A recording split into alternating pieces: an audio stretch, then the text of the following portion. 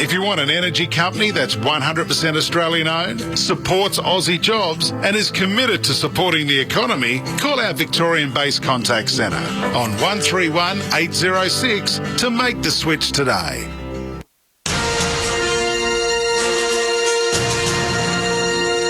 Welcome to SEN's coverage of the Olympic Games 2020. For Mate Communications, award-winning Aussie service and a bonus Tidal music subscription included on selected mobile plans. And Xero, invoicing but instantly, receipts but organised, cash flow but clearer. Try Xero free for 30 days. Search Xero, Xero. It's been a blistering day for Australia in Tokyo. Aussie gold flying in from every angle throughout the afternoon and this evening, and records broken by the handful over the last 24 hours. This is the night session of Day 9 from the 2020 Tokyo Olympic Games. Jordan Canellis with you this evening for Mate Communications, Australia's most satisfied customers. NBN from just $59. Search Mate online. And Xero invoicing but instantly, receipts but organised, cash flow but clearer. Try Xero free for 30 days. Search Xero, Xero. Thank you very much to Adam Peacock for taking us through the afternoon session and Sam Hargraves earlier in the morning. 4 gold medals in a single day for Australia, a feat that we've never completed before. This is a record-breaking day. It's the most successful day, that means, for Australia in our Olympic history. Day 9 in Tokyo for the Aussies will be highlighted by the morning session where Emma McKeon became Australia's most decorated Olympian of all time, winning her 10th and 11th Olympic medals in total, both of them in gold today, whilst reaching 7 total medals won in these games alone, which is a joint record for any female athlete at the Games all time for any country. Kate Campbell might have swum her last race at the Olympics, and what a way to go out in the women's 4x100 metre medley relay. Australia as a nation has accomplished then its most successful swimming program at any Olympic Games in history, with our medals won in the final session earlier today. Logan Martin, you might not have heard his name before yesterday's first runs or even before today's final. He's won X Games gold medals, he's won gold medals on the world stage and world championships, but he created history today by becoming the first gold medalist in the freestyle BMX park event. Matt Wern continues the trend of Aussies winning in the men's laser class in sailing, following on from Tom Slingsby in London 2012 and Tom Burton in Rio 2016. Xander Schauffele for the Americans has cleaned up in the men's golf. The Kookaburras progressed into the semi-finals after a thrilling penalty shootout finish against the Dutch, and Stephen Solomon cruised into the semis of the 400 metres. The last few Olympiads have been a little lean for Australia, to be fair, but here in Tokyo, we're barely halfway through these games, and already it's worth etching these games into your mind permanently for posterity, for what this week has looked like, what it sounded like and what it's felt like from an Australian perspective, because it'll go down as one of our best. Not quite the best just yet. We've had better Olympics still, but as I said, we're only halfway through these games and there's still a big second week to come. There's a big night to come as well on SEN's coverage of the Tokyo 2020 Games on the way tonight. The main event will be the athletics. We start off at 8 p.m. Eastern with Brandon Stark in the men's high jump final. The main event, though, and probably the one that everyone is looking forward to, is Rowan Browning. After last night's astonishing heat win in the 100 metres sprint, where he nudged out the likes of Johan Blake and Chijindu Uje from Great Britain, he won the heat, he qualified with the 6th best time, and now we're all hoping he gets into the final. I mean, the semi-final accomplishment is great in itself, but let's see how far he can go. He's already done and accomplished so much more than what we expected of him, so we can only be happy he's in the semi-finals as a minimum, but as a maximum, let's get him into the final. That's tonight. His semi-final runs at 8:23 p.m. The water polo will be probably the anchor point of the night, so we'll cross in and out of the athletics tracks as we, at the track and field, as our Australian athletes take to their heats and semi-finals and the like. But Australia against South Africa in the group phase of the women's water polo, which begins at 10 to 9, will take us through the majority of the second half of our evening. And other Aussies in action on the athletics track will be Liz Clay in the hurdles, Charlie Hunter, Peter Boll and Jeffrey Risley in the 800 metre semi-final, while our women's beach volleyball team begin their knockout phase. Mariafe Atacho del Solar and Taliqua Clancy take on China in the round of 16 clash. It's been a big day for the Aussies, though, and we'll start to recap what has been a big morning and a big afternoon as we go through these next couple of hours. We're also keeping an eye on the end of a couple of other events. The bronze medal playoff is still in progress. I'm just getting an updated score on that, so we'll go in and out of the bronze medal playoff of the men's golf. Now, the gold and silver have already been decided. Xander Schauffele finishing with a final score of 18 under in the men's individual stroke play. Rory Sabatini, he rocketed home today, 10 under for the round today. Rory Sabatini from Slovakia to get the silver medal. He was not out of it. He was still in the mix, but he's had a big day, Rory Sabatini, to get a medal. And then we are in a six-way playoff it is for the bronze medal. No, it was an 8-way playoff for the bronze medal, and 6 have progressed on to the second hole of the playoff holes, so we'll get to that in a few moments' time. 0433 98 11 16 if you'd like to send through your text messages on the Temper text, a mattress like no other. So we'll take a break. We'll come back on the other side of this, and we'll start to recap what has been a golden day for Australia. 4 gold medals, our most accomplished day at the Olympic Games. That's next on SEN. Hi, I'm Tim from Red Energy. The Australian-made logo is a true mark of Australian authenticity. So, for Red Energy to be certified to use the famous green and gold Australian-made logo, well, it's fair to say it's something we're pretty proud of. Here at Red, we're owned by the mighty Snowy Hydro, and that makes us 100% Australian. We're also based right here, so our team really understands your needs. So, if supporting Australian means something to you, switch to Red today. Call 131 806. Just really want customer support from someone close by. True Blue award-winning Aussie support, you betcha. Mate has got your back. Mate serves up award-winning internet and mobile. Get unlimited talk and text, plus great data inclusions with data banking of unused data up to 100 gigabytes from only $20 a month. Plus, you get a Tidal music subscription included free with selected plans. Mate, how good's that? What are you waiting for, mate? Choose a provider you can trust, like Mate. Visit letsbemates.com.au.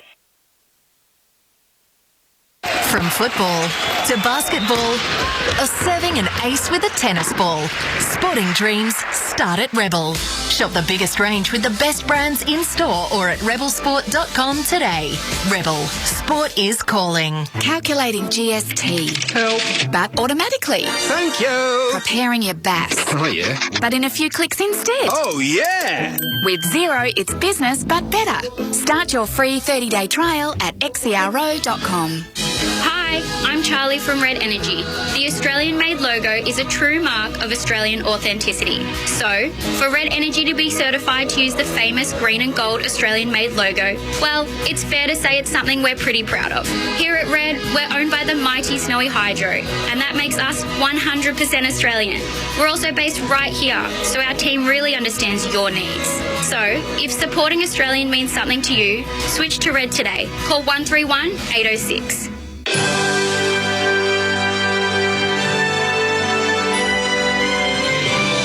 SEN's coverage of the Olympic Games 2020.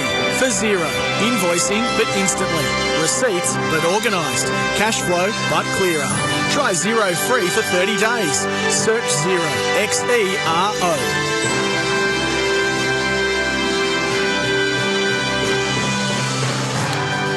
Welcome back to SEN's coverage of the Tokyo 2020 Games. Jordan Canellis with you through the night session on day number 9. The live events that we'll be taking you out to in a moment is this bronze medal playoff in the men's golf. Xander Schauffele of the United States has the gold after he shot 4 under 67 for the day for an 18 under score win for the tournament. Rory Sabatini was 10 under for the day, and he flew up the leaderboard to get the silver medal for Slovakia. And now we are in a 5-way playoff now in the bronze medal playoff holes. So Hideki Matsuyama and Paul Casey unless they haven't teed off yet. I'm just trying to get the updates on the golf. But Pan, Morikawa, Pereira, Munoz and Rory McIlroy are in the bronze medal playoff and are on to the second hole of the playoff. They all parred on the par 4 18th hole in the first playoff hole, so they all carry on into the second and now into the third, actually, because they've all just parred on the par 3 hole number 10. So on to the third third playoff hole they go. We'll go to the golf in a few moments. The replays of the day from the big events. We start off with the women's 50-metre freestyle. Emma McKeon becoming Australia's most accomplished athlete with her 10th and 11th medals in the swimming today across her Olympics career. This was the 10th. This was the women's 50-metre freestyle final. Audio courtesy of Channel 7.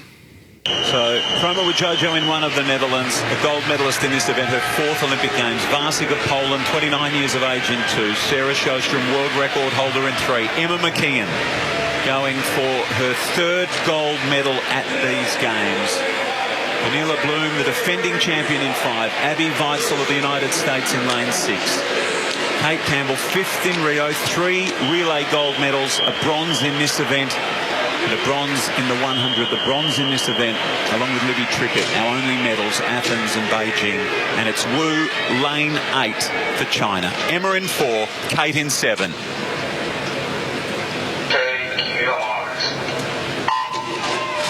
All-important start, and Emma McKeon got away well. Kate Campbell, not a bad start either. So Kate is on the pace. Abby Weitzel, the best of them off the blocks. The United States in lane 6.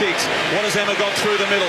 Vanilla Bloom, she's on world record pace. Could she break the world record? It's Sarah Sjostrom. She's just dropping back a touch. Weitzel, Vanilla Bloom, she's in front. She's going to do it. Out of the shadows and into the spotlight. The first Australian to win 10 Olympic medals, Emma McKeon, in a lane of her own. She gets the double, the 50 and the 100. She is the queen of this pool. Yes.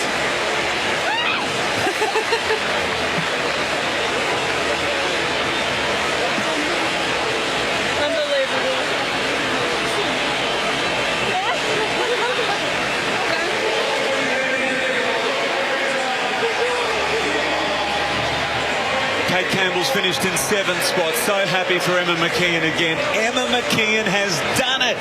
And in Olympic record time. If we should probably count the times that Emma McKeon hasn't broken an Olympic record, because there'd be 1 or 2 of them, I think. So pleased with that result. And the super sweet Sarah Sjostrom coming out of a massive injury. She's got plates and pins in her elbow after slipping on ice, and to come through with a silver medal. She's just so pleased. And Pernilla Bloom with the bronze medal. It was a great race. Kate Campbell did have a great start. She was very strong in that first 25 metres. But just to see Emma McKeon lift, she holds so much water and she just pulls away from the pack, which just makes her unbeatable in an event in the sprint freestyle at the moment. So nice and long on the wall, nice and long touch. And she just executed that beautifully from start to finish. Her reaction time for Emma McKeon, 0.7 off the block. Kate Campbell, 0.76. So Kate Campbell has had a big week. She wanted to go out there and have fun, and I think she's done that this week. But Emma McKeon, what a star.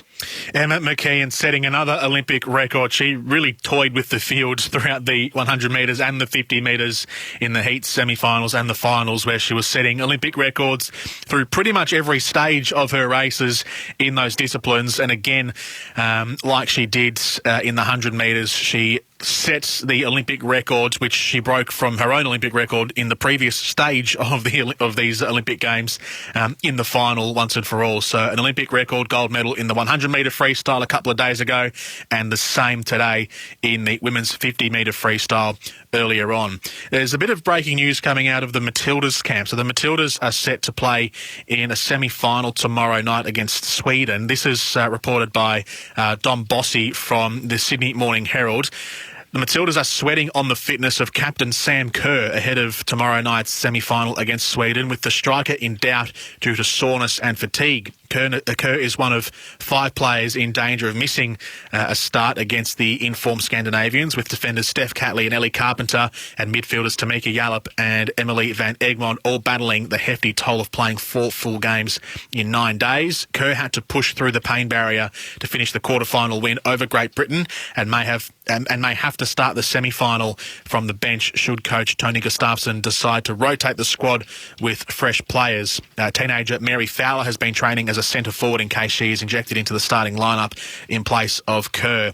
So big news, huge news on the Matildas front after what was a historic night a couple of nights ago when they managed to beat Great Britain in extra time 4-3 and get through to the semi-finals, which is already our best finish in the women's soccer program at the Olympics, the football program. We might be without Sam Kerr if she's unable to come up for the semi-final tomorrow night against Sweden. So big news. It's watch this space news. Nothing confirmed for Sam Kerr, but it's a pretty solid suggestion. And Don Bossy, I read a lot of his stuff at the Sydney Morning Herald, and he's got his finger on the pulse of most of what's happening around the world or around Australia in world football. So that's pretty big, and that could be. Well, it'll certainly be a heavy blow to the Matildas if Sam Kerr isn't able to come up, because as we saw in the quarters the other night against the UK, that she scored 2 goals in that match and was a big reason why Australia were able to go through into the following phase. So breaking news there, and hopefully she's able to come up and is able to get through. But soreness and fatigue is the reason cited there for Sam Kerr, and then likewise for some of those other senior players, Van Egmond, Catley, Carpenter and Yallop. Watch this space and bring you any more headlines that come our way. Let's take you back to the golf, where they are on the third playoff hole now. So Hideki Matsuyama from Japan and Paul Casey from Great Britain were knocked out on the first playoff hole. So after Matsuyama had been pretty good, really, all the way through the first 3 rounds, he shot 2 under for the day, which was one of his, it was actually, even though he shot 2 under, was one of his poorer rounds over the course of the weekend. And that means he won't get a medal now for Japan in his home Olympic Games. But we go on with Pan, Morikawa, Pereira, Munoz and McIlroy onto the third playoff hole. Let's bring you into the coverage now as they are about to tee off for the third playoff hole. Real golfers hit the ball. And no surprises that Morikawa will be first to play.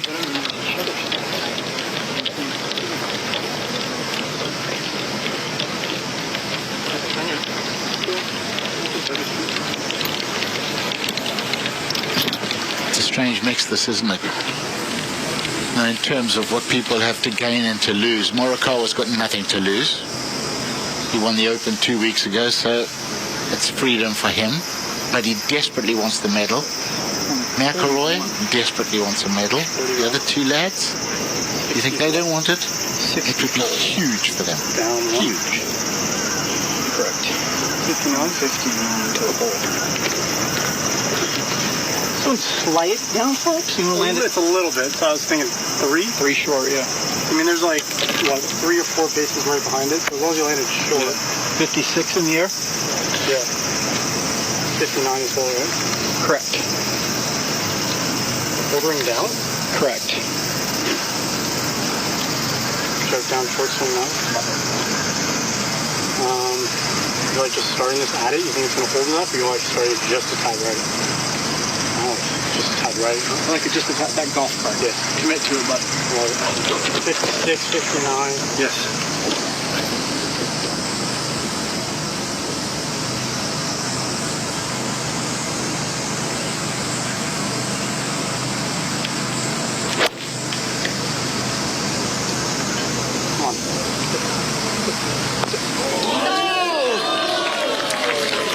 Magic by Morikawa. He could not have had a worse shot off the tee. And then he produces that. What's that, 2 inches from going straight in the cup? The famed Morikawa iron play, this is. I mean, just take dead aim.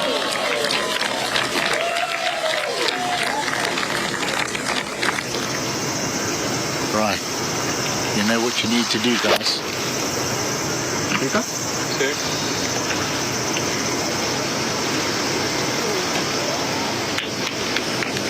¿Un poquito larga? No sé, pareciera. Can't see it. It's just in the shadows. Just a little over the green.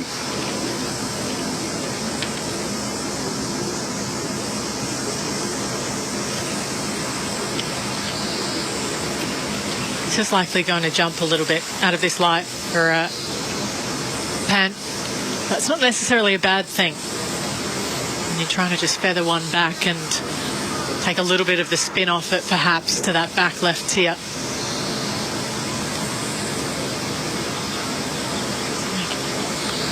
As long as it gets one bounce and then stops, needs that check.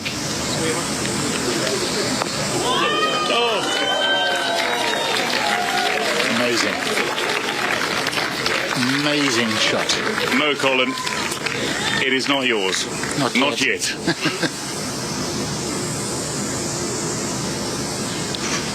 That was straight shock on his face there, I think. And you can understand why. What do I have to do for bronze? That's what we got from the poor tee shots, relatively speaking.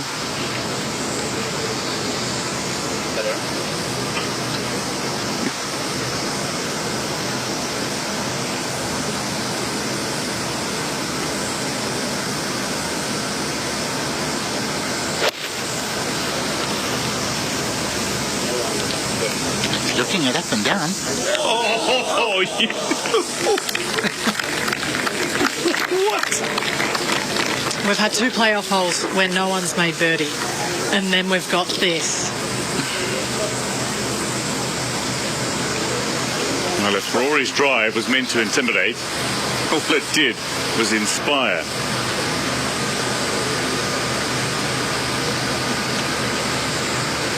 Response from the 4-time major champion. I think he loves it. There we go. Here we go. Here we go. Look at that. I mean, peppering the flag. 4 out of 5. 1 stone dead. And 3 great birdie opportunities. They'll have to finish them out, but there are a couple of gimmies in there. You know that they're going in.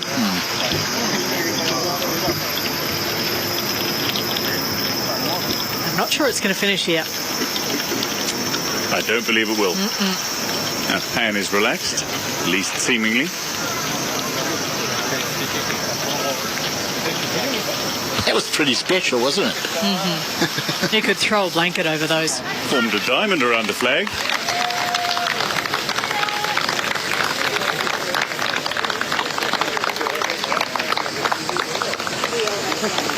Sometimes you just need to see it to believe it.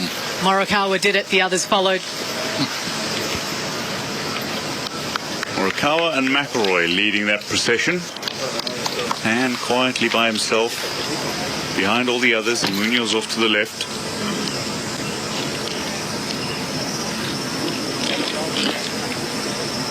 McIlroy just trying to flatten the pitch mark of Morikawa.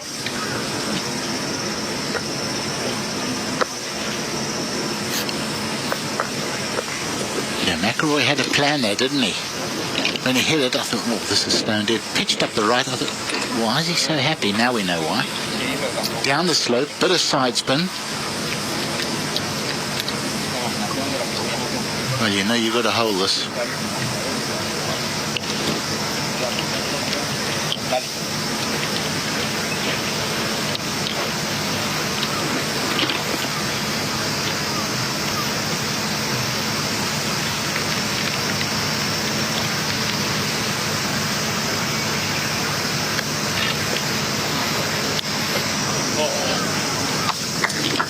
That's a pity. He's put up a good fight today. So for Munoz, he knows his race is run. There's no way all 4 of these putts are going to miss.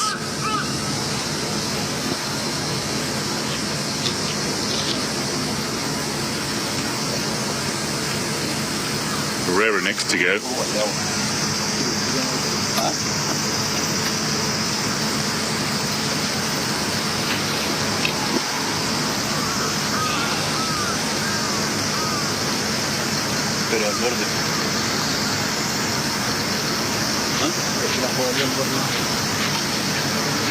No?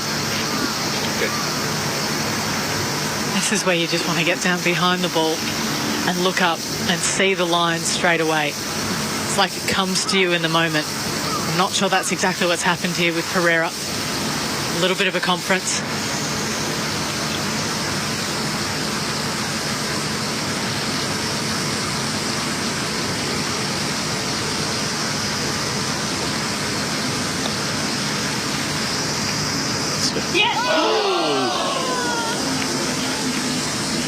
Great try. It was a valiant effort, to say the least, for the Chilean. It's going to be heartbreak that comes instead for Mito Pereira.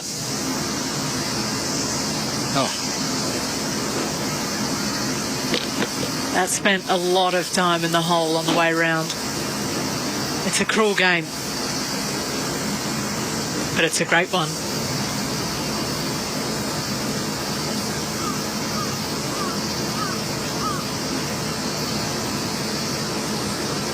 McIlroy. There's Shane Lowry.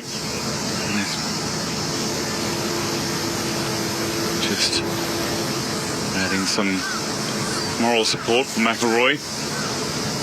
Fellow player on Team Ireland.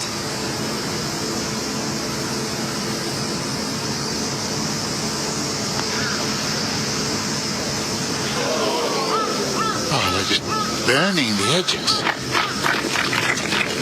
Well, unless these two putts miss, the three who have played are done. Morikawa could kick his in. He's guaranteed 3. Now you could pop that in with his eyes shut. It's going to be Munoz for par first.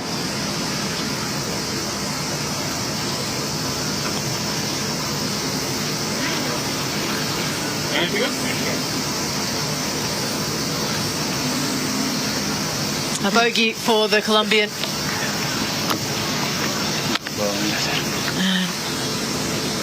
He too will be watching from the sidelines from now on.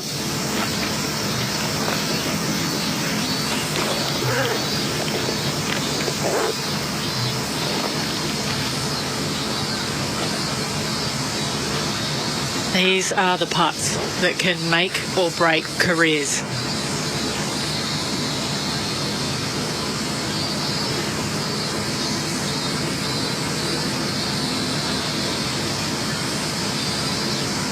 This drops, or the bronze medal goes to Colin Morikawa.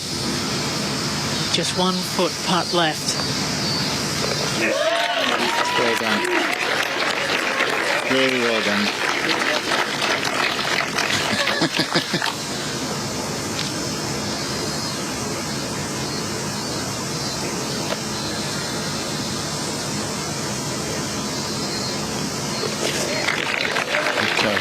Now we're down to 2, but congrats to the other 5 guys for valiant efforts. So well wishes from those who are out. Munoz, Pereira, McIlroy. It's Morikawa and Pan that remain. The 4th playoff hole. We go back to 18. So to the 4th playoff hole they go. They'll go back to the 18th hole, as the commentator suggested, a par 4 coming up. Now, to paint the picture of what just happened there on the 3rd playoff hole, there were 5 golfers going in altogether on the 3rd playoff hole. After all, shotting the first 2 playoff holes. So it was Pan Chen Sung from Chinese Taipei, Colin Morikawa from America, Mito Pereira from Chile, Rory McIlroy from Ireland, and Sebastian Munoz from Colombia.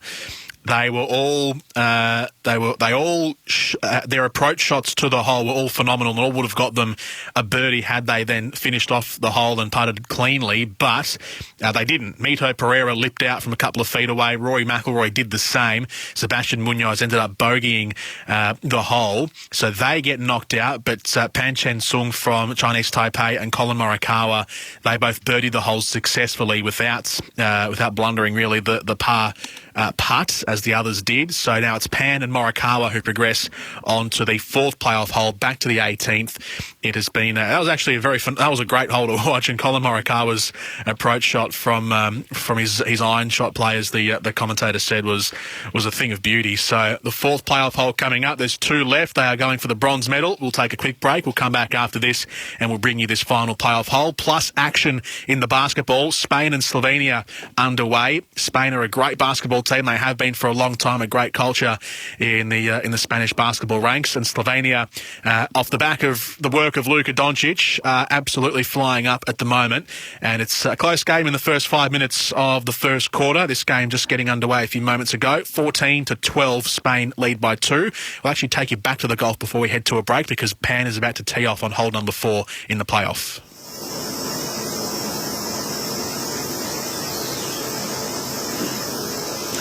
Well, sure he's learnt his lesson. That is, he overcooked it. He was in the right-hand bunker last time round. This time, but that might be tougher than being in the bunker. See it, the tempo? It's sunk down.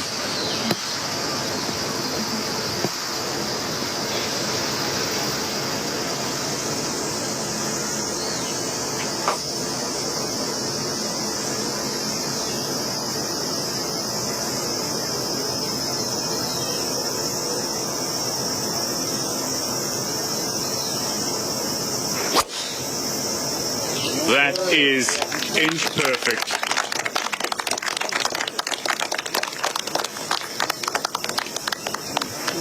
Just about. Just about. The line looked great. A little way to the right in the end, but both have shots from off the fairway. But for Pan, a longer shot from the deeper rough. Still on. So Pan's drive off the tee in playoff hole number 4 just faded off to the left a little bit, whereas Morikawa's was right down the middle and just drew off to the right at the very end, but his was more accurate. So we'll take a quick break, back in 60 seconds, and we'll bring you the next shot from these two golfers, Pan and Morikawa, for the bronze medal in the men's golf after Xander Schauffele took gold and Rory Sabatini took silver. On AFL Nation, our great game continues to deliver. We're enjoying amazing goals. Bronson Pelly, can he get enough on the ball? Oh, yes, he can. Celebrating the big moments. Gary Owen wins it after the siren with a dead-eye shot. And the stars of the game continue to shine. Download the SEN app and listen live wherever you are. Join our AFL Nation commentary team for every memorable moment. AFL Season 2021. Hear it all on the SEN app. Download it now. Do you reckon there's a way to save money by bundling mobile and internet? Mate, choose a provider you can trust like a mate. Mate serves up NBN from just $59 a month with award-winning all Aussie service. Bundle a mobile plan to save a further $10 a month on your internet. No contracts and no setup fees. Mate, how good's that? I know. What are you waiting for? Mate! Mate's got your back. Visit letsbemates.com.au. SEN's coverage of the Olympic Games 2020 for Mate Internet and Mobile. Australia's most satisfied customers. NBN from just $59. Search Mate online. Welcome back to SEN's coverage of the Tokyo 2020 Games. No Australians in action until a little bit later on, about an hour and a half away.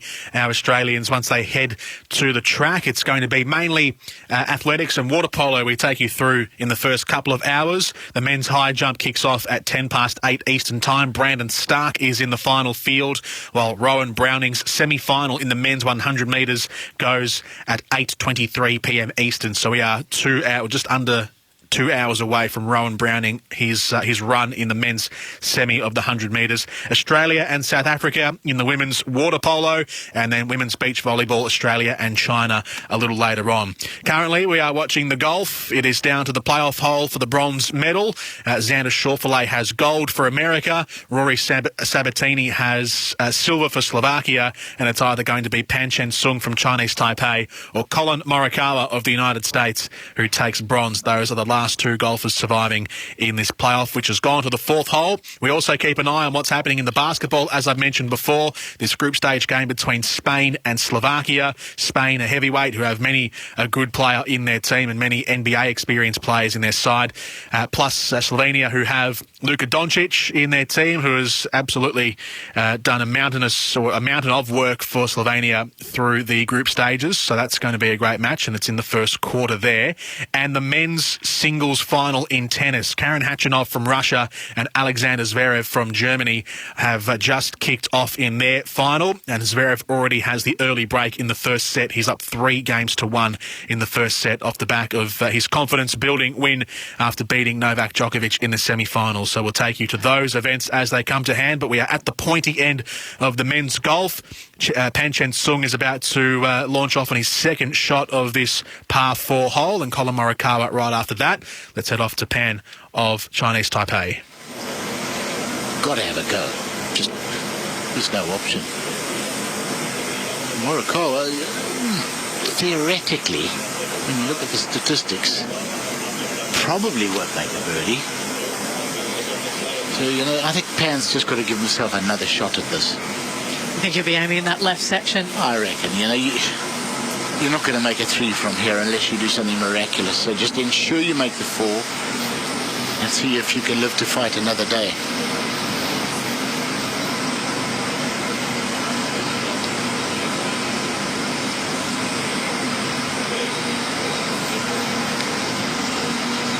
Maybe he'll surprise us. Well, he's given that a good old thump. He's done well. He's done the smart thing. He's knocked it out left, short left, decent lie. And now he's just got to hope that Morikawa doesn't do what he did on the previous hole and hit it to a foot. That would just be pure nastiness. He'd be more nervous if Morikawa was right in the middle of the fairway. This has its complexity too.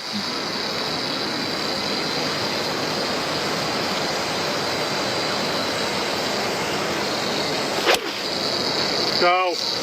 Go. Oh. Go. Oh. Front bunker, I believe. What? Oh, wow.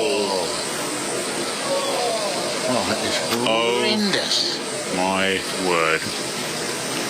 You could hear a groan go up in amongst the gallery as it came up on the big screen. That lie. That is as bad a plug lie as you could possibly get. Is that movable even? It would hard actually to be able to step the ball in to a worse lie than that. And Morikawa's got no option of playing out backwards. It almost has to change now for Morikawa. He almost just needs to make sure he can make his bogey and then sit and hope and wait to see what Pan does. Now look how deep this bunker is. Look how steep this bunker is. And how horrific the lie is. He's almost better off not going with a sand wedge, going with a gap wedge or something with a sharp edge. You don't want anything with bounce that's going to bounce off the sand here and ricochet into the equator of the ball. Sharp edge and gouge is about your only option. I wonder who it is to go first.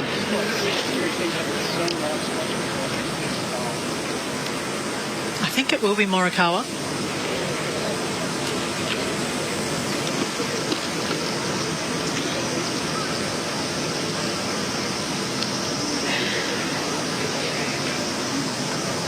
Just to look at Pan's ball.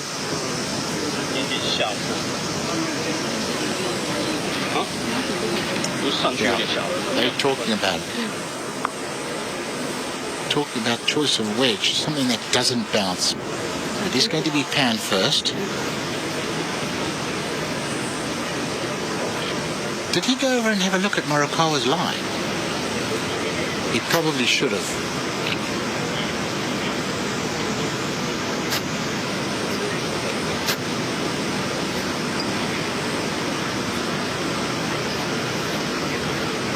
Going just a tad left of it. Get the more predictable bounce that way. That just gets shoved to the right. If he'd played that a foot further left, it wouldn't have broken as much. This changes Morikawa's plan now because he's thinking, that's not a guarantee. I might not be out of this with a 5. So whatever you do, just make sure you gouge it out of that bunker. If you're playing straight at the flag, there is no way you can guarantee this is coming out. I don't think you can guarantee it's coming out if you went in any direction. It's just got it just thumps into the face of the bunker as hard as he can. Oh. He's done well. He's actually done well just to get that out. You could have another 10 goes and leave 8 of them in there.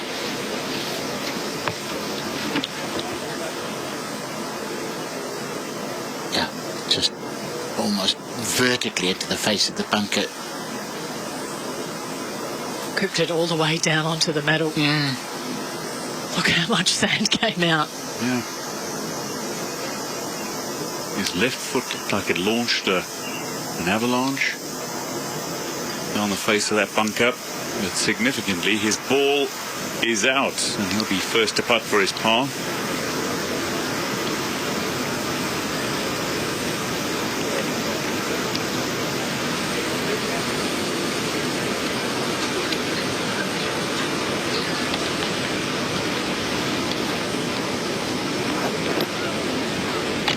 There was a lot of discussion when the Olympics announced golf as a sport, whether it would be stroke play or whether it would be match play. We've got a dash of both today, and you can see why there was a stern case for match play. It is absolutely thrilling. More of a one-on-one style. Stroke play finds the best golfer at the end of the week. Plain and simple. That's why they chose it.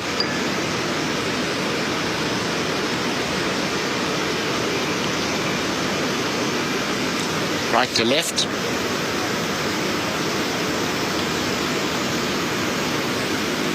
We've seen Pats do strange things at the hole here, though. I don't know if it's on the little crown. We've seen him go right. We've seen him try to go left. He's actually started that left of the hole. Never had a prayer, I'm afraid.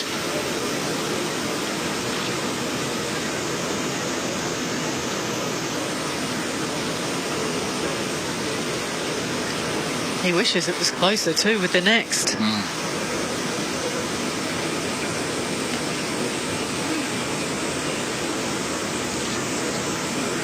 His teammates in Wei Ling Shi and Min Lee, they're out watching.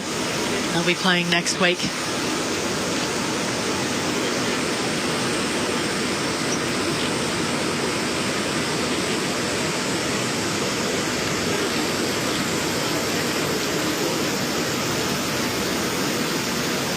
He's going to have a putt at it.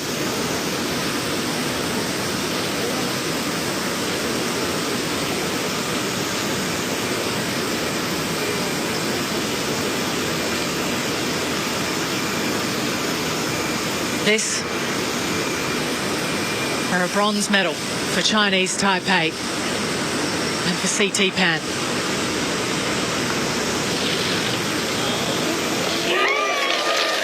Pan CT going out with Rory Sabatini in the 13th grouping has ended this at the 4th playoff hole.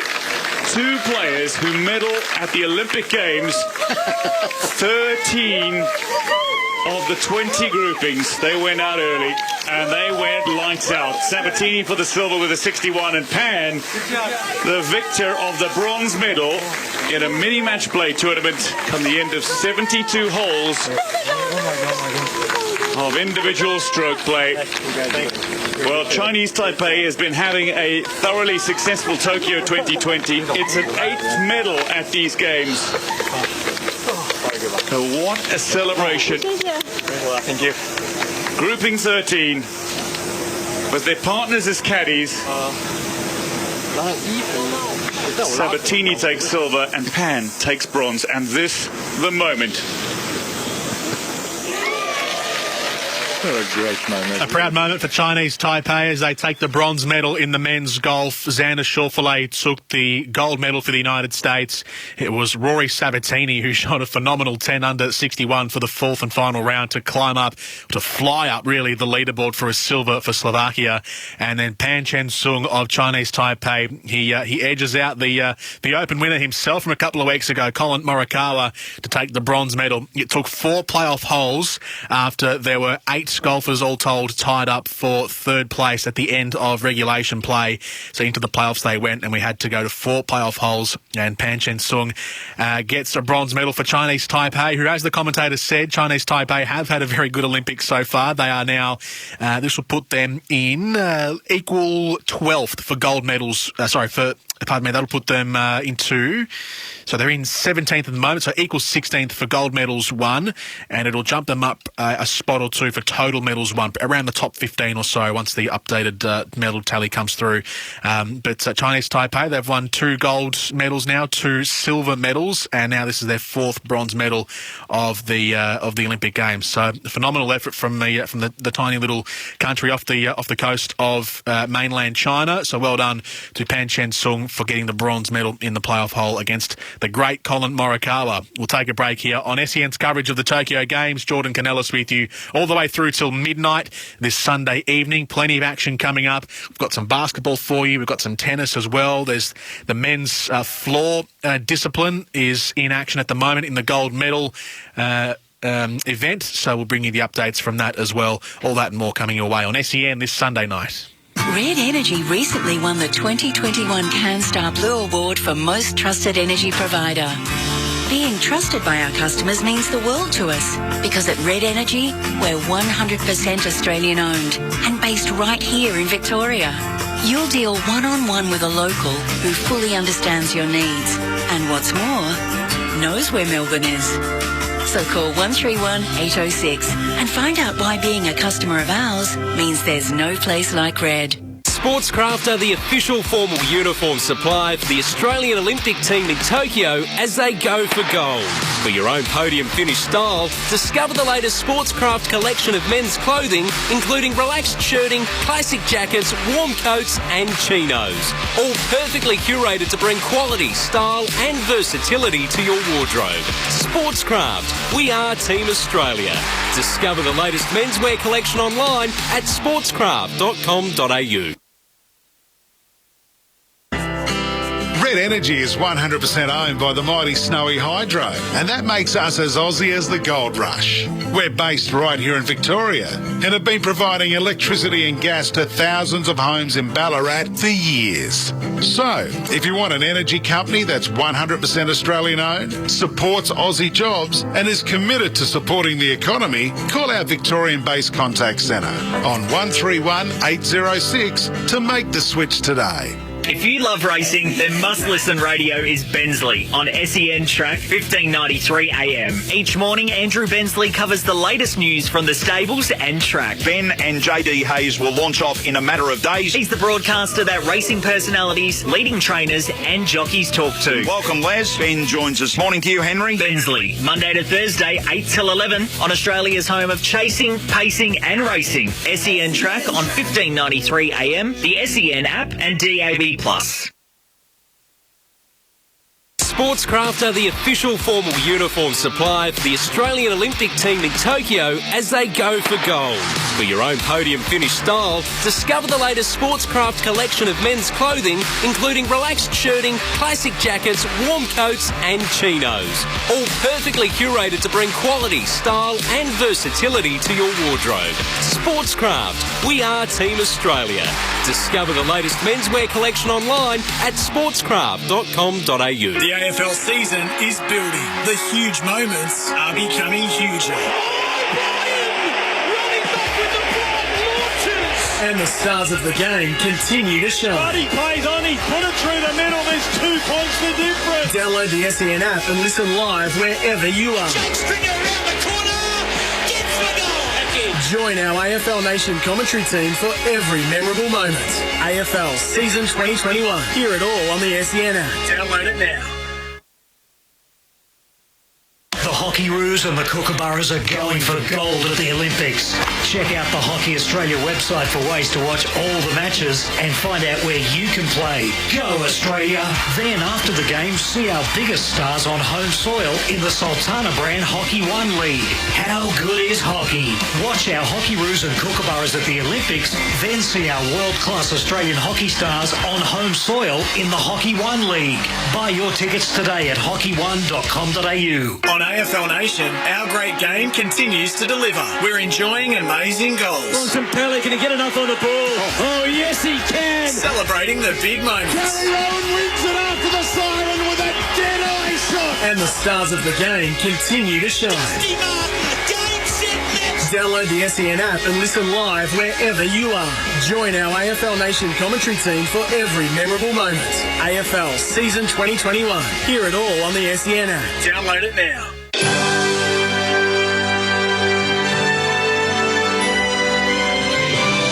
SEN's coverage of the Olympic Games 2020. For Xero, invoicing but instantly. Receipts but organised. Cash flow but clearer. Try Xero free for 30 days. Search Xero. Xero.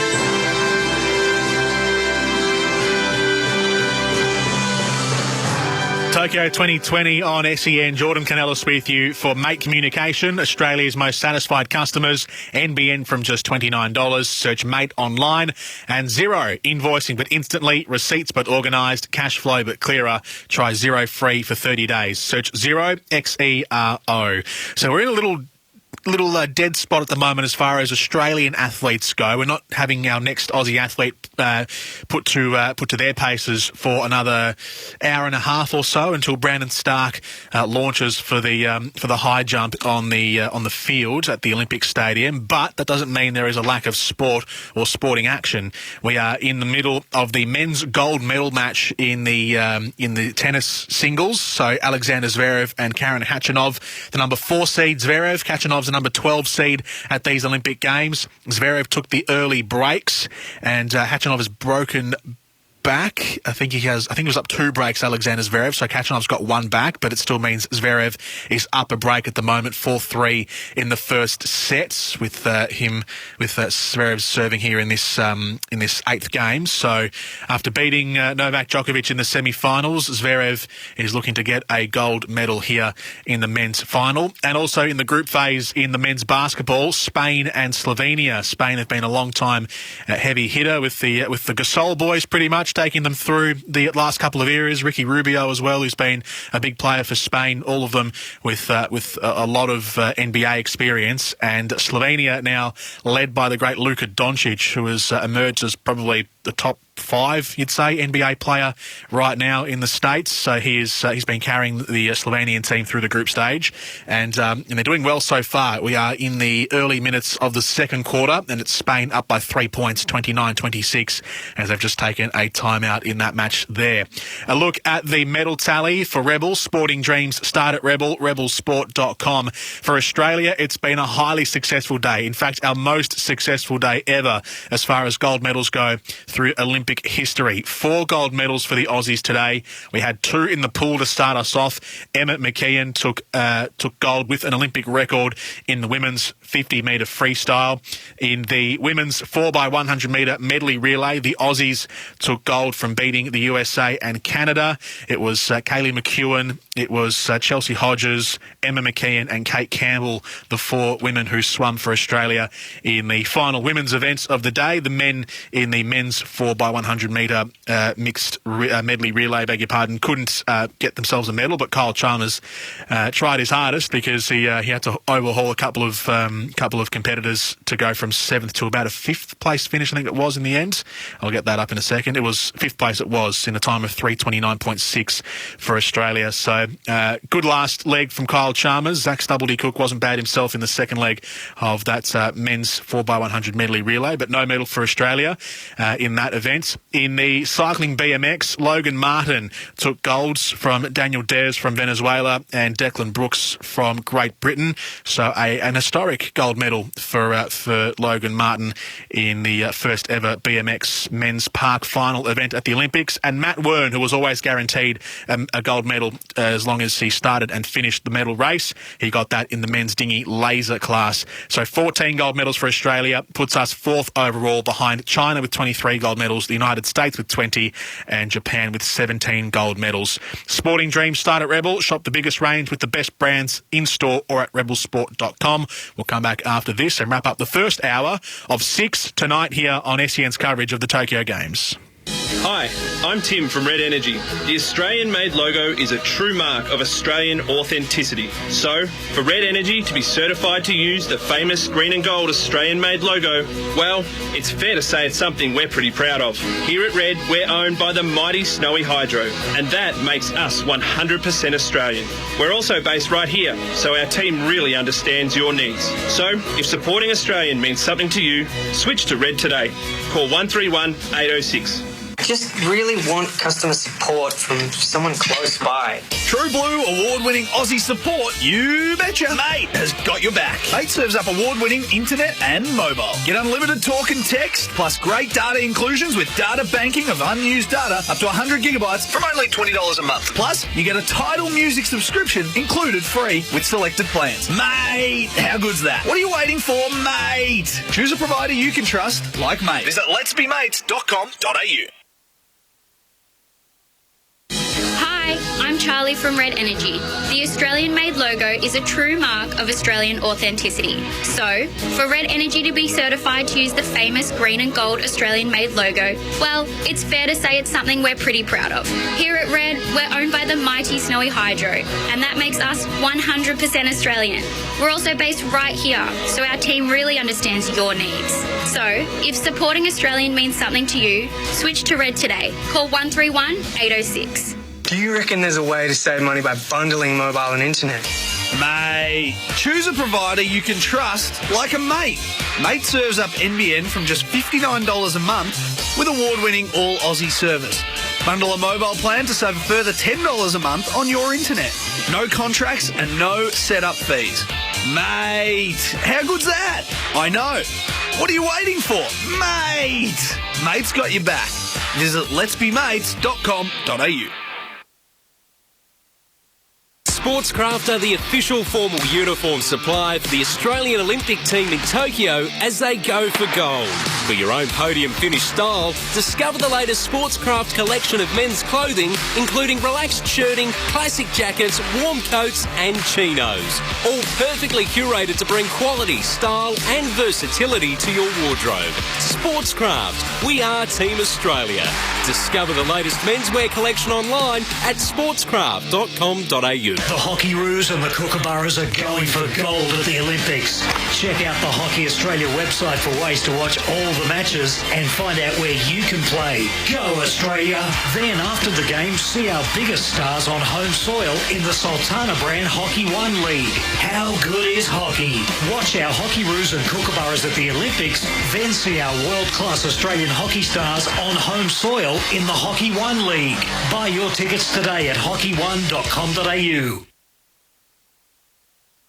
The AFL season is building. The huge moments are becoming huger. And the stars of the game continue to shine. Buddy plays on, he put it through the middle, there's 2 points the difference. Download the SEN app and listen live wherever you are. Join our AFL Nation commentary team for every memorable moment. AFL Season 2021. Hear it all on the SEN app. Download it now. Just really want customer support from someone close by. True Blue award-winning Aussie support, you betcha. Mate has got your back. Mate serves up award-winning internet and mobile. Get unlimited talk and text, plus great data inclusions with data banking of unused data up to 100 gigabytes from only $20 a month. Plus, you get a Tidal music subscription included free with selected plans. Mate, how good's that? What are you waiting for, mate? Choose a provider you can trust, like Mate. Visit letsbemates.com.au. SEN's coverage of the Olympic Games 2020 for Mate Internet and Mobile. Australia's most satisfied customers. NBN from just $59. Search Mate online. Tokyo 2020, Jordan Canellis with you through this Day 9 night session on SEN for Mate and for Zero. We're here for Sportscraft, the official supplier of both the Australian athletes and SEN's call team ceremony uniforms. Coming up tonight from an Australian point of view, on top of all the other great sport we've got from a non-Australian point of view, which we'll get to after the top of the next hour. But for the Aussies tonight, in the water polo, the Stingers, the women's team, take on South Africa in the Group A phase. After a great start, they've just dropped a couple of results in the last few matches, have the Stingers. So looking to get back on the winners list against South Africa tonight at 10 to 9 Eastern. Mariafi Artacho del Solar and Taliqua Clancy for Australia take on China in the women's round of 16 beach volleyball. So into the knockouts we go. And a full card of athletics, including Rowan Browning from 8:23 in his 100-metre semi-final.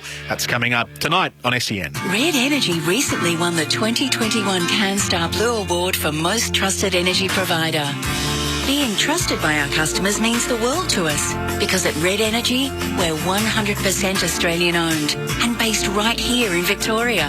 You'll deal one-on-one with a local who fully understands your needs and, what's more, knows where Melbourne is.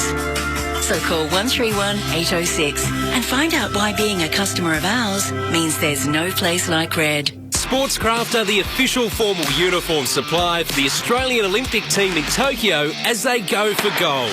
For your own podium finish style, discover the latest Sportscraft collection of men's clothing, including relaxed shirting, classic jackets, warm coats and chinos. All perfectly curated to bring quality, style and versatility to your wardrobe. Sportscraft, we are Team Australia. Discover the latest menswear collection online at sportscraft.com.au.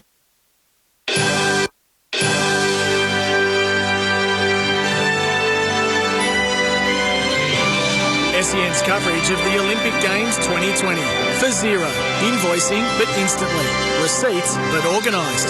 Cash flow, but clearer. Try Xero free for 30 days. Search Xero. Xero.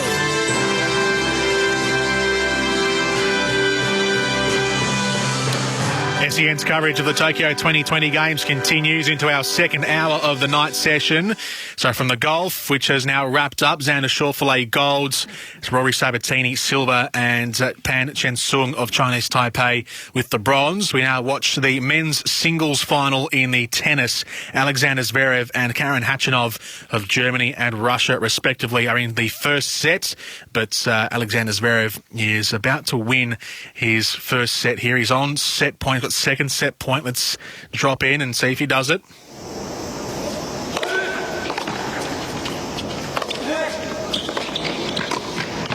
No, he missed it. The stretch again from Zverev, beginning on the return.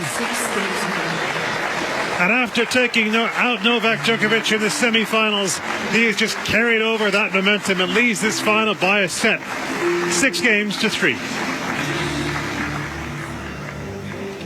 So the angled shot from Karen Khachanov at the net went too far across the face and outside the tramlines, and Alexander Zverev with a break in that final game means he wins the first set 6-3 and is one set away from taking the gold medal in the men's singles tennis. Spain and Slovenia are in the basketball at the moment in the group stage, one of the last group stage matches of the men's basketball competition until we get into the quarterfinals. The knockout phase begins on Tuesday. Spain and Slovenia locked at 35 points apiece. Let's take you now to the basketball courts of Tokyo for this heavyweight battle between Luka Doncic of Slovenia and this all-star Spanish team. Marc Gasol can credit Rubio with a lot of his points, and vice versa. They take turns playing off one another. There's that nice pass to Chachar. Marc Gasol to the line.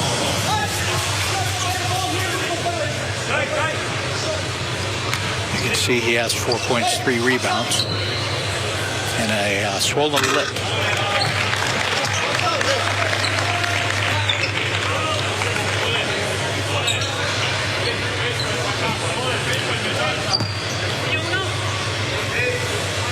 Spain's done a pretty good job slowing down the powerful offense of Slovenia that came in averaging 117 points a game. You can see they're at 35 points with 2 minutes to go in the first half.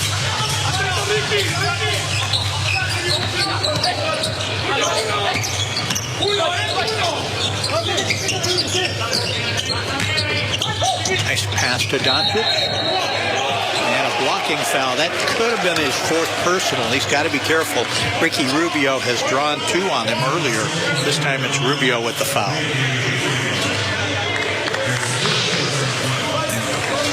That's the way they're drawing it up. Rubio actually had pretty good position. taking the impact. He slid just to his left right before the last minute. That's the strategy that Spain has here. Ricky Rubio, backside help.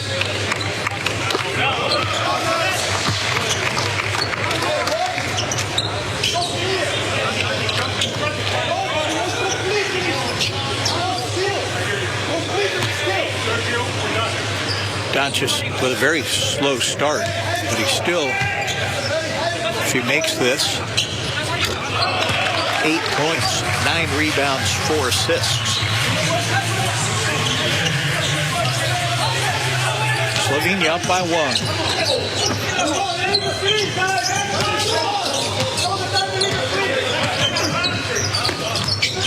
Buell down the lane.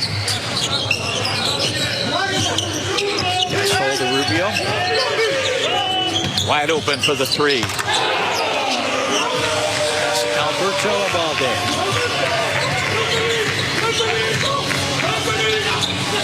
So Spain regains the lead. Working off the screen. Pull up three-pointer. A little too strong. And I think Clave pushed from behind. So foul on Clave.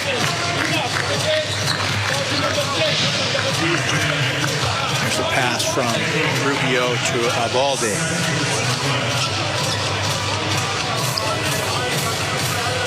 And a little shove from Victor Clave.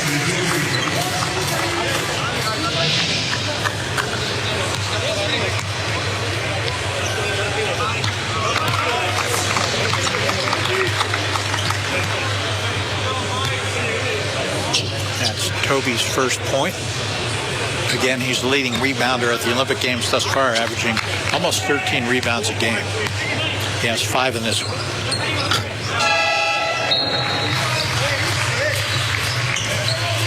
Spain doesn't miss as often as some of the teams they've played, so he may not get any rebounding records in this one. We're tied up, just over a minute to go here in the first half. Very good game between second-ranked Spain and upstart Slovenia. Gasol. Rubio. Gasol screen. He throws it right back to Gasol, and they work like they know each move the other is going to make.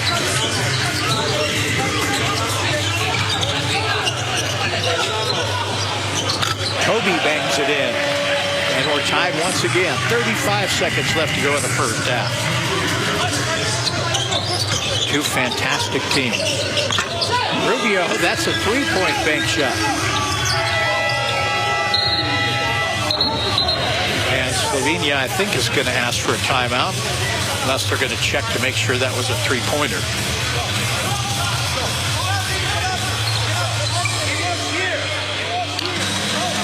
Rubio now with 11 points to go with his 6 assists.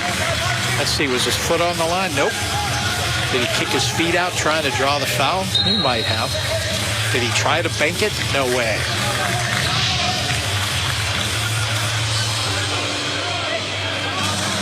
So Spain by 3, 24 and a few ticks left.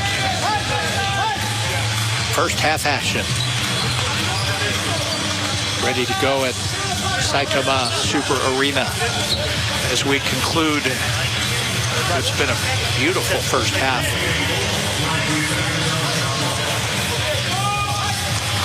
"24 seconds on the game clock, 21 seconds on the shot clock.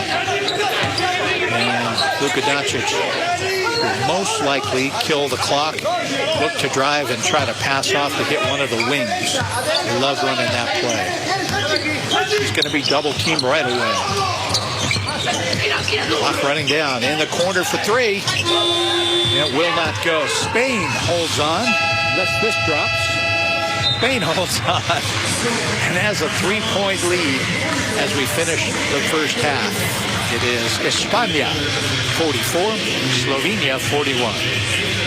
So half-time in this Group C match, the final group game of these respective teams' group stage phase, 44-41, Spain leading Slovenia by 3 points. So as hoped, it has been a close match so far in the first half. Spain, who have the Gasol brothers, who have been long-time players, or were long-time players in the case of Pau Gasol, leading the team along with Ricky Rubio and Rudy Fernandez, who would be familiar names to NBA fans. Willy Hernan-Gomez is also on an NBA roster, and for Slovenia, Luka Doncic is the main man for Slovenia. He has been an NBA star the last couple of years with the Dallas Mavericks, so they are into their last group game, and one more half to go for these teams. They both sit in first and second position on Group C, so that means they'll go through to the knockout phase regardless of the result tonight. But obviously, you want to finish on top of the group because it means that your opponent for the quarterfinals will be one of the either second or third place teams from the other groups. So you want to play,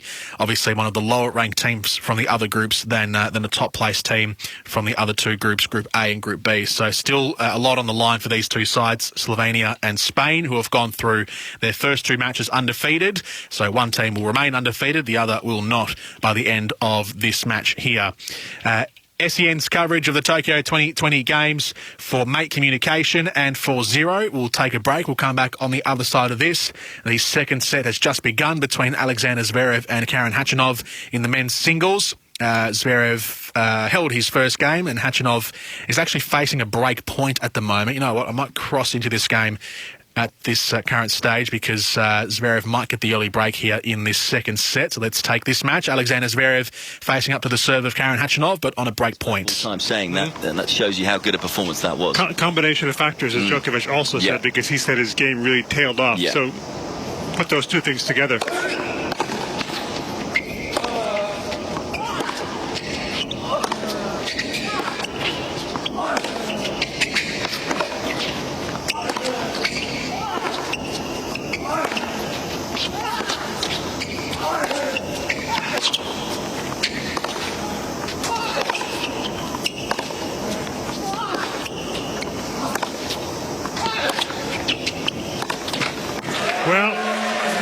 He wanted to go big on that forehand, but Zverev can play that patient game for the baseline.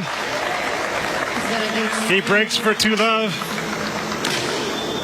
And the point that we were just making, and I think that's a classic example. Okay, you look at the rally there, but I look at the first strike from Zverev. That serve hit the center service line. It was, what was it, 189 Ks? Actually, no, it was faster than that. That wasn't right. We haven't got the speed, but that was a big serve, hit the center service line with a bit of cut. And what a return it was. It was within a foot of the baseline. It was like it was nothing to Zverev. And, you know, those points all week have been unreturned for Khachanov. They've been, the point's been done by that point. So it's just those subtle things that the return has been sensational from Zverev. So Zverev gets the break in the second set, and he's up 2-love. The early break in the second set. So he's only a couple of games away now from taking the gold medal against the Russian Karen Khachanov, who will get silver if he goes and loses this match. But there's still the best part of this second set to go, and if he wins it, the third set.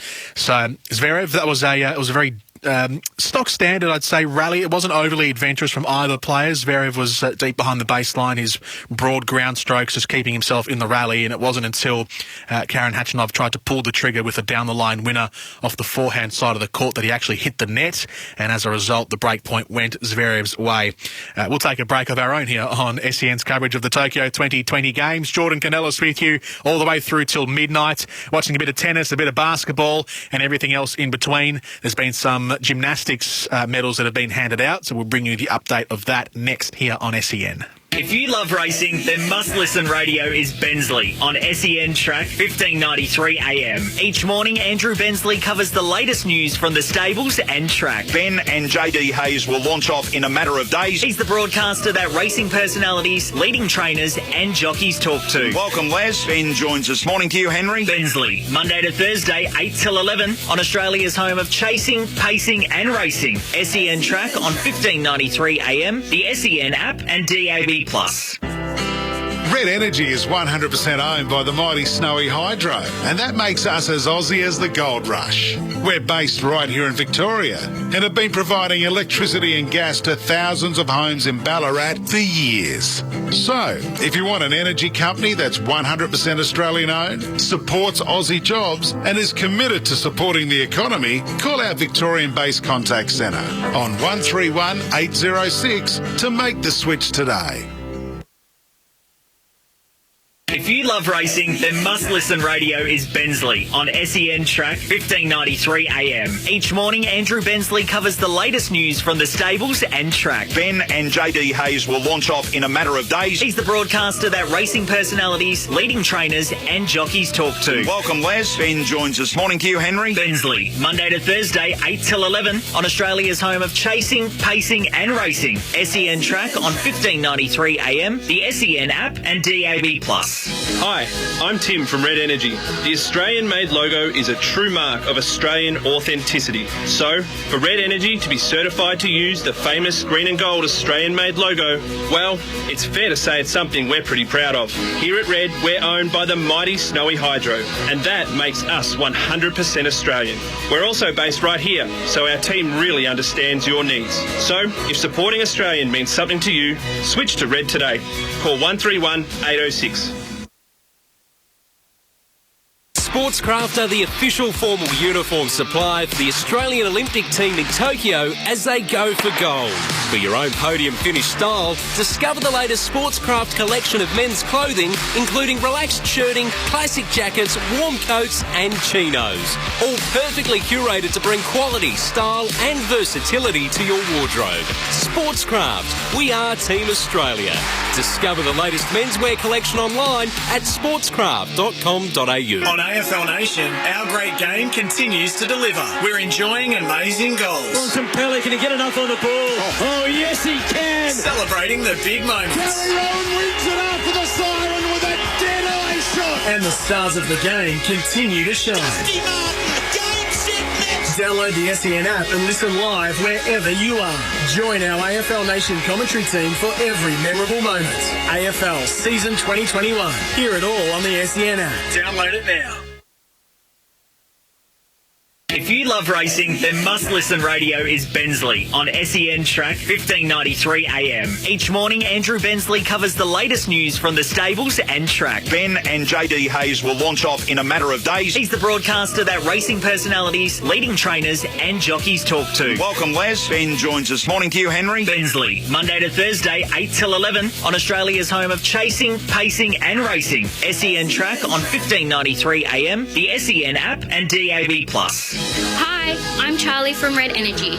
The Australian-made logo is a true mark of Australian authenticity. So, for Red Energy to be certified to use the famous green and gold Australian-made logo, well, it's fair to say it's something we're pretty proud of. Here at Red, we're owned by the mighty Snowy Hydro, and that makes us 100% Australian. We're also based right here, so our team really understands your needs. So, if supporting Australian means something to you, switch to Red today. Call 131 806. SEN's coverage of the Olympic Games 2020 for Mate Internet and Mobile. Australia's most satisfied customers. NBN from just $59. Search Mate online. SEN's coverage of the Tokyo 2020 Games continues. The first of the Australians in the night session will take to the field because it is a field event, the men's high jump. Brandon Stark in about an hour from now, 10 past 8 p.m. Eastern Time. Brandon Stark in the men's high jump final. Rowan Browning will run his semi-final number 2 it'll be in the men's 100-metre sprints. That'll go at 8:23 p.m. We'll have Liz Clay in the women's 100-metre hurdles. She's also in semi-final number 2 at 8:53. And then we have 3 men's 800 metres semi-finals in a row. Charlie Hunter in semi number 1. Peter Bowl in semi number 2 after he ran an Australian record time yesterday in the heats, and Jeffrey Risley in semi-final number 3. So they'll all run between 9:25 and 9:45 later tonight. That's in the athletics. The water polo will have the Stingers from Group A against South Africa, the women's team, water polo, and the beach volleyball girls, Mariafe and Taliqua, will take on China in the round of 16 match in the beach volleyball. So Brandon Stark, he'll soar for his gold first in the high jump when on a night when a new fastest man in the world will be crowned in the blue ribboned 100-metre final event. That's what we're looking forward to tonight, all thanks to Channel 7, Tokyo 2020, live, free and in HD on 7 and 7 Plus, the only place to see it all. Those will be the 2 first up events. So that's as far as the Australian goes. Now, as I said, the 100-metre final, if Ron Browning makes it, even if he doesn't make it, we'll still bring you the 100-metre final. That will go at 10:50 tonight. So that'll be one of the last events that we'll bring to you live from the games tonight. So 10:50 p.m. Eastern time will be the men's 100 metres final, and plenty of other action in between all of the Aussies from the track and from the field. We have the hurdles, the men's 400-metre hurdles semi-finals, which we don't have any Aussies in tonight, and a couple of other semi-finals from sprint events on the way through. The women's triple jump final will go as well at 9:15, so that's a couple of the events up for grabs on the track and in the field tonight from Tokyo 2020. Earlier today, we had 4 gold medalists. It's been a golden day for Australia. One of our most successful days. In fact, it is our most successful day, full stop, in Olympic history. We heard Emma McKeon win her 50-metre freestyle final earlier. We also had a gold medal in the women's 4x100-metre medley final, where we had Kaylee McEwen, Chelsea Hodges, Emma McKeon and Kate Campbell team up together to take out the gold. This was how it sounded.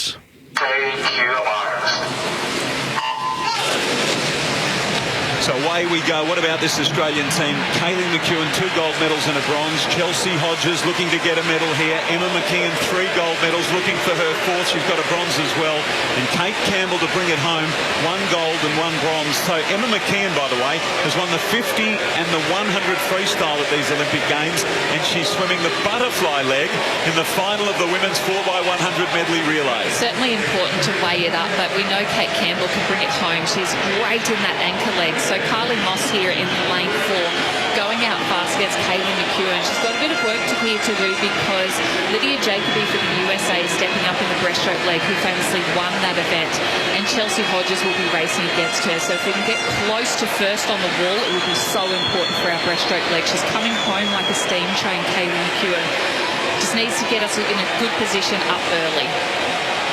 So it's Canada who turn for home in front. Pickram in the water now. Lydia Jacoby for the United States there in 3rd. Australia, Chelsea Hodges in the water in 2nd spot. Russia at the top. Sweden, Australia, Canada, the United States, Italy, Japan and China as we look across this pool. And it's been an excellent start by the Australian, going well. Chelsea Hodges and into the lead for the Aussies. Yeah, Chelsea Hodges' changeover was much faster than the Canadian changeover from Sydney Pickram. And then you've got Lydia Jacoby doing this 100 breast. We expected the US to be up in this leg. It's what we can do in the butterfly and the freestyle. The Americans need to get a lead here, or it will be Australia's gold medal. Well done, Chelsea Hodges, in this breaststroke leg. She's just been holding it to Lydia Jacoby, who's wasn't that far ahead, especially even though she won gold, but Chelsea Hodges has just done an outstanding job in this leg to get them up into what will be close to first position. Emma McKeon to come into the water now. 3 gold medals, a bronze medal. And from the freestyle where she's dominated, it's back into the butterfly. The bronze, of course, in the individual 100 event. So she swims against Tori Husk.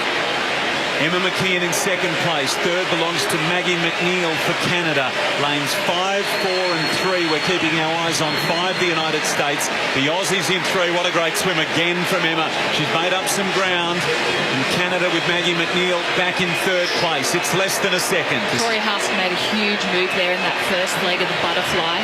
She's up against Emma McKeon, who's just won off the 50. She's got the nice sprint back home. So she's looking good here. Tori Husk has moved. So Husk in front. has the lead, but it's been a good fight back over the last 25 metres. Emma McKeon has set it up. So what has she got here? Kate Campbell, a gold medal at these games, looking for her 4th Olympic gold medal. She goes into the water against Abby Weitzel of the United States.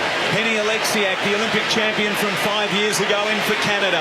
It's the United States in lane 5 with a lead. Look at her go. Kate Campbell up alongside her and gets on level terms, maybe even past. Yes, she is. Kate Campbell in the lead.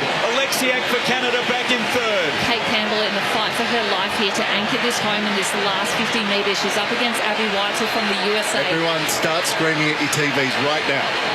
Here we go, stroke for stroke. The great Australian. She carried the flag at the opening ceremony of these Olympic Games. The spiritual leader of this team for so long. Can she anchor the relay team for gold? Fighting back hard as Weitzel. Not much between them. They hit it. Yes! Gold for Australia.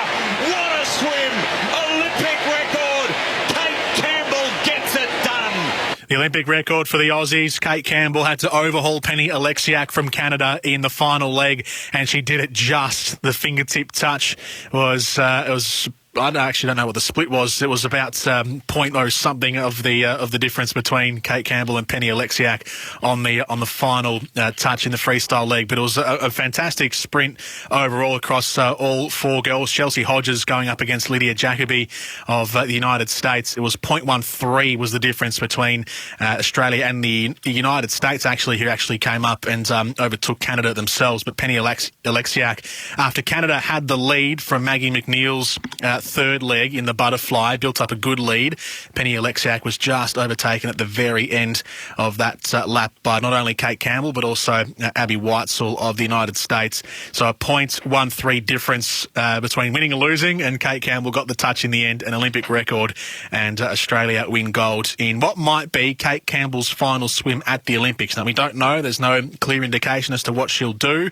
Kate Campbell, if she'll go to Paris in 3 years from now, obviously a big decision for a lot of these Olympians is if they are nearing the end of their careers, do they just hold on for a little longer and go to Paris, given the turnaround is a bit shorter? Kate Campbell is 29 years old at the moment, so she'll be 32 by Paris 2024. Will she go around for another one? It's still up in the air as to if she does that, but if she doesn't, well, this will be the perfect send-off, winning another gold in her Olympic career and doing it with some great teammates in Kaylee McEwen, Chelsea Hodges, who gets her first gold medal, and Emma McKeon as well, who becomes the most decorated Australian athletes. So that's 4 Olympic gold medals for Kate Campbell in her career, 1 silver and 3 bronze, with a handful of those won in these games. She won the 4x100 metre freestyle relay and the medley relay earlier today, on top of the 100 metre freestyle bronze a couple of days ago, with Emma McKeon taking the gold in that event. Jordan Canellis with you here on SEN. You can send us a text for Temper, a mattress like no other. We'll go through the full breakdown of what's happened today from an Australian perspective in a few moments. We are in the middle of the gold medal match between Alexander Zverev and Karen Khachanov. Zverev actually has a break point here. Let's go into the tennis courts.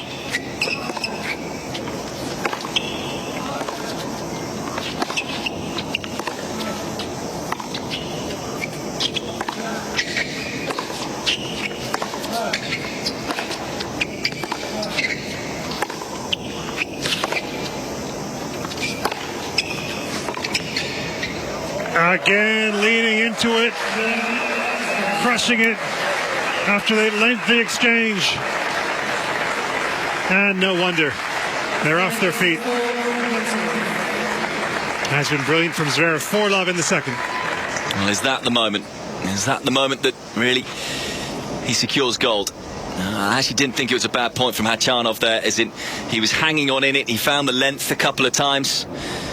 But as soon as Zverev had the opportunity to get on the front foot with the backhand, again, another pure strike. There's no hesitation. He's taking the ball on early. He's getting himself up the court. It has just been relentless from the world number 5. And now the gold medal is very much within sight. So Alexander Zverev does break again Karen Khachanov of Russia, and it's a 4-love lead in the second set after Zverev took the first 6-3. So he has been a dominating figure on this court in the second set. He was pushing some deep forehands and pushing Khachanov back further behind the baseline, a forehand which set up the deep cross-court backhand, which Khachanov did actually reach, but he ballooned back the shot way deep over the baseline. And so that's how the break point was won by Alexander Zverev, who is up 4 games to love in the second set, to now 2 games away from taking the gold medal after he caused the upset the other night and defeated Novak Djokovic in the semi-finals. Djokovic didn't even get a medal in the end after he'd been going for the Golden Slam, which is to win all 4 tennis slams in the regular calendar year, plus the singles medal at the Olympics. He'd been going for that, walks away with nothing in the end, says he lost the bronze medal match yesterday to Pablo Carreño Busta, and then subsequently pulled out of the mixed doubles bronze medal match against the Aussies, Ash Barty and John Peers. So not even a bronze in the mixed doubles for Novak Djokovic. So Barty and Peers defaulted really via the walkover to a bronze medal yesterday. And Alexander Zverev is already up to 40 love here in the second set. So he's a point away from going up 5 love. And as soon as he does, we'll take that final game live. In the closing stages, I imagine. I don't reckon Khachanov as he puts that one out in the tram line. So 5 love lead for Alexander Zverev. So we'll take the final game when they come back from the little sit down that they have in between ends. Karen Khachanov and Alexander Zverev in the men's singles gold medal match. There's been some other tennis action as well happening today. We had earlier the women's doubles gold medal match between the Czech pair and the Swiss pair, which was like the women's singles final yesterday. So the Belinda Bencic and Victoria Golubic pair took to the courts. Belinda Bencic having won the gold medal yesterday in the women's singles. Couldn't back it up with a doubles medal earlier in this evening. It was Barbora Krejcikova and Katerina Siniakova who took the gold medal for the Czech Republic, 7-5, 6-1 in the women's doubles gold medal final. And after this singles men's final, we'll have the men's doubles, the mixed doubles final. Elena Vesnina and Aslan Karatsev of Russia against Anastasia Pavlyuchenkova and Andrei Rublev of Russia. So Russia's getting the gold and silver regardless. It just depends on which pair actually wins it. But there you go. Russia's got the gold regardless after this singles final is done. Could they get a singles gold here for Karen Khachanov? Probably not. He's down love 5 here in the second set. He's serving. If Alexander Zverev breaks in this game, he takes the gold medal. Let's head over to the games thanks to Channel 7. Zverev on top in the tennis. And for South Australian viewers who would like to continue watching this gold medal match, please switch to 7-2 now.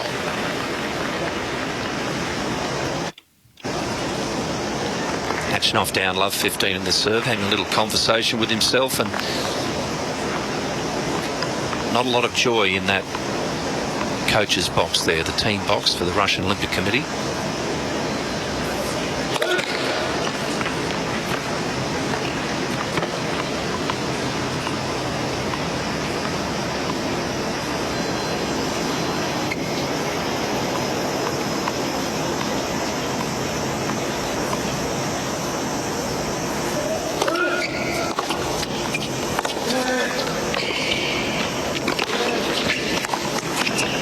Came to the net. He did it 12 times, as I said, against Carreño Busta, won 11 of those. I don't know. You've got to do something, haven't you? Yeah, you've got to seize any opportunity you get. He moved forward here and played a nice off backhand volley.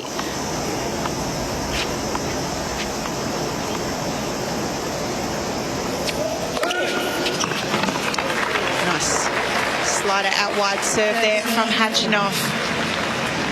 I think the narrative for me around the men's game is really fascinating, Bill, because we've obviously been so dominated by Novak, Roger and Rafa in terms of winning slams that you've talked about how Zverev's really built to this moment, and it's felt like he's really grabbed this opportunity with both hands.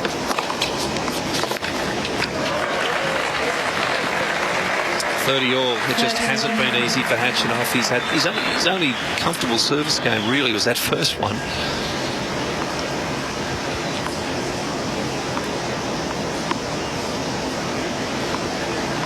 And even the points he's won, he's had to work hard for a lot of them.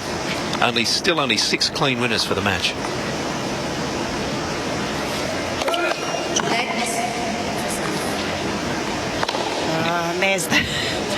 I was waiting for a little bit of frustration from Hatchinoff just hitting that ball into the stands. It has been a frustrating match for Hatchinoff, but that is because Zverev has been so good up the other end of the court.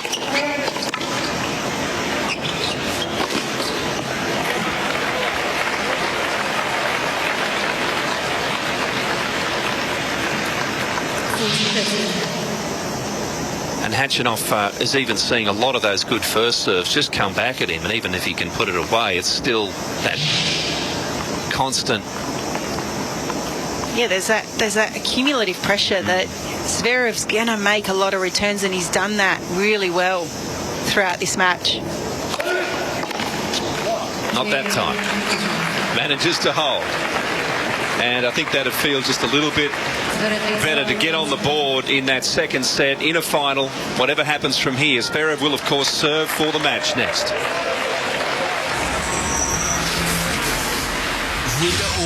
So we'll have the final game of this second set for you in just a second. It's only a quick turnaround in this one. A couple of the stats in this match so far between Alexander Zverev and Karen Khachanov of Germany and Russia, respectively. 2-1 aces. The first serve percentage for Zverev, 79% of his first serves have been into 61% of Karen Khachanov. So first serve percentage is normally a good indicator.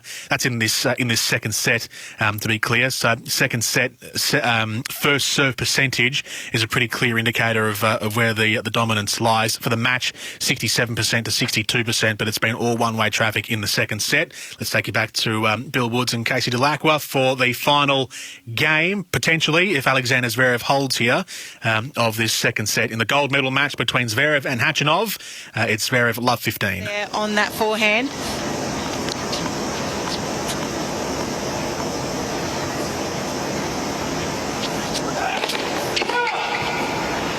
Khachanov will take anything he can get right.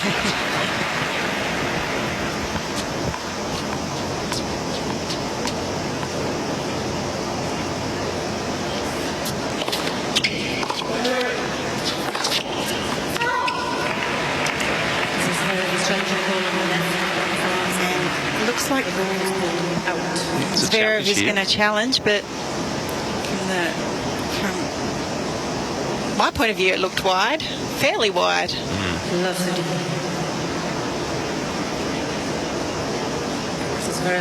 He looks like he's just climbed out of the pool. Was he in the swimming earlier today with the Germans in the relay? It's very hot there. Very humid conditions too for these guys.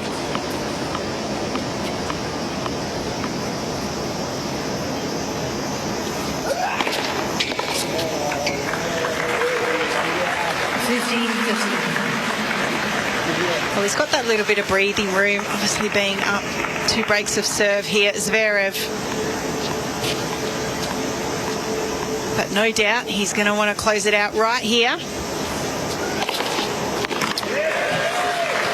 Another race that brings the total to 6 for the match. But that hasn't been a major factor because his first serve has been so powerful anyway, even when Khachanov's got a racket to it. He's won 83% on his first serve, Zverev.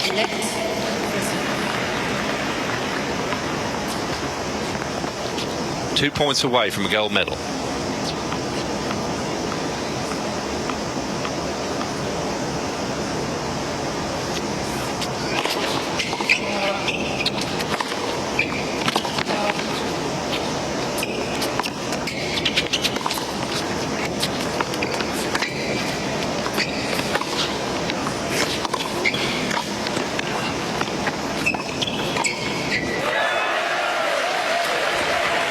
Got the whole kit bag. Yeah, another beautiful point there from Zverev. Just manoeuvring Khachanov around the back of the court, finishing beautifully at net. Khachanov's had a great tournament. This is a good thing for him in the context of his career. Hadn't won a tournament since 2018, which was a brilliant year for him. He's back up the rankings, and I'm sure he'll go on from here, but Zverev has match point for the gold medal.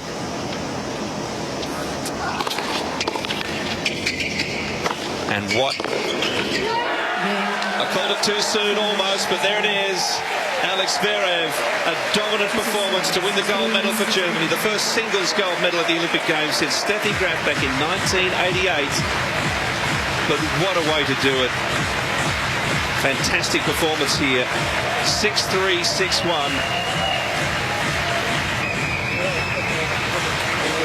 Hachinov didn't play that badly. He was outplayed.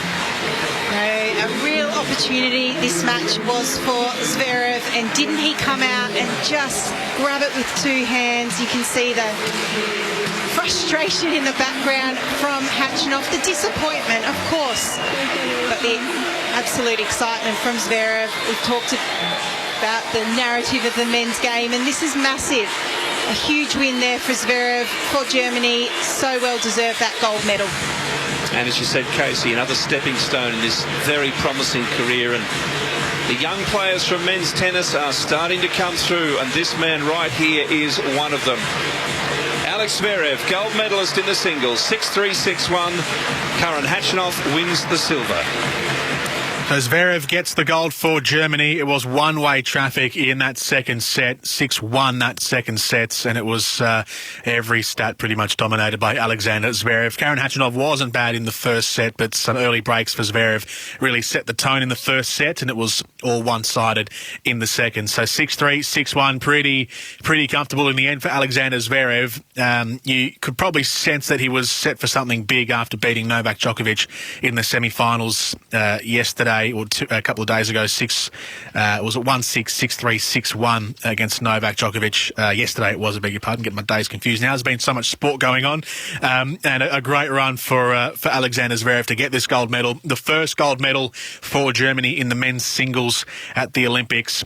So he's followed in the footsteps of Andy Murray twice before him, and Rafael Nadal back from 2008, Nicolas Massou back in 2004, the Chilean in Athens, and Yevgeny Kafelnikov, who have all won the gold medals since 2000 in the men's singles. The first gold medal in the singles for Germany since 1988 for Steffi Graf, when she won the Golden Slam back in 1988, taking gold in Seoul, and the first gold medal in tennis in any discipline for Germany since 1992 in Barcelona, when Boris Becker and Michael Stick won the gold in the men's doubles. So it's been a little while. It's been the best part of about 30 years for Germany since they won a gold medal in tennis, and a little longer than that in singles tennis, and the first time ever in men's singles tennis, to be specific. So there you go. Alexander Zverev gets the gold medal. We'll take a break. We'll come back on the other side of this. There is still a bit going on around the sporting world in Olympics, of course, and the sporting world more broadly. We'll get to some of the basketball on the other side, because Spain and Slovakia are trading blows at the end of the third quarter, 68-66. We might take the last quarter of that match, because it's going down to the wire between the two group leaders of Group C. All that and more on the way from your Sunday night session. Day number 9, Tokyo 2020. Do you reckon there's a way to save money by bundling mobile and internet? Mate, choose a provider you can trust like a mate. Mate serves up NBN from just $59 a month with award-winning all Aussie service. Bundle a mobile plan to save a further $10 a month on your internet. No contracts and no setup fees. Mate, how good's that? I know. What are you waiting for? Mate! Mate's got your back. Visit letsbemates.com.au. If you love racing, then must-listen radio is Bensley on SEN Track 1593 AM. Each morning, Andrew Bensley covers the latest news from the stables and track. Ben and JD Hayes will launch off in a matter of days. He's the broadcaster that racing personalities, leading trainers and jockeys talk to. Welcome, Les. Ben joins us. Morning to you, Henry. Bensley, Monday to Thursday, 8 till 11 on Australia's home of chasing, pacing and racing. SEN Track on 1593 AM, the SEN app and DAB+. If you love racing, then must-listen radio is Bensley on SEN Track 1593 AM. Each morning, Andrew Bensley covers the latest news from the stables and track. Ben and JD Hayes will launch off in a matter of days. He's the broadcaster that racing personalities, leading trainers and jockeys talk to. Welcome, Les. Ben joins us. Morning to you, Henry. Bensley, Monday to Thursday, 8 till 11 on Australia's home of chasing, pacing and racing. SEN Track on 1593 AM, the SEN app and DAB+. Red Energy recently won the 2021 CanStar Blue Award for Most Trusted Energy Provider. Being trusted by our customers means the world to us, because at Red Energy, we're 100% Australian owned and based right here in Victoria. You'll deal one-on-one with a local who fully understands your needs and, what's more, knows where Melbourne is.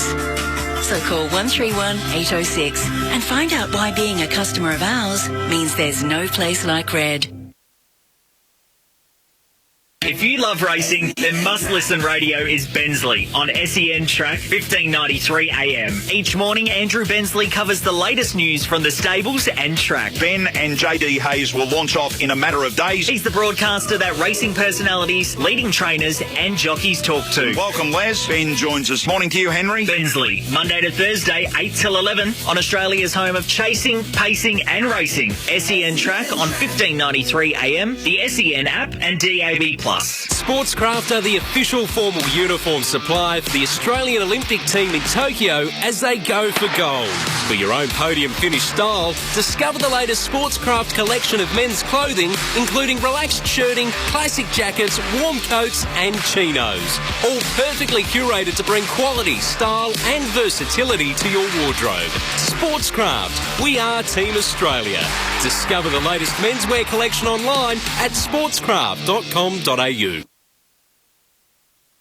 If you love racing, then must-listen radio is Bensley on SEN Track 1593 AM. Each morning, Andrew Bensley covers the latest news from the stables and track. Ben and JD Hayes will launch off in a matter of days. He's the broadcaster that racing personalities, leading trainers and jockeys talk to. Welcome, Les. Ben joins us. Morning to you, Henry. Bensley, Monday to Thursday, 8 till 11 on Australia's home of chasing, pacing and racing. SEN Track on 1593 AM, the SEN app and DAB+. Red Energy is 100% owned by the mighty Snowy Hydro, and that makes us as Aussie as the Gold Rush. We're based right here in Victoria and have been providing electricity and gas to thousands of homes in Ballarat for years.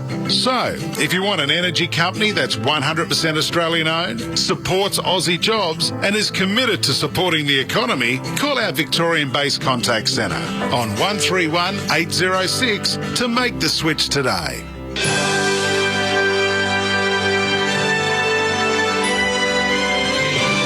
SEN's coverage of the Olympic Games 2020. For Zero. Invoicing but instantly. Receipts but organised. Cash flow but clearer. Try Zero free for 30 days. Search Zero. XERO.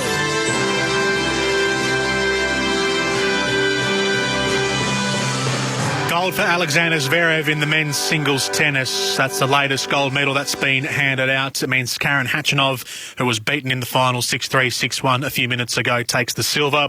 And Pablo Carreño Busta from Spain, after beating Novak Djokovic in the bronze medal match yesterday, takes the bronze.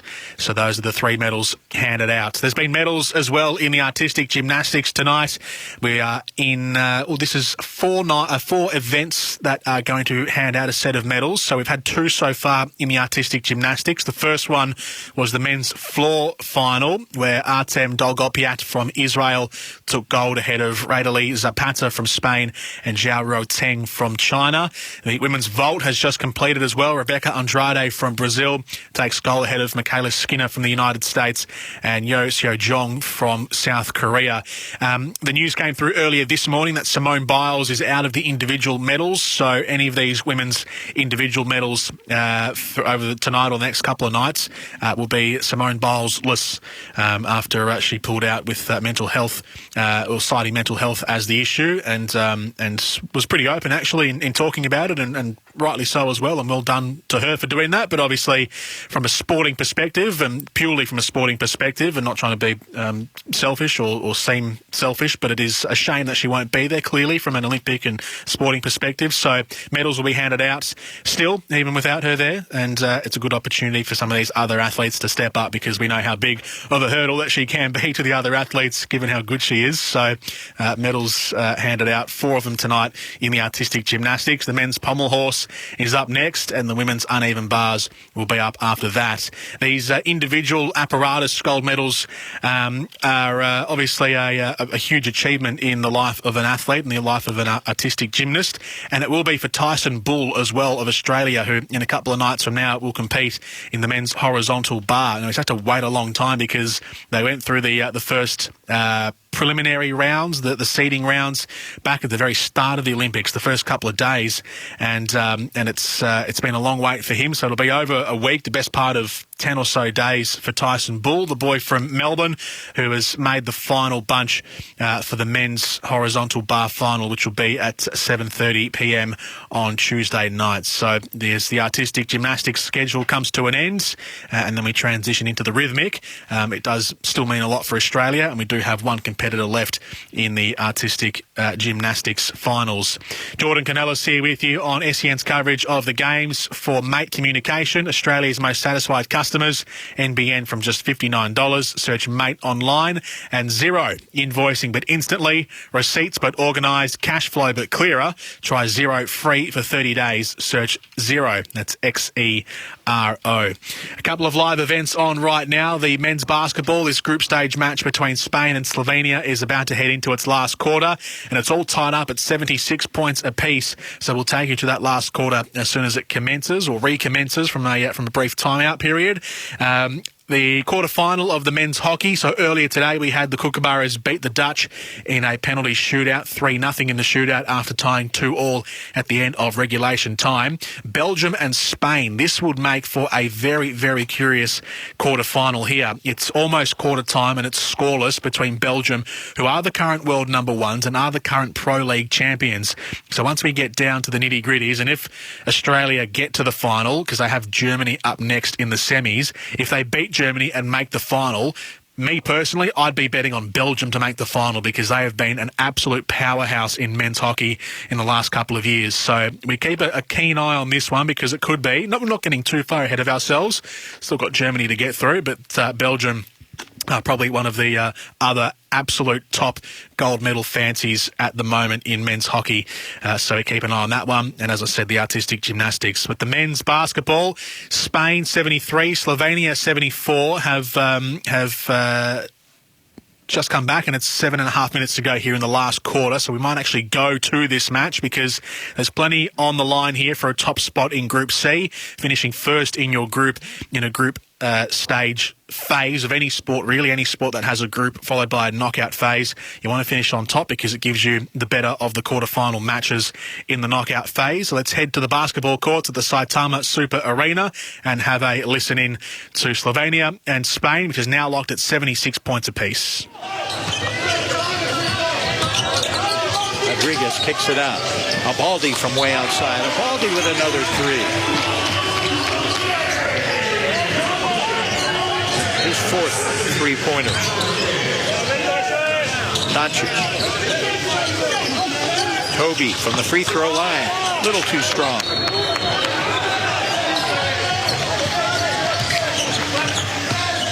Highlights of the first quarter. Malcolm missed. Rodriguez still at point guard. Rubio on the bench. Baldy kicks it out to Gasol. They leave him alone. He's got a good stroke. Could not leave Al Gasol alone. 82-76, timeout on the court. Spain with a 6-point lead. You see Hendricks getting some advice. In this timeout, we'll take a break of our own, 60 seconds, and back after this on SEN. If you love racing, then Must Listen Radio is Bensley on SEN Track 1593 AM. Each morning, Andrew Bensley covers the latest news from the stables and track. Ben and JD Hayes will launch off in a matter of days. He's the broadcaster that racing personalities, leading trainers and jockeys talk to. Welcome, Les. Ben joins us. Morning to you, Henry. Bensley, Monday to Thursday, 8 till 11 on Australia's home of chasing, pacing and racing. SEN Track on 1593 AM, the SEN app and DAB+. Hi, I'm Tim from Red Energy. The Australian-made logo is a true mark of Australian authenticity. So, for Red Energy to be certified to use the famous green and gold Australian-made logo, well, it's fair to say it's something we're pretty proud of. Here at Red, we're owned by the mighty Snowy Hydro, and that makes us 100% Australian. We're also based right here, so our team really understands your needs. So, if supporting Australian means something to you, switch to Red today. Call 131 806. SEN's coverage of the Olympic Games 2020 for Mate Internet and Mobile. Australia's most satisfied customers. NBN from just $59. Search Mate online. Tokyo 2020 on SEN. We are looking forward to the athletics tonight. It all gets underway in about 20 minutes from now. Brandon Stark will be up first. He'll be soaring for gold in the high jump final on a night when a new fastest man in the world will also be crowned in the blue ribbon 100 metre final. Will Rowan Browning be there? His semi-final is up at about 20 minutes past 8, so about half an hour away from Rowan Browning's semi-final number 2. Tokyo 2020 live, free and in HD on 7 and 7+, the only place to see it all. We have just come back from the timeout. Spain 82, Slovenia 76. So now the coaches and the officials are having a little conference between each other. Let's drop in on this match here. 6:20 left in the last quarter. Rudy Fernandez not happy about things.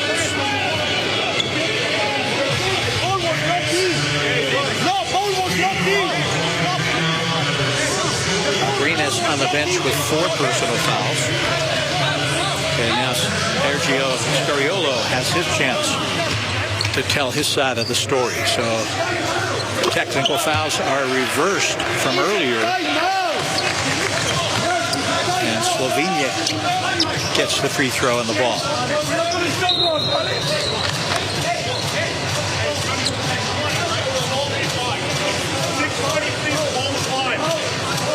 5-point lead for Spain. 4th quarter, 6:21 to go, and we finally get started here.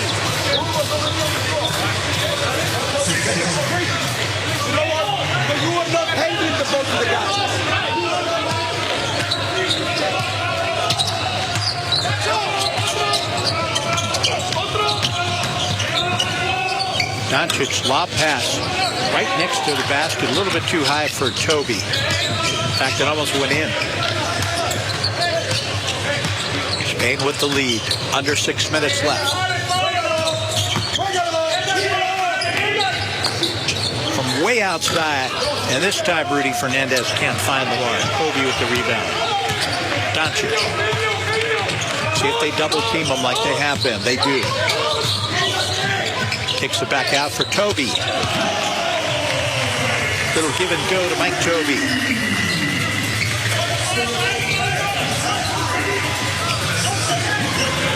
Rubio still on the bench. Has not played at all on this 4th quarter.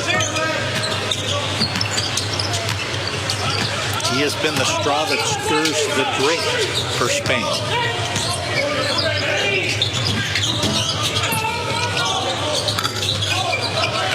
Rebound Toby.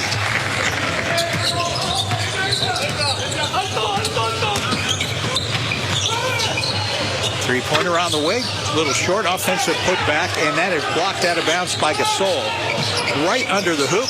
Toby kicks it back out, whistling around. And Luka kicks it to the corner. And that will be Spain basketball. Wild possession. Brief stoppage in play here in the match between Spain and Slovenia, 82-79 apiece, halfway through the last quarter. We'll come back on the other side of this on SEN. We'll wrap up this hour of play, and then we'll get into what is going to be a big next hour as the athletics gets underway. Brandon Stark up first, Rowan Browning up after that. That's all coming up and into your ears in about 5 minutes from now here on SEN. If you love racing, then must-listen radio is Bensley on SEN Track 1593 AM. Each morning, Andrew Bensley covers the latest news from the stables and track. Ben and JD Hayes will launch off in a matter of days. He's the broadcaster that racing personalities, leading trainers and jockeys talk to. Welcome, Les. Ben joins us. Morning to you, Henry. Bensley, Monday to Thursday, 8 till 11 on Australia's home of chasing, pacing and racing. SEN Track on 1593 AM, the SEN app and DAB+. Hi, I'm Charlie from Red Energy. The Australian-made logo is a true mark of Australian authenticity. So, for Red Energy to be certified to use the famous green and gold Australian-made logo, well, it's fair to say it's something we're pretty proud of. Here at Red, we're owned by the mighty Snowy Hydro, and that makes us 100% Australian. We're also based right here, so our team really understands your needs. So, if supporting Australian means something to you, switch to Red today. Call 131 806.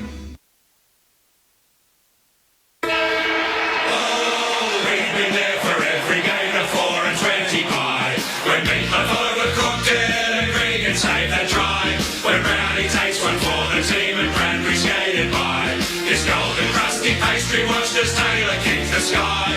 When Dan Simmons makes a three, we give a big high five. What future sport looks like just won't be right without a pie. Oh, what a lovely pie, me mates a 4 and 20 pie. Oh. As we cheer on our athletes, there's a star of Australia you can always rely on, and that's Tyre Power. Each Tyre Power store is independently Aussie-owned. When you visit your local Tyre Power, you're literally dealing directly with the local owner. And Tyre Power dealers love a podium finish, having recently won CanStar Blues prestigious events across customer service, value for money, plus the highly sought-after overall satisfaction events. Tyre Power, your trusted local Aussie tyre experts. Get the power of Australia's biggest independents. SEN's coverage of the Olympic Games 2020 for Mate Internet and Mobile. Australia's most satisfied customers. NBN from just $59. Search Mate online. SEN's coverage of the Tokyo 2020 Games brought to you by Sportscraft. Reckon how Aussie athletes look like winners? For your own podium finish style, discover the latest Sportscraft collection. Jordan Canellis with you. We are now about 10 minutes away from seeing Brandon Stark enter his men's high jump final, which is going to be a thrill. Hopefully he can take a medal away. He's been a long time competitor at a high level for Australia in the men's high jump. So that gets underway in just over 10 minutes. And Rowan Browning in the men's semi-final 100-metre sprint at 8:23. A medal update for Rebel. Sporting dreams start at Rebel. Shop the biggest range with the best brands in-store or at rebelsport.com. Australia have won 4 medals today. 4 gold medals. It's our most successful day in Olympic history. We have 14 gold, 3 silver and 14 bronze. We sit 4th overall on the medal tally at the moment. Back with a big next hour after this on SEN. If you love racing, then must-listen radio is Bensley on SEN Track 1593 AM. Each morning, Andrew Bensley covers the latest news from the stables and track. Ben and JD Hayes will launch off in a matter of days. He's the broadcaster that racing personalities, leading trainers and jockeys talk to. Welcome, Les. Ben joins us. Morning to you, Henry. Bensley, Monday to Thursday, 8 till 11 on Australia's home of chasing, pacing and racing. SEN Track on 1593 AM, the SEN app and DAB+. Men's health. We're getting better talking about it, but men's sexual health is still a subject not all blokes feel comfortable talking about. Well, guess what? With Pilot, you don't have to talk.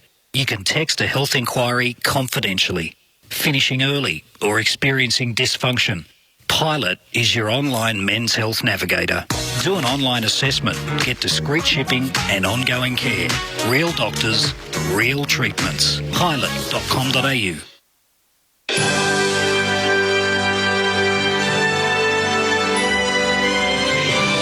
SEN's coverage of the Olympic Games 2020.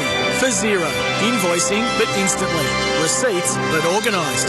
Cash flow but clearer. Try Zero free for 30 days. Search Zero. XERO.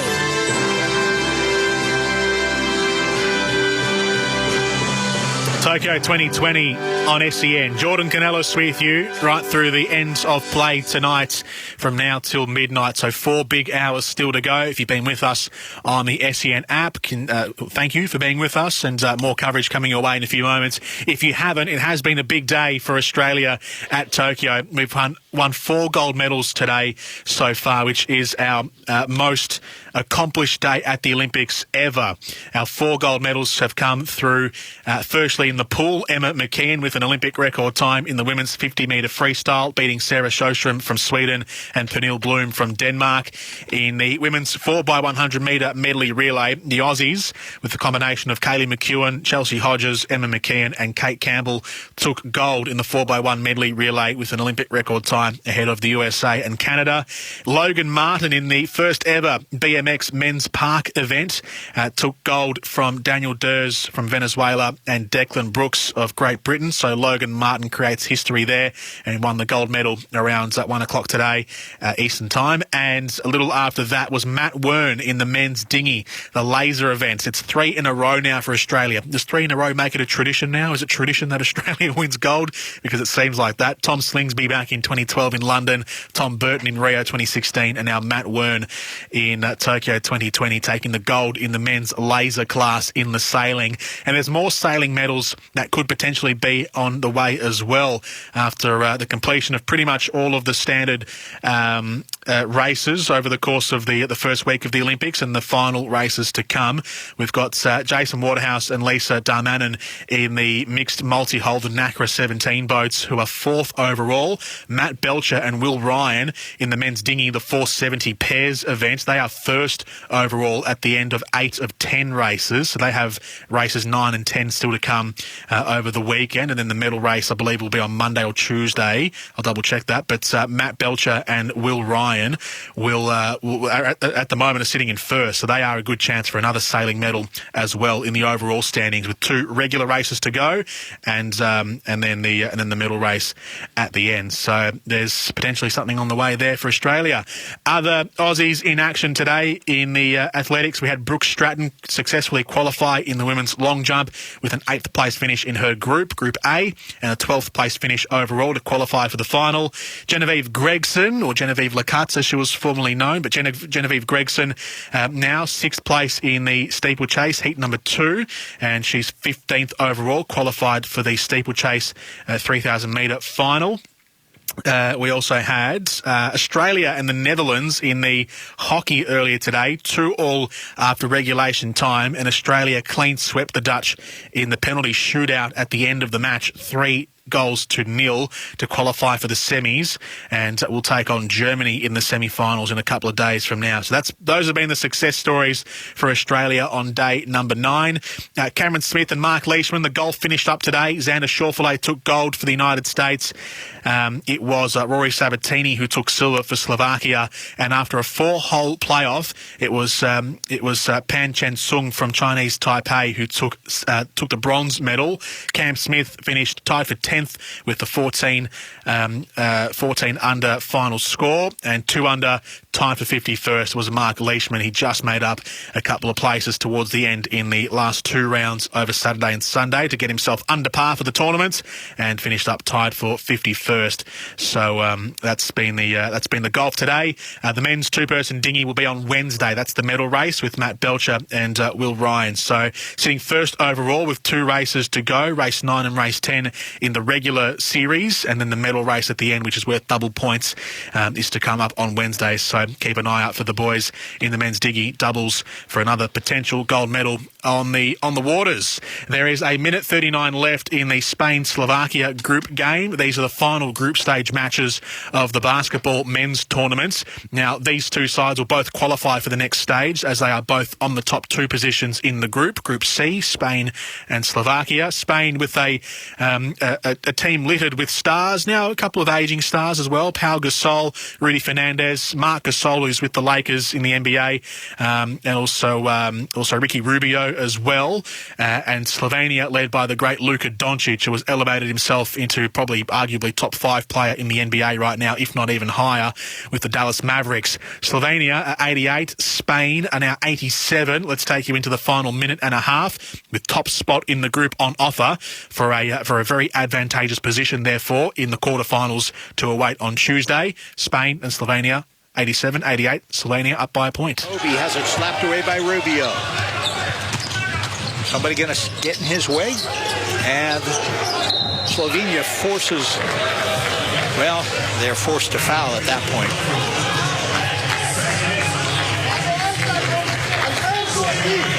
Good defense by Ricky Rubio.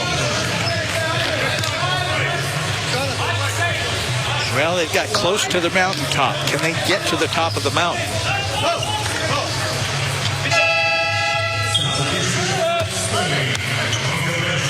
Still a 1-point lead now for the upstart Slovenians.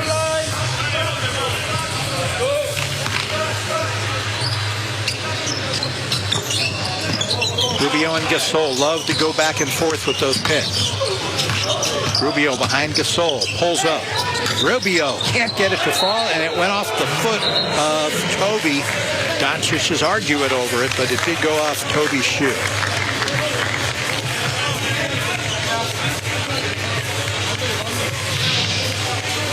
Take a close look at that. And right off the right foot of Toby. We've got another break in the action with Slovenia on top, 88-87, as the officials go to a video review. The question is, did the ball hit the rim at this point? Well, you can clearly see it did go off the right foot of Mike Toby.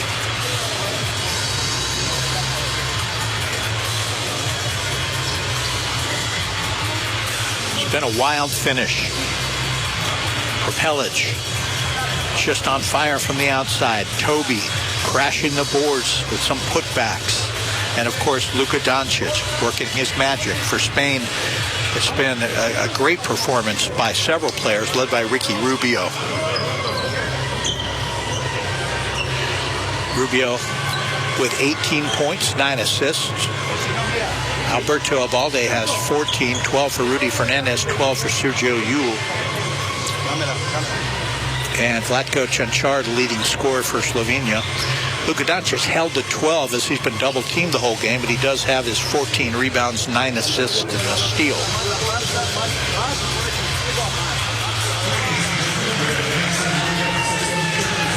Took a long time to review that. Now they're going to award the ball to Slovenia.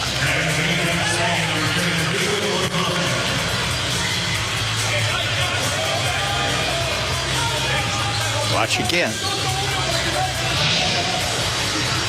So a break for Slovenia, leading by 1, under a minute to play. We're at the Sejtona Super Arena, trying to pull off the upset. Luka Doncic walking across the timeline. If he tries to do anything offensively, they double team him. Getting some time off the clock. There's a double team. Finding the open man. Toby. Spain, with 34 seconds to go, has another shot to go on top.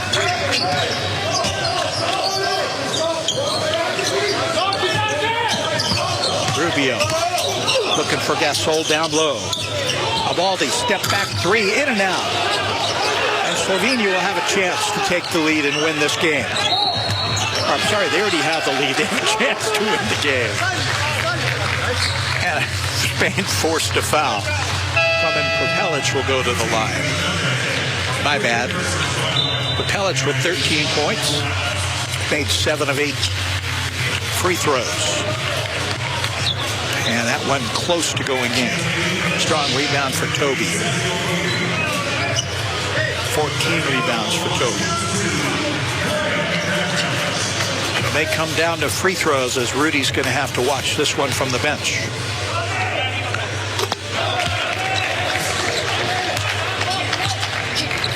Pelic trying to make this a 3-point lead.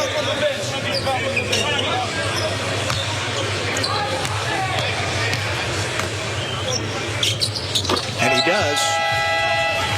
So we're going to have a timeout for a little bit of strategy, and also so Spain can advance the ball past center court when the timeout is over.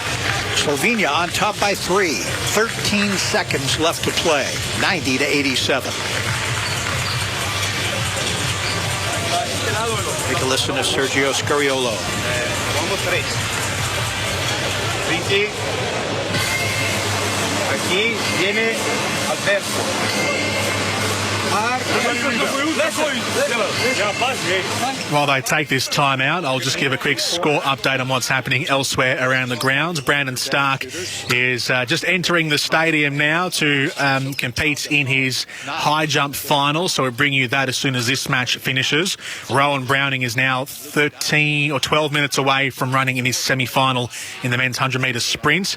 In the hockey, I was talking before about how good Belgium are. They are the world #1 team. They've won the recent Pro League, and they are perhaps the next biggest threat outside of Australia to the men's gold medal in the hockey. They've actually just gone down a goal to Spain. Spain are also a pretty good team as well, but Belgium clearly have been a better side in men's hockey in the last 24 months. But Spain are leading 1-0 in the early stages of the second quarter in the men's hockey competition. This might be just quarter time, actually. I think they're coming back out for the start of the second quarter. So Spain leading in that match there, and Spain trailing with 13 seconds to go against Slovenia, 90-87, back from the timeouts. Rubio will take the 3 and rebound. Slovenia, they may be able to run out the clock, and that should be an intentional foul. As Obaldi sends him flying with 5 seconds left. But Rubio got a good look, couldn't bury it.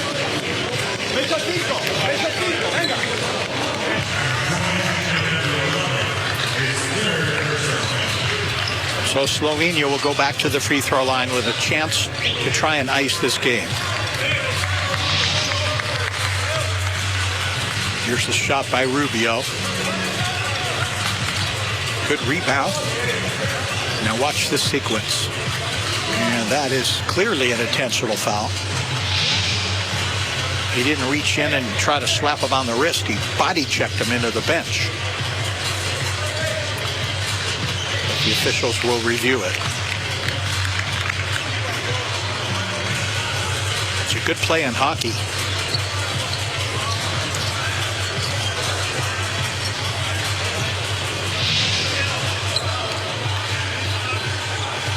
Well, we wondered if Slovenia could climb to the top of the mountain, and they're on the top of the mountain looking down on Spain right now with 5.4 seconds left in this game.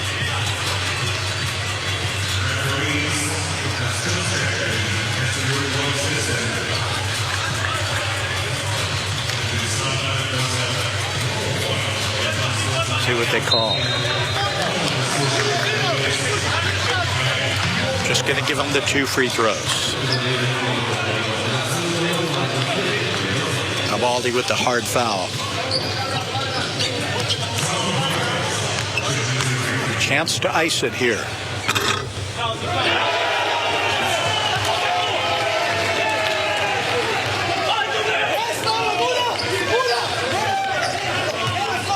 Zoran Dragic makes them both. And they're waving their warm-ups over their head. Ball stolen. Shot at the buzzer also goes. And what a huge victory for Slovenia. There's still 2 seconds left. Big win for Slovenia. They upset Spain 95-87. And what a comeback. They were triple teaming Luka. So Slovenia beat Spain in the men's basketball, which means they top Group C, and we'll have the quarterfinal knockout bracket for you in a moment as they just work out the final combined rankings. But that's a big win for Slovenia, led by Luka Doncic, who have really been minnows of basketball compared to some of the other heavyweights over the last, couple of generations, to be honest. And this is now one of their first major appearances as a proper threat in Olympic competition. competition. In fact, they haven't even made the basketball competition since, well, before they were part of Yugoslavia back in the 90s. So this is their first games as an independent nation that they've qualified for, and they've now topped their group, led by the great Luka Doncic from the Dallas Mavericks. Basketball's over. We keep an eye on the hockey, but now the athletics is underway. Semi-final number 1 is about to go in the men's 100 metres sprint. Brandon Stark's final, the high jump has just commenced as well. But semi-final 1, featuring Johan Blake, and I think Colin DeGrasse is in this as well from Canada, is about to go. Rowan Browning is going to be up right after this. It will be, I think Simbine's in the middle lane with Johan Blake and Colin DeGrasse. So 3 of the absolute heavyweights of potential gold medal in the men's 100 metre final are in this semi-final number 1. They are on the blocks and about to go. Bruce McAvaney and Tamsin Manu with your call. In less than 3 hours' time. It's a big night.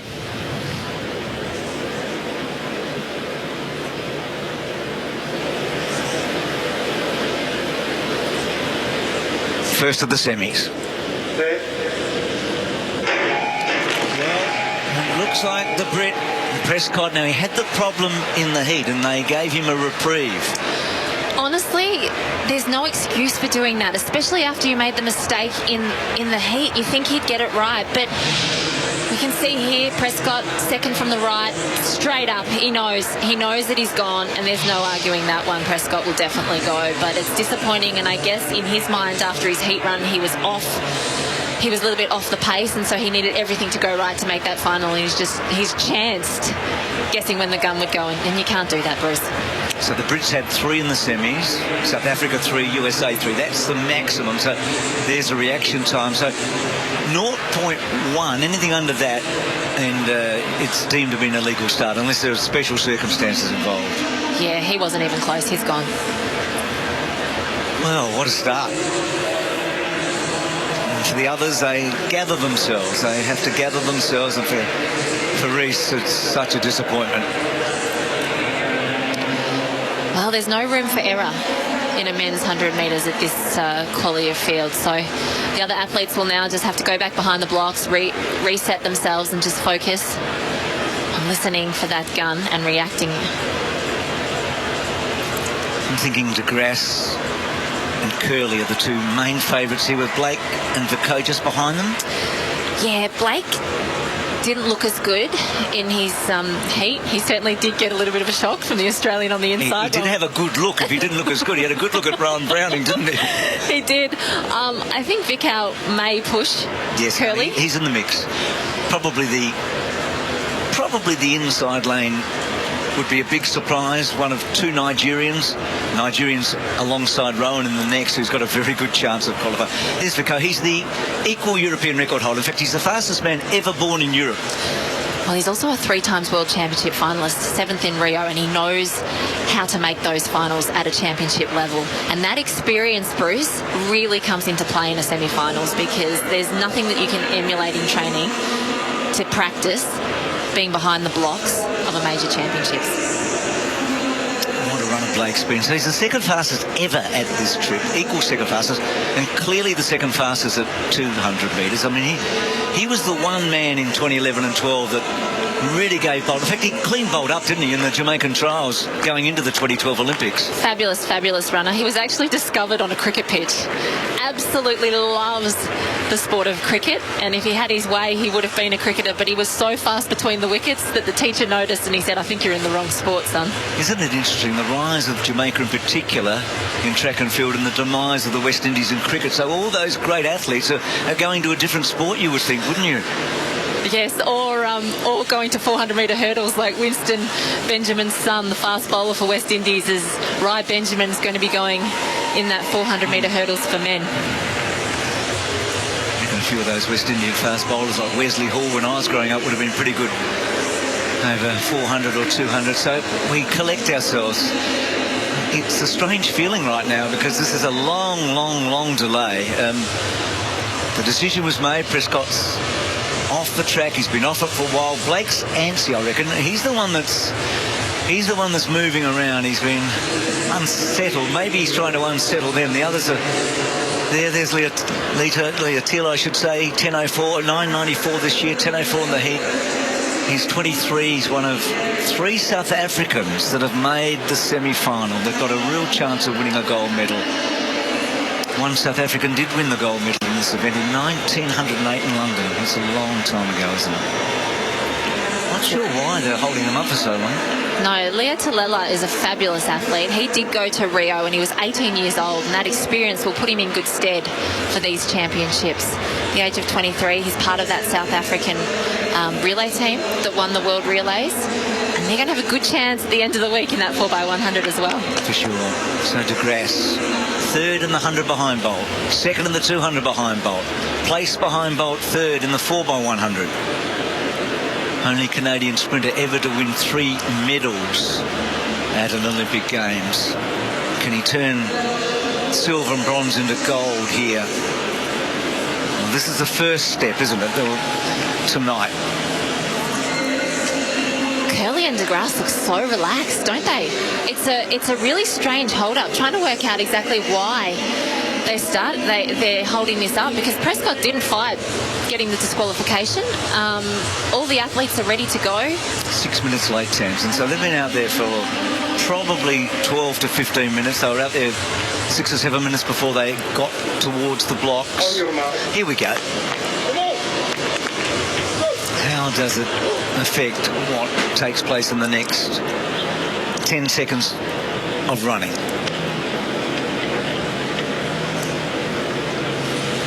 Can he get to a third final? Blake? Can he get to a second one? De Grasse.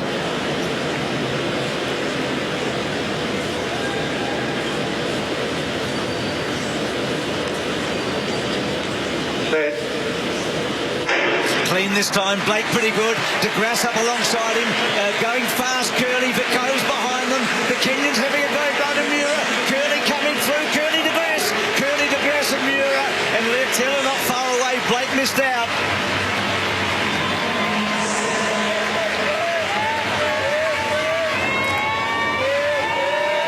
It took a while to sort itself out, didn't it? The favourites took a long time to establish any superiority.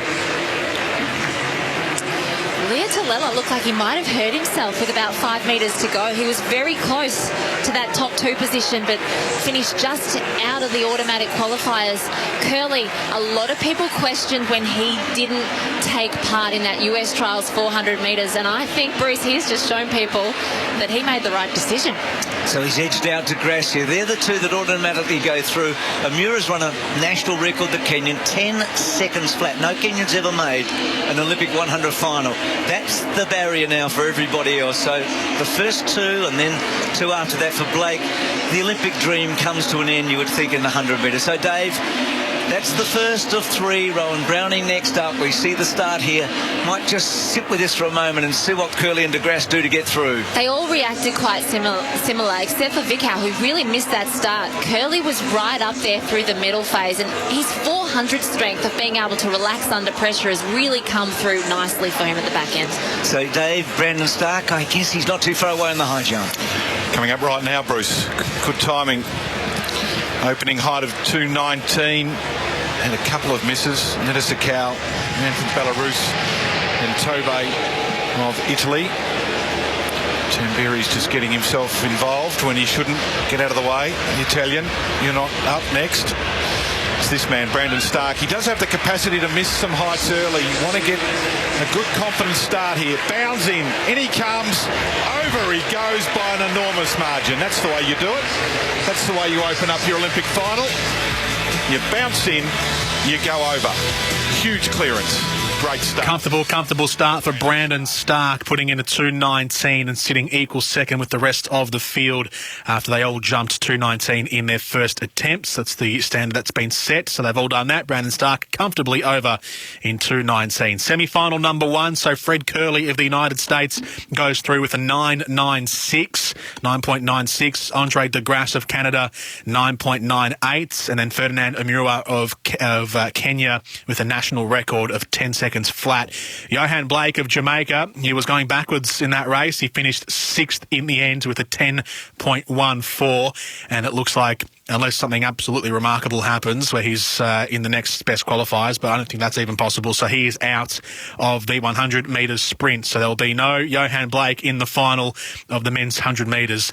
Rowan Browning, so as a result of that semi-final being delayed a little bit with the false start, Rowan Browning's event, which was scheduled for 8:23, which was 2 minutes ago now, will be pushed back by a couple of minutes, not by much though.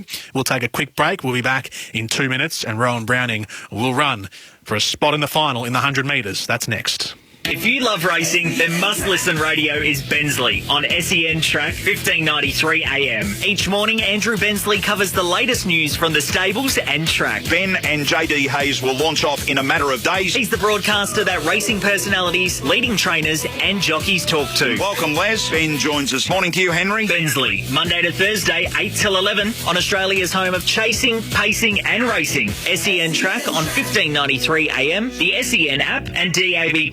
Red Energy recently won the 2021 CanStar Blue Award for Most Trusted Energy Provider.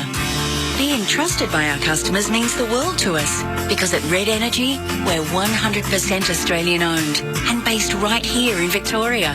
You'll deal one-on-one with a local who fully understands your needs and, what's more, knows where Melbourne is.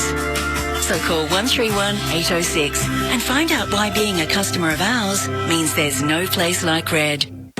SEN's coverage of the Olympic Games 2020 for Mate Internet and Mobile. Australia's most satisfied customers. NBN from just $59. Search Mate online. Welcome back to SEN's coverage of Tokyo 2020. Jordan Canellis with you for Mate Communication, Australia's most satisfied customers. NBN from just $59. Search Mate online, and Xero, invoicing but instantly, receipts but organised, cash flow but clearer. Try Xero free for 30 days. Search Xero, Xero. The moment of the night that we've been waiting for, semi-final number 2 of the men's 100 metre sprint, featuring Australian Rowan Browning, who is in lane number 6. The other key contenders to look out for: Trayvon Bromell from the United States in lane 3. Femi Ogunode from Qatar, who ran a sub 10-second run in the heats, is in lane number 5, right alongside Rowan Browning to his left. To Rowan Browning's right will be Enoch Adegoke, who also ran sub 10 seconds in the heats. Those are the 3 main contenders along with Rowan Browning. Let's get to Bruce McAvaney and Tamsin Manu, who are going through the introductions for each athlete. He'd be an outsider. Bromell, well, he's the fastest man in the world. He was in the final in Rio. He's had a journey to get to this point. He was a fabulously fast junior, first juniors break 10 seconds with a legal wind. World's fastest this year at 9.77. Seville the Young, maybe the heir apparent to a great sprinter, not Bolt, but other great Jamaican sprinters. And he's one of 2 athletes in this field coached by Glenn Mills, Bolt's coach, and he is a talent that Glenn Mills is taking his time with. He's the youngest in the semi-finals, Seville. He's Ogunode, former Nigerian. I thought he was very impressive, runs Qatar in the heat. He was impressive. He was a successful youth boxer like his father before he changed across to the track. He's won all his 11 races this year, Rowan Browning. One of them was in Tokyo last night. He's had a fabulous season, Rowan Browning. And wouldn't it be just icing on the cake if he could make that final? He's still super young in terms of experience on the world stage, but big occasion. Only Adegoke was faster than Rowan in the heats last night in this field. Yeah, nervous about Adegoke because he's such a fabulous starter now. Next, being right next to Browning. Browning's going to have to relax if Adegoke does get the same start as he got in that heat. Hughes, well, 2-3 years ago I would have thought, yes, I'm not sure now. Well, he's the other athlete coached by Glenn Mills. He has the nickname Pilot, which was given to him by none other than Usain Bolt. And speaking of greats, Carl Lewis coaches this man, and so does Leroy Burrell. Lewis broke Leroy Burrell's world record in this stadium in 1991 in Tokyo. Maswangani, the 3rd of the South Africans. So what's important here, Tamsin? I think for Rowan, it's doing exactly what he did in the heat and just concentrating on his own race, not getting distracted by the fact that he's now in the middle lane and he will have those athletes reacting very fast to that gun behind him. Just focus on your own race, Rowan.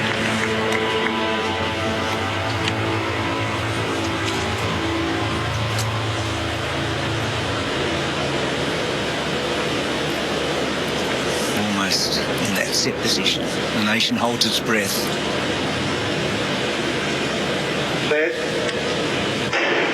How did he go? He didn't get a great start. Adegoke's in front of Browning early. He's got a lot of work to do.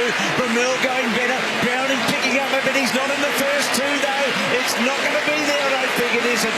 It's 9.98. The damage done in the first 5 metres of the race. And, well, a surprise or two here. A big surprise. It wasn't his best run. It possibly wasn't as good as yesterday, but it was still a fabulous run under pressure. He didn't, it looked like he was going to tense up and drop back through that field at about 20 to 30 metres. But he checked himself and he did relax and he did fight onto that finish line. What an impressive run by Zarnell Hughes. Didn't he improve overnight, Bruce? He's pulled one out, so 9.98. That's the same time as de Grasse, who was second in the first heat. So they're just breaking 10 seconds. It's not super quick, not like the women. So we wait for that second place. And there's Rowan. I agree with you. I mean, he just needed a better start, Tams. And then it was catch-up play all the way. He didn't lose ground. It's so hard to take ground off these athletes. He's come a long way, and I cannot reiterate this enough. From where he was 2 years ago against these athletes, he's genuinely a contender. Let's remember with the pandemic, he hasn't been placed into these fields. He does not have the experience that a lot of the other athletes have, and so it was still a fantastic effort from Browning, and he's going to be one to watch leading into Paris. Look at Bromell praying there. So who gets second? They're taking an inordinate amount of time here. So Hughes is through. So here's Rowan. Just a stride behind Adegoke and a stride behind Ogunodi. And here he has to pick up. Yeah, so he still reacted really well to the gun. His drive phase was great for where he's at the moment. He looked like he had a little bit of a misstep there, but he was still really relaxed through the shoulders, and that is extremely hard to do. Honestly, it looked like the field was going to run away. This is the best in the world, Bruce, and he is only a couple of metres down. Rowan Browning, he should be so proud of himself for how he's gone. I know he won't be. He'll be a little bit disappointed that he hasn't made that final, but it was unbelievable that he gave us a great run for our money. He did that. He certainly did that. So Adegoke, I think, has got it in front of Bromell at the moment. They're on 10 seconds. This is going to be a real shuffle-up as we start to get these results filtering through. 9.98 for Hughes. Adegoke 10, but they've placed him in front of Bromell. So Bromell has to sit and wait to see whether he gets into the final. Rowan's not far away. He's probably won 10.06 or something like that. 10.08. We'll find out in just a moment. 10.09 for Seville. Browning's probably now just behind him, so have a look how desperately close it was. So 10.09 for Rowan Browning, so nobody else has run that fast at an Olympic Games. I hope he's devastated for a second or two, because he will be, and then he'll realise what he's achieved. Dave, it wasn't quite what we wanted. It was a great semi-final effort. Bromell has to sit and wait. Hughes, Adegoke go through.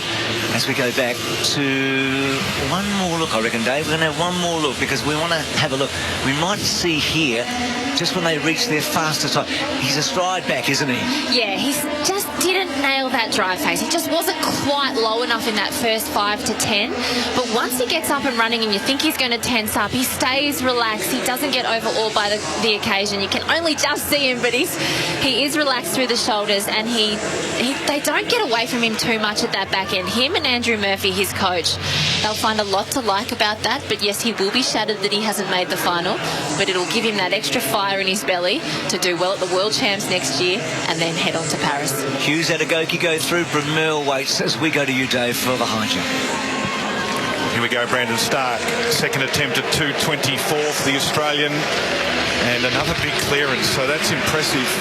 So everyone that's jumped so far at this height, including Barsham, who's entered the competition, the two-time world champion, has gone clear, except Shelby McEwen from the US, who's had a miss. And on a hot night in these steamy conditions, saving energy is important. And you're right about Rowan, he'll be filthy. He had a chance, and that's a good thing, as Tamsin mentioned. And just that little margin, Bruce, at this level. He dwelt a fraction at the start. His first few steps weren't quite as sharp as they can be, but he's in the mix and he knows it. And as a young man, he's impressed us all. For sure, Dave. What a night. What a night for him and for all of us. And with more to come. Jason Rogers here. So he was on the Gold Coast at the Commonwealth Games and made the final there behind Simbani.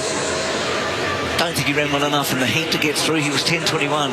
Camilo, de Oliveira Camilo, he was third behind Simbali. He's a 4-time Brazilian champion. He'd be a surprise packet to make it. Well, he just missed the final in Doha World Champs, and he's actually got his first baby due soon. He's having a good year. I think he's won a lot of races, and he's an outside chance. Su Bingtan, could he do it? He's been to the semi-finals for the third time tonight. Semi-final in London and semi-final in Rio. Jacobs broke the Italian record last night.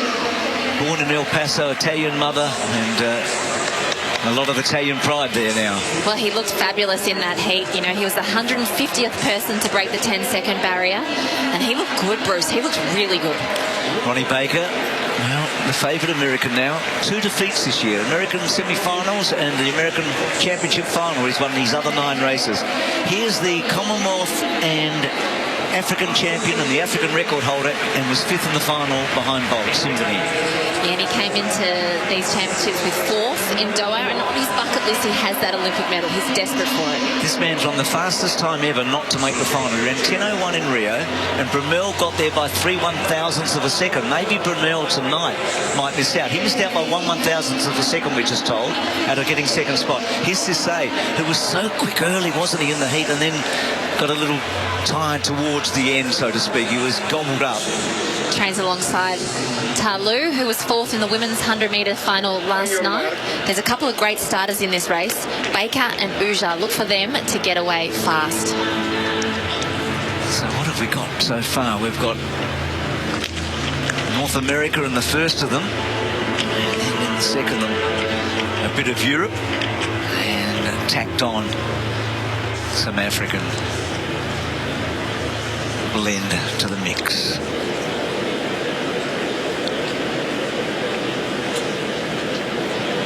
Needs a good start, Baker. Jacobs a bit unsettled. Now we're about to go.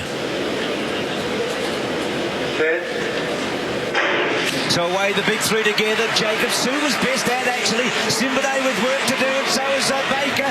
Sue's in front. Jacobs coming at him hard with Baker. Sue's got through. Second Asian ever to make a final. And the dip for second and third is oh so close at the time. Oh boy, 9.81.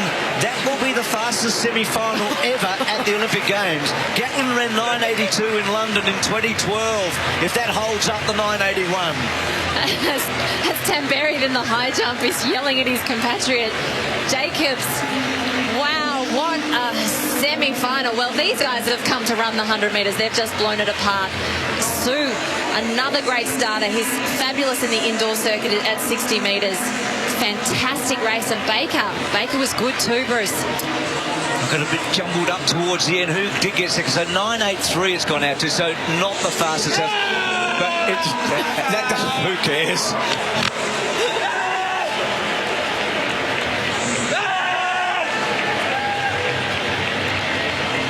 That's what it feels like to make the Olympic final and break the area record. Baker gets second, a personal best for him at 9.83. How desperate it was.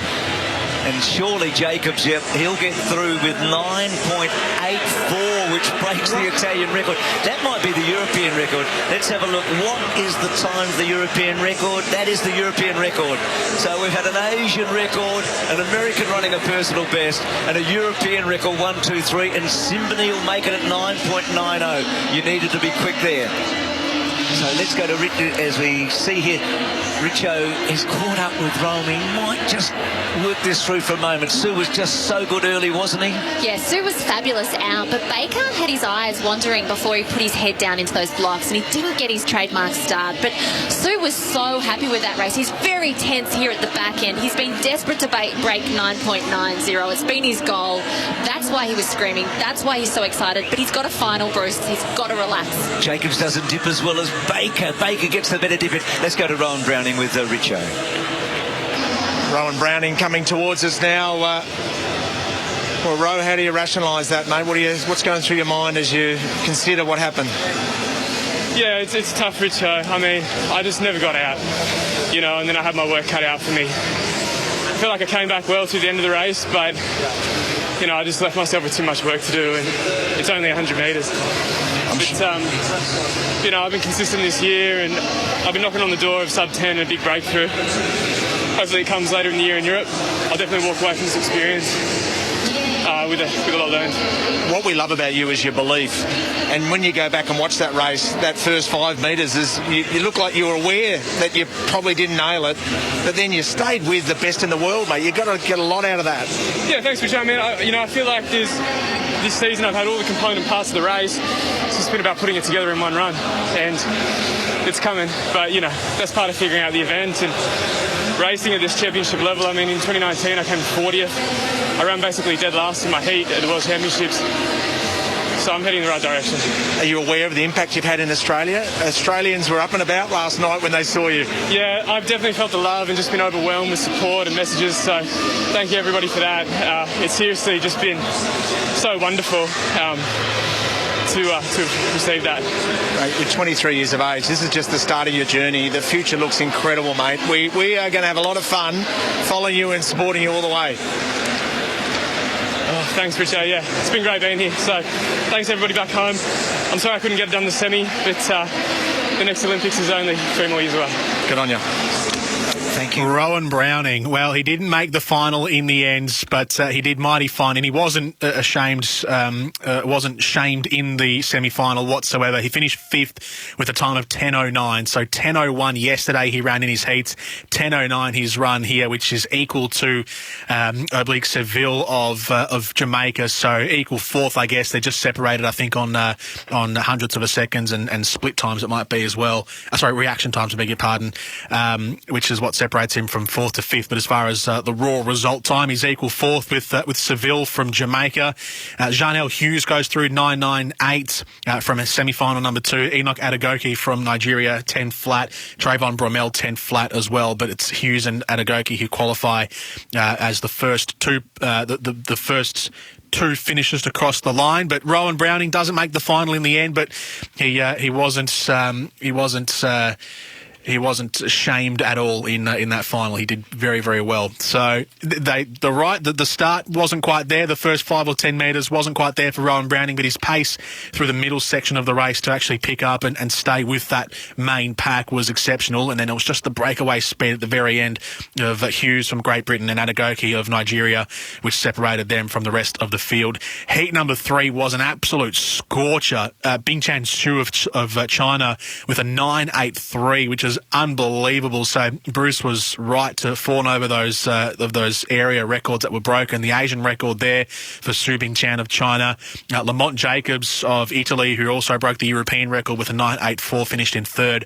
And Ronnie Baker, in between the two of them, ran a PB for 2nd place with a 9.83 as well. So that was a couple of blistering heats there, or semi-finals there in the men's 100 metres sprint. So the final field then for the 100-metre final coming up later tonight, just before 11 p.m. Eastern, will be Su of China, Baker of the USA, Jacobs of Italy, Simbini of South Africa, Fred Curley of the United States, Hughes of Great Britain, De Grasse of Canada, and Enoch Adegoke of Nigeria. So for the first time in, it'd have to be a couple of decades, just about almost 16 or so years, there's no Jamaican in the final. So obviously there's been Asafa Powell into Usain Bolt into Johan Blake. There's no Jamaican. There was 2 that made it through to these semi-finals, Oblique Seville of Jamaica and Johan Blake of Jamaica, but none of them qualified. So it's 2 Americans, a Brit, a Canadian, a Nigerian, a South African, an Italian, and a Chinese competitor into the final. And the Chinese competitor is the fastest one, Bingchan Xu, there with the time of 9.83. Quite extraordinary. Brandon Stark, an update on him. So he qualified. He cleared his second jump quite comfortably, 2.24. So he's keeping the pace with the rest of the field and did it quite comfortably as well. 2 metres 27 is the next jump up, and he's about to go. We'll get him as soon as he goes live for you on SEN. We'll take a break. We'll come back after this and we'll get some of that action for you from the track and field next on SEN's coverage of the Tokyo 2020 Games. If you love racing, then must-listen radio is Bensley on SEN Track 1593 AM. Each morning, Andrew Bensley covers the latest news from the stables and track. Ben and JD Hayes will launch off in a matter of days. He's the broadcaster that racing personalities, leading trainers and jockeys talk to. Welcome, Les. Ben joins us. Morning to you, Henry. Bensley, Monday to Thursday, 8 till 11 on Australia's home of chasing, pacing and racing. SEN Track on 1593 AM, the SEN app and DAB+. Red Energy is 100% owned by the mighty Snowy Hydro, and that makes us as Aussie as the gold rush. We're based right here in Victoria and have been providing electricity and gas to thousands of homes in Ballarat for years. So, if you want an energy company that's 100% Australian owned, supports Aussie jobs and is committed to supporting the economy, call our Victorian-based contact centre on 131 806 to make the switch today. The AFL season is building. The huge moments are becoming huger. And the stars of the game continue to shine. Buddy plays on, he put it through the middle, there's 2 points the difference. Download the SEN app and listen live wherever you are. Join our AFL Nation commentary team for every memorable moment. AFL Season 2021. Hear it all on the SEN app. Download it now. Just really want customer support from someone close by. True Blue award-winning Aussie support, you betcha. Mate has got your back. Mate serves up award-winning internet and mobile. Get unlimited talk and text, plus great data inclusions with data banking of unused data up to 100 gigabytes from only $20 a month. Plus, you get a Tidal Music subscription included free with selected plans. Mate, how good's that? What are you waiting for, mate? Choose a provider you can trust, like Mate. Visit letsbemates.com.au.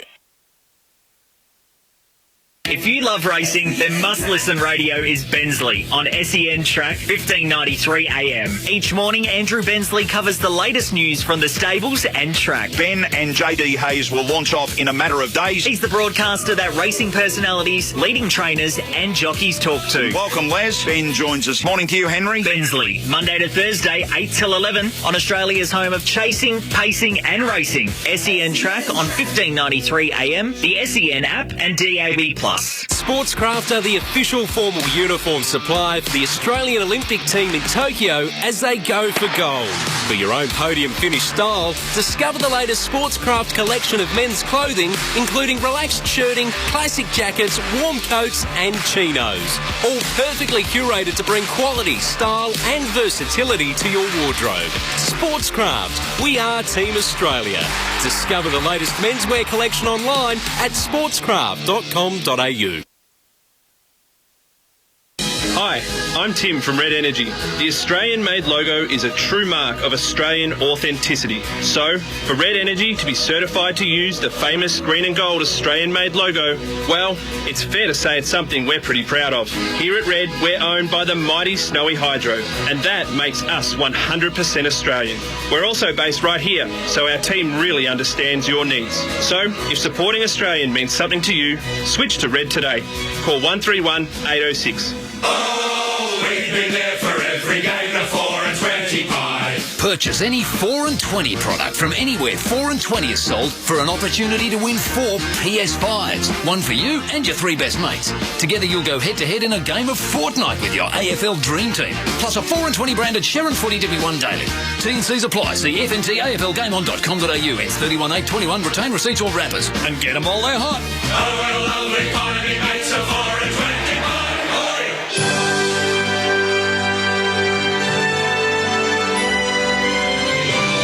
SEN's coverage of the Olympic Games 2020. For Xero. Invoicing but instantly. Receipts but organised. Cash flow but clearer.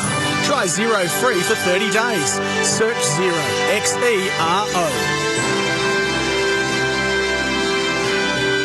Welcome back to SEN's coverage of the Tokyo 2020 Games. Rowan Browning didn't qualify for the men's 100-metre final, but a semi-final achievement is still something not to be sneezed at. That is a very, very good finish for Rowan Browning, running 10.01 yesterday in the heats and 10.09 in the semi-finals just a few moments ago. The women's hurdles is the next thing to have a look at. We've got Liz Clay running in semi-final number 2 of the women's 100-metre hurdles, so we'll bring you that in a moment. But firstly, Brandon Stark going for his third jump at 2 metres 27. Let's go back to Dave Colbert. 27 is the height of the bar here in the high jump final. Stark clear so far.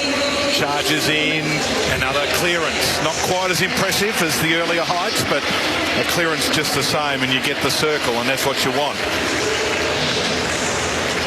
Can sometimes get a little lost on the curve. That's what he and his coach Alex Stewart work on. Comes in with such speed. So Barsham is clear, Ivanyuk, Nedisakau, Akimenko, they're the main protagonists here, along with the American Harrison, who's still to come. But 3 jumps, 3 clearances for Brandon Stark. So going well. Laura at home with the dogs, the woofers, Tony and Macy, who are barking vigorously every time they see their human. Here's the New Zealander, Hamish Kerr. What a job from the 24-year-old to make it through to the final here. 23rd at the World Championships last year, but he made it through. He was clear till then, and he's had his first miss. So 2 more attempts for him, as well as Tobey of Japan, and they're the only 2 that have missed this height so far.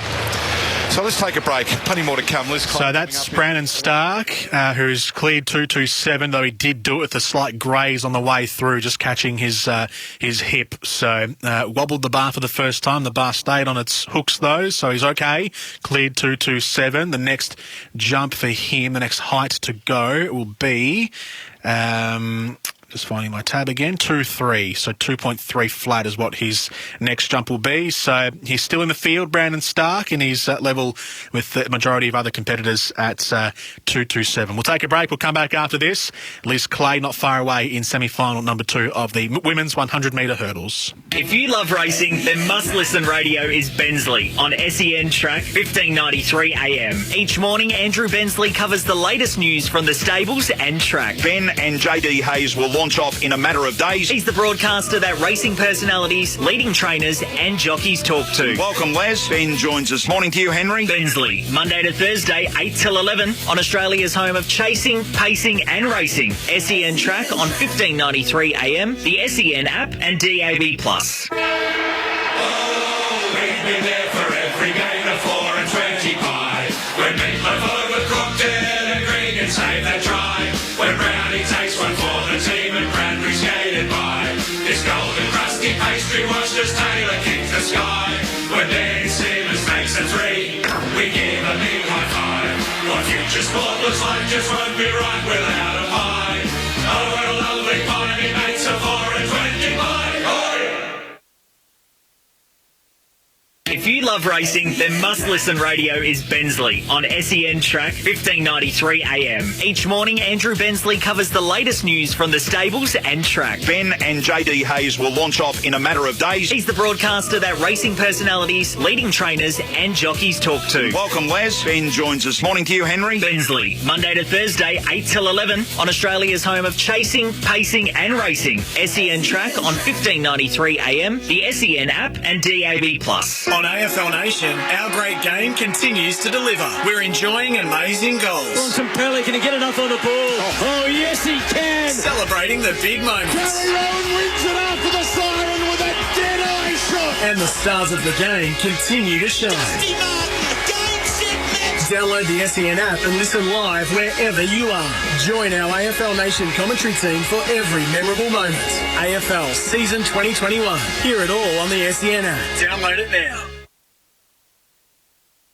If you love love racing, then must-listen radio is Bensley on SEN Track 1593 AM. Each morning, Andrew Bensley covers the latest news from the stables and track. Ben and JD Hayes will launch off in a matter of days. He's the broadcaster that racing personalities, leading trainers and jockeys talk to. Welcome, Les. Ben joins us. Morning to you, Henry. Bensley, Monday to Thursday, 8 till 11 on Australia's home of chasing, pacing and racing. SEN Track on 1593 AM, the SEN app and DAB+. Hi, I'm Charlie from Red Energy. The Australian-made logo is a true mark of Australian authenticity. So, for Red Energy to be certified to use the famous green and gold Australian-made logo, well, it's fair to say it's something we're pretty proud of. Here at Red, we're owned by the mighty Snowy Hydro, and that makes us 100% Australian. We're also based right here, so our team really understands your needs. So, if supporting Australian means something to you, switch to Red today. Call 131 806.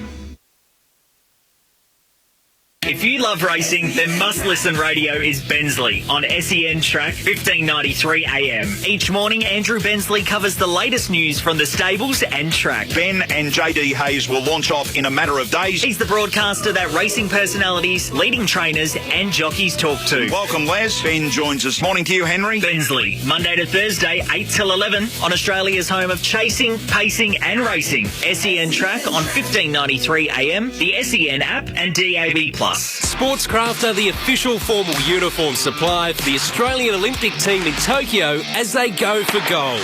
For your own podium finish style, discover the latest Sportscraft collection of men's clothing, including relaxed shirting, classic jackets, warm coats and chinos. All perfectly curated to bring quality, style and versatility to your wardrobe. Sportscraft, we are Team Australia. Discover the latest menswear collection online at sportscraft.com.au.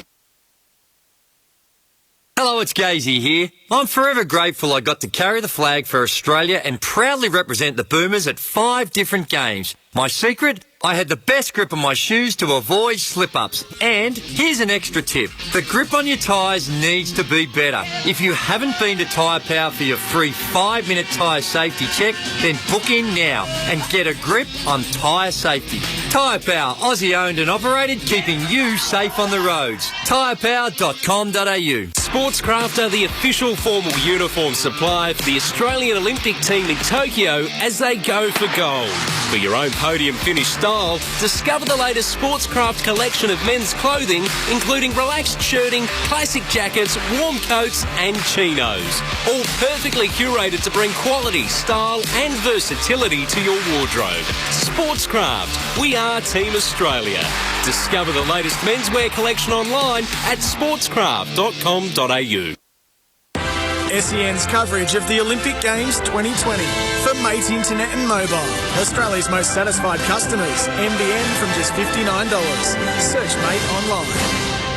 Welcome back to SEN's coverage of the Olympic Games. Jordan Canellis with you. We're just waiting for Liz Clay to take off in semi-final number 2, but they've had 2 false starts so far.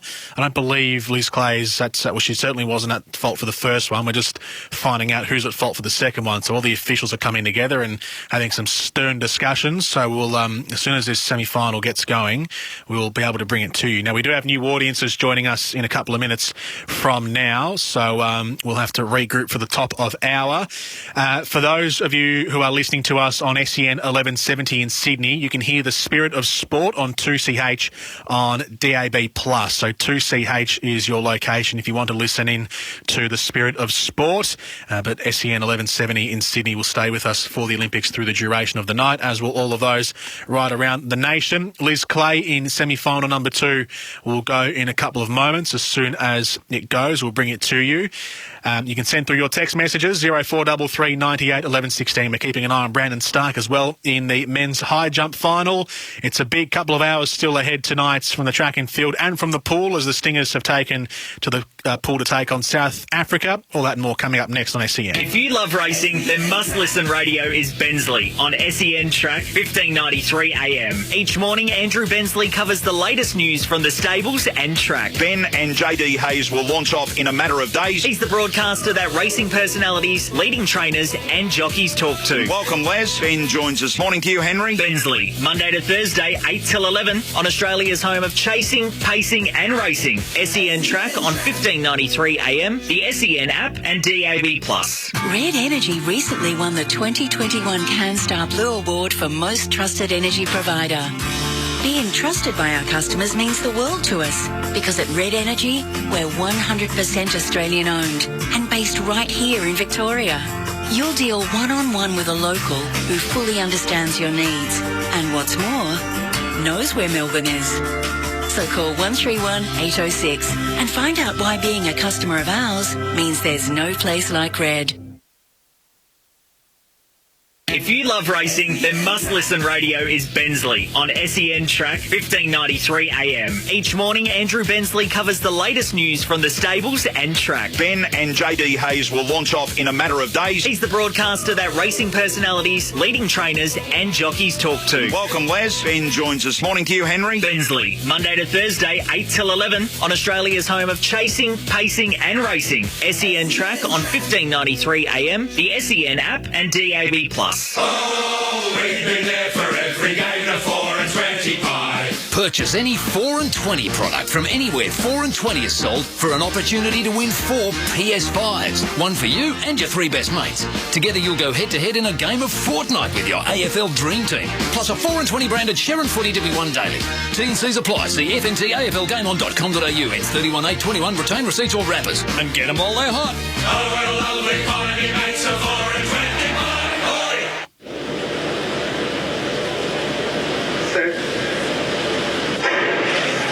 Well, we've waited a while. We're away. Clay away pretty well. Harrison clearly in front early. Anderson going strongly from Jamaica. Elizabeth third or fourth place at the moment. She's having a very good run. And Harrison was second. Clay's run on beauty. I think Anderson's tipped out. Harrison and Liz Clay has run a really competitive race here. And have a look at how quick they are here. It's 12.40. Liz has got to have had a fast time here. Something really quick. Liz has had a great race. You can see her on the screen saying, come on, begging for that time to come up. Hopefully it's a personal best. You know, she didn't get that trademark aggressive start to that first hurdle, which you can forgive her for because she would have been exhausted after doing 3 of them. But she remained composed. What's the time, Bruce? 12.71, so she's just inside her personal best. She's run the fastest race she's ever run in her life. And remember where she was 12 months ago. So Anderson's run 12.40. That is a massive breakthrough for her. Harrison's run 12.51. And Liz Clay at 12.71's in front of the Italian who breaks the national record. So you can see... Welcome to SEN's coverage of the Olympic Games 2020. For Mate Communications, award-winning Aussie service and a bonus title music subscription included on selected mobile plans. And Xero, invoicing but instantly, receipts but organised, cash flow but clearer. Try Xero free for 30 days. Search Xero, Xero. Welcome to SEN's coverage of the Olympics Tokyo 2020. Jordan Canellis with you for the night session. We false started our own opener on purpose because that was Liz Clay in the women's 100 metres semi-final of the hurdles, running in a time of 12.71, finishing third in the semi-final. The top 2 go through to the final of the 100 metre hurdles. So Brittany Anderson of Jamaica and Kendra Harrison of the USA do that. But the next 2 fastest qualifiers also go through. And so Liz Clay, having finished third with 1 more semi-final to come, puts herself in a very good position to perhaps go through as the next best into the 100 metre hurdles into the 100 metre hurdles final, that being the semi-final you heard a moment ago. It's been a blistering day for Australia in Tokyo. We had gold medals flying in from every angle in the afternoon, and we had 4 in total to make it our most successful day at the Olympics ever. This is the night session, day number 9 from the 2020 Tokyo Olympic Games. For Mate Communication, Australia's most satisfied customers. NBN from just $59. Search Mate online. And Xero, invoicing but instantly, receipts but organised, cash flow but clearer. Try Xero free for 30 days. Search Xero, Xero. We are in the thick of it all in the track and field events tonight. Brandon Stark is competing at the moment in the men's high jump. He's in the final, that is, the men's high jump final. He's about to go for 2 metres 30, so 2.3 metres is his next jump. As soon as he takes off, we'll get that commentary for you from Tokyo. So he's cleared his first 3 jumps quite comfortably. 2.19 he did with ease, as did most of the competitors in the field, which was jump number 1. 2.24 as well he did easily. 2.27, 2 metres 27 he did with a little bit more difficulty. He actually grazed it on the way through, and he wobbled the bar. The bar stayed in place, so he qualified it. That's all right, but 2.3 is his next jump. As soon as that comes through, we'll take it for you from Tokyo. The water polo is in action as well. The Stingers in the early stages of the second quarter, our women's team, and they've just scored a few moments ago to make it 2-0 against South Africa. So a 2-0 lead against South Africa in the group phase match in the water polo of the women's competition. We'll bring that to you when we clear our duties from the track and field, because it has been an eventful night from the track especially, and it could be as well from the field if Brandon Stark does well here in the men's final, I beg your pardon. Semi-finals and finals, I'm getting all the terminology mixed up because we've had an eventful night so far. Liz Clay there in the women's semi-final number 3 about to go in the women's hurdles, and Rowan Browning as well. Rowan Browning in the semi-finals has run. We'll bring you that replay to our new audiences in just a second. A quick recap of what's happened for Day 9 in Tokyo for Australia.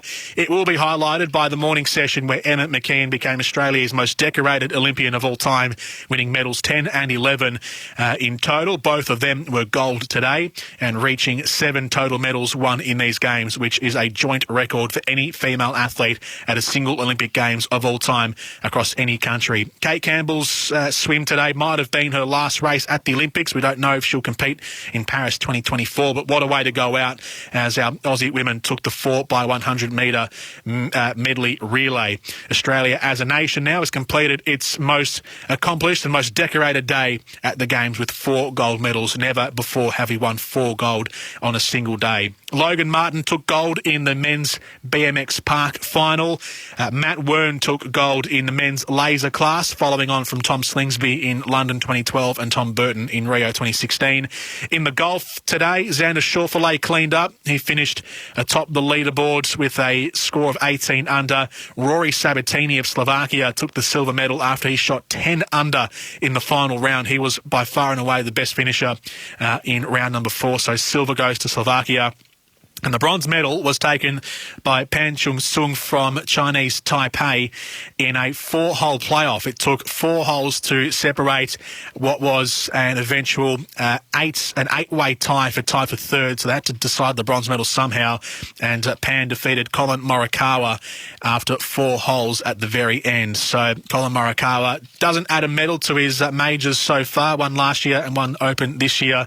But a bronze for Chinese Taipei. Semi-final number 3 is about to go in the women's 100-metre hurdles. As soon as we get to that, we'll recap what's happened tonight on the track from an Australian perspective. Bruce McAvaney and Tamsin Manu in commentary for you. Semi-final number 3 of the women's 100-metre hurdles.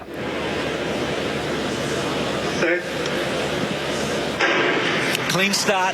Tapper got a good start. Camacho Quinn not as well away as Cunningham, but she's gathering them in very quickly.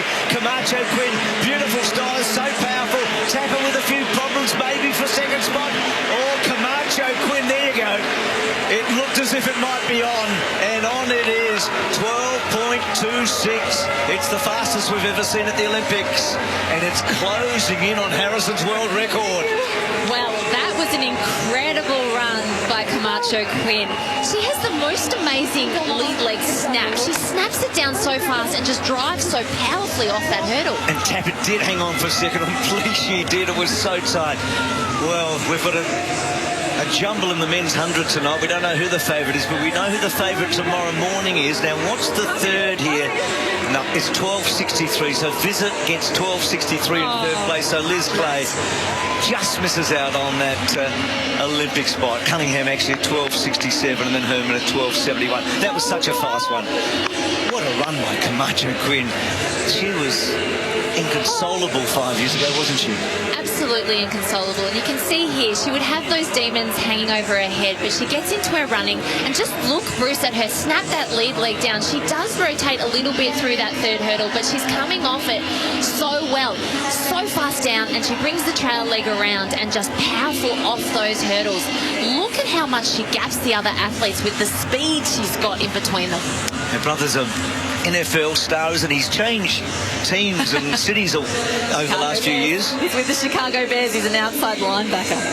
So he was with Dallas for a bit, wasn't he? And with Miami before that? Yes, that is exactly right. Have a look at the space here. I mean, world-class running behind at 12.62 and 12.63. Dave, that was pretty impressive. It was, Bruce, and I have to say that courtesy of my Twitter, people actually think that the sand is under investigation. It's not. It's just me that's got a question mark on it. The starter is definitely under investigation. Here's Barsham, 2:30. Good clearance for the two-time world champion. So that's a good effort. First up from Mutaz Barsham, starting to get a little more serious now. We've just lost one competitor, that's Tobey of Japan. And Barsham's the first jumper in the order here at 2:30.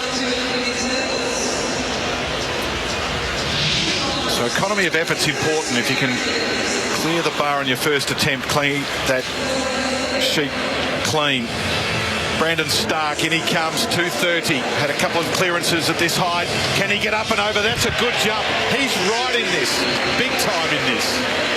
So Nedisakau has gone clear, so has Wu of Korea, and now Brandon Stark, the fourth man clear at 2:30. Look at that technique.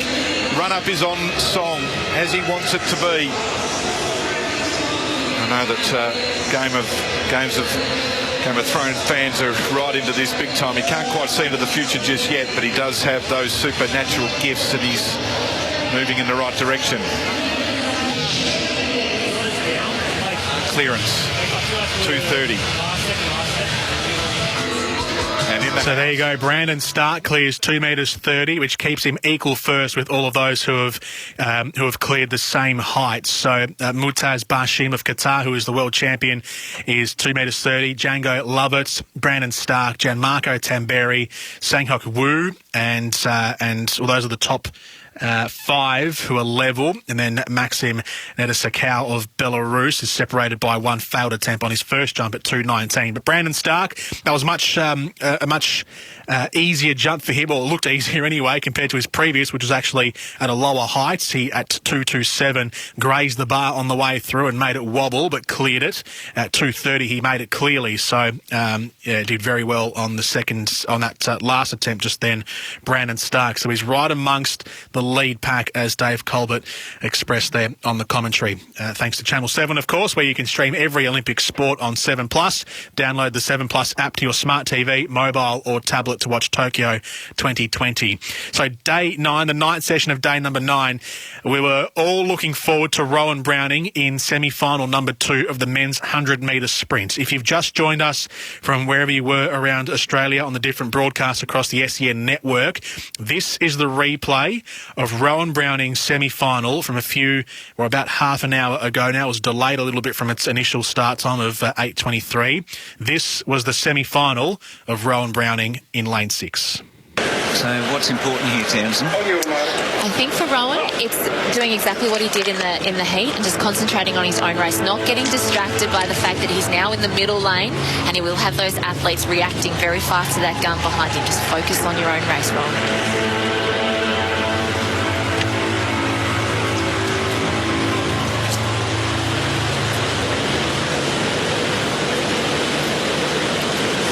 In that set position, the nation holds its breath.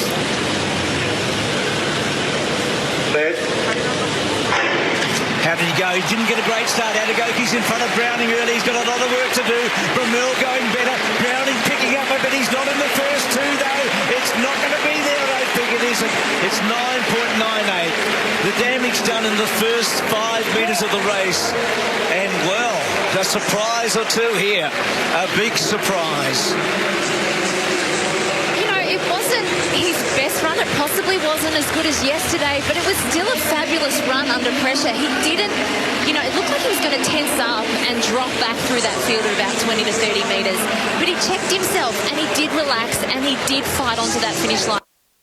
So that was semi-final number 2. Rowan Browning, unfortunately, doesn't qualify for the final. He finished 5th, though, and he did very well, actually, in the semi-final. He finished mid-pack. He finished with, so 5th, that's separated by the finer hundredths of a second and the like, and also split away by the reaction time. But his raw finish time was 10.09, which was level with Oblique Seville from Jamaica. So if you want to say equal 4th, you can say equal 4th, because they both ran 10.09. So 10.01 yesterday from Rowan Browning in the heats, 10.09, which doesn't qualify him, unfortunately, for the final. But this is still as successful a 100-metre competitor as we've had in quite some time at the Olympics. So Rowan Browning out in the semi-finals for Australia, but still hasn't put himself to shame whatsoever by his efforts last night and tonight.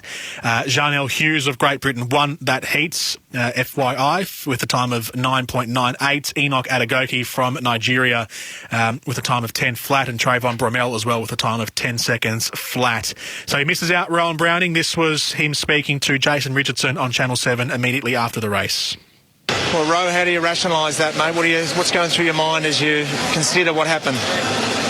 Yeah, it's tough, Richo. I mean, I just never got out, and then I had my work cut out for me. I feel like I came back well through the end of the race, but I just left myself with too much work to do, and it's only 100 metres. But, I've been consistent this year, and I've been knocking on the door of sub-10 and a big breakthrough. Hopefully it comes later in the year in Europe. I'll definitely walk away from this experience with a lot learned. What we love about you is your belief. And when you go back and watch that race, that first 5 metres, you look like you were aware that you probably didn't nail it, but then you stayed with the best in the world, mate. You've got to get a lot out of that. Yeah, thanks, Richard. I mean, I feel like this season I've had all the component parts of the race. It's just been about putting it together in one run, and it's coming. But, that's part of figuring out the event and racing at this championship level. I mean, in 2019 I came 40th. I ran basically dead last in my heat at the World Championships. So I'm heading in the right direction. Are you aware of the impact you've had in Australia? Australians were up and about last night when they saw you. Yeah, I've definitely felt the love and just been overwhelmed with support and messages. So thank you everybody for that. It's seriously just been so wonderful to receive that. Mate, you're 23 years of age. This is just the start of your journey. The future looks incredible, mate. We are going to have a lot of fun following you and supporting you all the way. Oh, thanks, Richard. Yeah, it's been great being here. So thanks everybody back home. I'm sorry I couldn't get it done the semi, but the next Olympics is only 3 more years away. Good on you. Rowan Browning with Jason Richardson, courtesy of Channel 7, right after the event. So he misses out on making the final, but not by much, really. When you add up and you accumulate all of the times from all of the 3 semi-finals out of the 24 competitors, Rowan Browning finished with the equal 12th best time. So he was right in the middle of the pack, keeping in mind it's the top 8 that get through to the final. So he was only a few places outside if he finished equal 12th. So that's very good from Rowan Browning. And as I said, one of the best sprinters that we've been able to send to the Olympics in the 100-metre sprints for quite a few decades now, back to the start of the century and end of the last century, as a matter of fact. So Rowan Browning not through to the final, but certainly walks away from Tokyo with a much bigger profile, I guess, in Australian sport, but comes back in a way a hero and a history maker, given it has been a couple of decades since we've sent someone that deep into the 100-metre sprint. Speaking of the 100-metre sprint semi-finals, semi-final number 3 was an absolute scorcher. So no Aussies in this, clearly, but let's play the replay for you of semi-final number 3 after it was one of the, not quite the, as we found out afterwards when they finalised all the times, but one of the fastest semi-finals that we've ever seen at the Olympics. This was semi number 3. So what have we got so far? We've got North America in the first of them, and in the second of them a bit of Europe, and tacked on some African blend to the mix.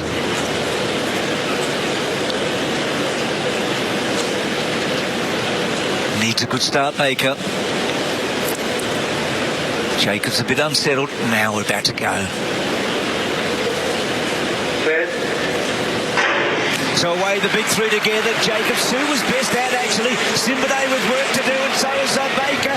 Sue's in front. Jacobs coming at him hard with Baker. Sue's got through. Second Asian ever to make a final. And the dip for second and third is oh so close on the time. Oh boy, 9.81. That will be the fastest semi-final ever at the Olympic Games. Gatlin ran 9.82 in London in 2012. If that holds up the 9.81. It didn't in the end. It was 9.83, the finalised time when they worked out all the hundredths of a second, but still 9.83 compared to 9.81 does make it one of the fastest ever semi-finals in Olympic history. So a time of 9.83, and Zhu Bangtin of China makes it through, and that was a semi-final with some pace. So 9.83 from Sue and also from Ronnie Baker of the United States, and Lamont Jacobs of Italy also set a European record with 9.84. So we haven't seen too many 9.8s. We've seen a couple of high 9.9, so 9.96, 9.98 and the like through the semis and the heats, but 9.98 in a semi-final is another level entirely. So the final field then for the men's 100-metre final, this will come up at about 10 to 11 tonight, so it's still a couple of hours away. We'll have it live for you though here on SEN. So Su Bingtian of China goes through as the top qualifier with a time of 9.83, equal with Ronnie Baker as well. They are just separated by reaction times and all the finer details, but Su goes in as the top qualifier. Ronnie Baker from the United States with a 9.83, Lamont Jacobs with a 9.84, Akani Simbine of South Africa with a 9.9, Fred Curley of the United States with a 9.96, Jarnell Hughes of Great Britain with a 9.98, Andre de Grasse, who made the final in Rio, with a 9.98, and then Enoch Adegoke goes through as the only qualifier outside the sub-zero times, but he ran a 10-second flat in the semi-finals. So that's the final pool for the men's 100-metre gold medal race later tonight. So for the first time in quite a few Olympic Games, there's no Jamaican representation. Oblique Seville of Jamaica and Johan Blake finished well outside the qualifying times.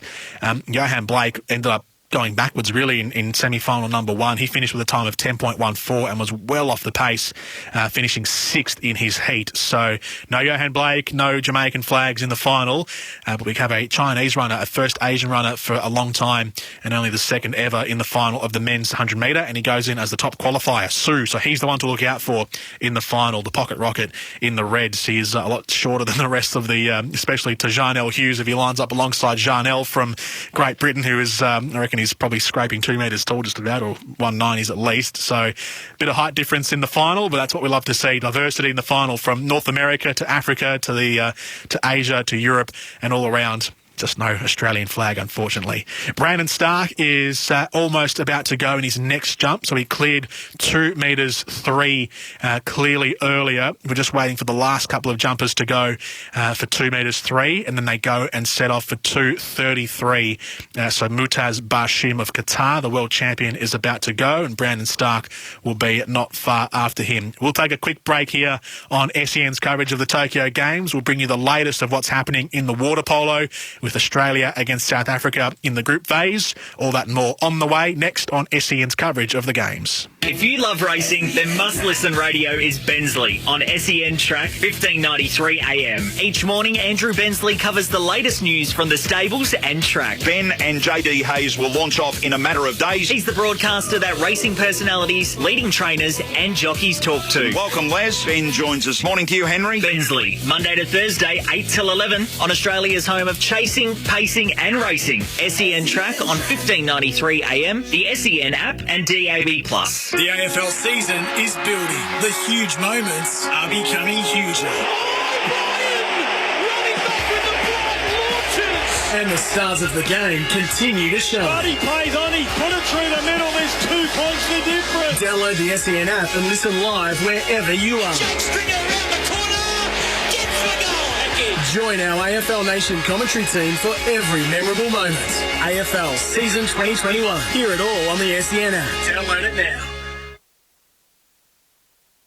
If you love racing, then must-listen radio is Bensley on SEN Track 1593 AM. Each morning, Andrew Bensley covers the latest news from the stables and track. Ben and JD Hayes will launch off in a matter of days. He's the broadcaster that racing personalities, leading trainers and jockeys talk to. Welcome, Les. Ben joins us. Morning to you, Henry. Bensley, Monday to Thursday, 8 till 11 on Australia's home of chasing, pacing and racing. SEN Track on 1593 AM, the SEN app and DAB+. Do you reckon there's a way to save money by bundling mobile and internet? Mate, choose a provider you can trust like a mate. Mate serves up NBN from just $59 a month with award-winning all-Aussie service. Bundle a mobile plan to save a further $10 a month on your internet. No contracts and no setup fees. Mate, how good's that? I know. What are you waiting for? Mate! Mate's got your back. Visit letsbemates.com.au.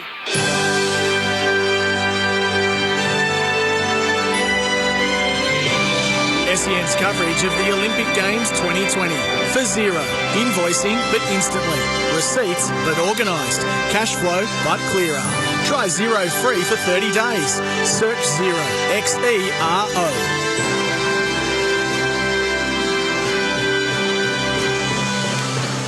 Tokyo 2020 Olympics on SEN. For Mate Communication, Australia's most satisfied customers, NBN from just $59. Search Mate online. And for Zero, invoicing but instantly, receipts but organised, cash flow but clearer. Try Zero free for 30 days. Search Zero, XERO. We'll bring you the highlights from the latest in the water polo. I'll give you a teaser though. Australia's absolutely clobbering South Africa right now, so we'll bring you the highlights in a moment. It's 9-1 in the third quarter for our Aussie women, who have dropped the last couple of games, so this is a much needed win for our women's water polo team. Brandon Stark, they're into the next phase of the high jump, so 2.33, that'd be a world record. 2.33 is the next jump, 2 metres 33, so Brandon Stark is 9th in the order of jumpers, and they're up to number 3 at the moment, so still 6 more until Brandon Stark gets to his next jump. We now enter the 800 metre phase of our night. 3 semi-finals on the way over the next 20 minutes, and we have a runner in each of the 3 semi-finals. Charlie Hunter is our first representative in the men's 800 metres semis. He's up in a couple of moments. Peter Boll, who set the Australian record for the 800 metres, is up after that, and then Jeffrey Risley is in semi-final number 3. But semi-final number 1, they're getting introduced now. They're about to step onto the blocks. Charlie Hunter is our Australian here. Let's cross over to Bruce and Tamsin for the call of the first semi of the 800. Remarkable persistence in trying to find your event later in your career. Great 400-metre hurdler, but has he found the event that is better suited to him? European indoor champion in front of a home crowd earlier this year. And Ayuni, the last of them in lane 2, was the African Games champion at 800 2 years ago. So the first 2 here, and then the next 2 fastest. Hunter, 3 from the right. Positioning so important in these races. It's not quite as tactical as the 1500. You have a little bit less time. So he's at the back, Hunter here. So Crestan and pushing up hard Lopez, and pushing up inside of him is Hoppel. So you can see Charlie there, 3 from the left now. Guice goes behind him. This is what Crestan did in the heat. He was pretty aggressive. So Charlie's got himself wide. He's moving up. Got shoved and got shoved forward. Actually, do that again, would you, Guice? Pushed him forward a little bit, you reckon, Bruce? You know what? Charlie's smart running, because when you have a quality field like this with faster personal best than yours, you're going to want to make sure that pace is on, so that if by chance you don't finish in that top 2, you get a fast time. And Charlie Hunter has got himself into a great position. Well, he's used to competitions with that NCAA. That was rough and ready, but that hasn't affected him at all. What's the 52.12 tell you? Yeah, no, it's pretty good. It's not slow and it's not super fast, but Charlie, if he hadn't have done that move, it may have really dawdled. So smart move. So Hoppel, Hunter for Australia. So the United States, Australia, Belgium. Carreur sits. Lopez sits just behind them. They'll wind it up here. And this is what the Belgian runner Creston did in the heat. He went very, very early, the long run for home. Just got to hold your form here, not panic. And oh, Charlie, he got edged out there. He got spooked out a little, didn't he? And now he's in all sorts of trouble. He puts his head down and he realises he's not where he wanted to be. As the sprint's on up front, Carew makes his run with Hoppel and Crestan. And now Lopez comes at all of them. The first two to get through. And Dobik getting up on the inside. There's 5 in a line. There might be 6 in a moment. Dobik gets the rails run and gets through. And so does Carew with Lopez in third spot. And we saw Hunter there. That was incredible, Bruce. It was. Charlie Hunter has missed up, Dave. Not messed up, he's missed out, I meant to say, in a rough and ready one. What a race we've had. Let's go back to the high jump. Unlucky, no doubt about that. Just got the wrong spot, the wrong time. So 2 more semis to come. Height of the bar, 2:33 here. Brandon Stark, 2 clear. Barsham, Nedisakau. Can Stark join them? This would be handy, to say the least. In he comes.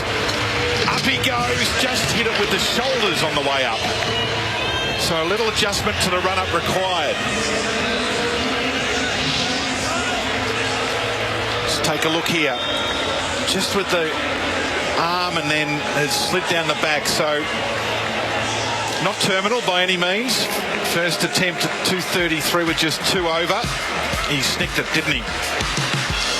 He did, 2:33. Brandon Stark, he misses it, so he's knocked it off with his shoulders, the high jump bar, so he misses that one, but he gets 2 more attempts. You get 3 attempts at every jump, and if you clear it, then you don't have to go through the other couple of attempts. So attempt 1 of 3 is a failure for Brandon Stark, but still 2 more to go, and we know he's got this in Brandon Stark. He did 2:30 before with ease, so 3 more centimetres. He'll get it. What do I know, really? I don't know much about high jumping as far as how difficult it can be, but it's a hard sport. But Brandon Stark, we have faith in him. So 2:33, he's got 2 more attempts at doing that, and he'll join, if he does, the likes of the world champ Mutaz Bashim from Qatar and Maxim Nedeskau of Belarus, who have cleared it. So there's actually been, just as I look through here, the jumpers, there's been only 2 of 8 jumpers so far in the high jump who have actually cleared 2.33. So this is proving to be pretty difficult. I was being tongue-in-cheek before, obviously. 2.33 is proving quite difficult, though, for most of the field here in the high jump. And this is the 5th jump, the 5th attempt for these high jumpers. So 2.35 is the next jump if they can clear, which the Qatari and the Belarusian have done. But the rest of them who have gone have all clipped the bar on the way through and sent it packing down. So Brandon Stark, we hope that he can get his next attempt. In the water polo right now, Australia is doing a number on South Africa. We'll bring you as much of this game as we possibly can, but clearly there's a lot going on at the track and in the field. This was Rowie Webster who put Australia 6-1 ahead a little earlier on in the evening. Not the greatest pass to Tilly Coon. She did well to pop it back. Nice pass in to Rowie Webster, and in it goes. They're out by 5. Yeah, good play there. A little bit of scrambling. Actually, I was very pleased to see Keisha Gophers down on that right-hand side of the play. She does a lot of work on the left-hand side. She's so fast and would open up our counter-attack if we can get her over there more often. And it's a really good finish there from Rowie Webster. So Rowie Webster, that was to put us 6-1 up, but it's been a goal flurry since then. We are 11-1 ahead, the Stingers, in this group match against South Africa. Our women's team in the water polo have just dropped a couple of their last games. They lost to Spain last time out. They beat the Netherlands before that, though, 15-12. So a win here would be very handy in the last group match.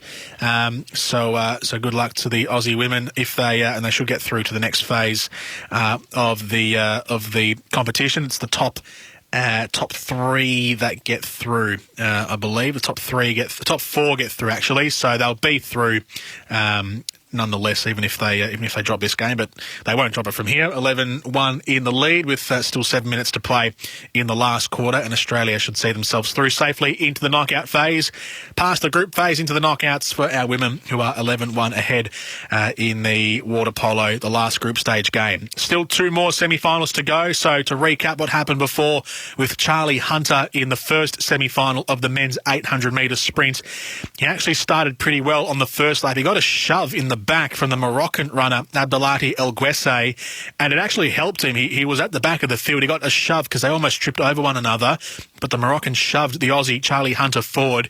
He ended up jumping up into second as a result of that shove forward, but then on the second lap around, a couple of the European runners, Patrick Dobrek of Poland, who won the semi-final, and also Elliot Creston of Belgium ended up overtaking our Aussie, and it was a five abreast finish to the end, and Patrick Dobrek of Poland won the semi-final, and Emmanuel Correa of Kenya came second. So they are into the final as the two first place getters. The next two fastest qualifiers across the cumulative standings from semi-final 1, 2 and 3 will make it into the final as well, but Charlie Hunter won't be in that group, unfortunately. Two more semi-finals to go. Peter Bowl is in semi-final number 2, and they are just pacing around behind the blocks at the moment. So Peter Bowl of Australia, who set the Australian record yesterday in the heats, is about to line up and is getting ready to go in the men's 800 metres. And then after that will be Jeff Risley in semi-final number 3. Coming up later on in about half an hour will be the women's beach volleyball round of 16. So the group phase is done, and the knockout phase begins tonight for Australia with Mariafe Artacho Del Solar and Talika Clancy against China. So that's the beach volleyball later on.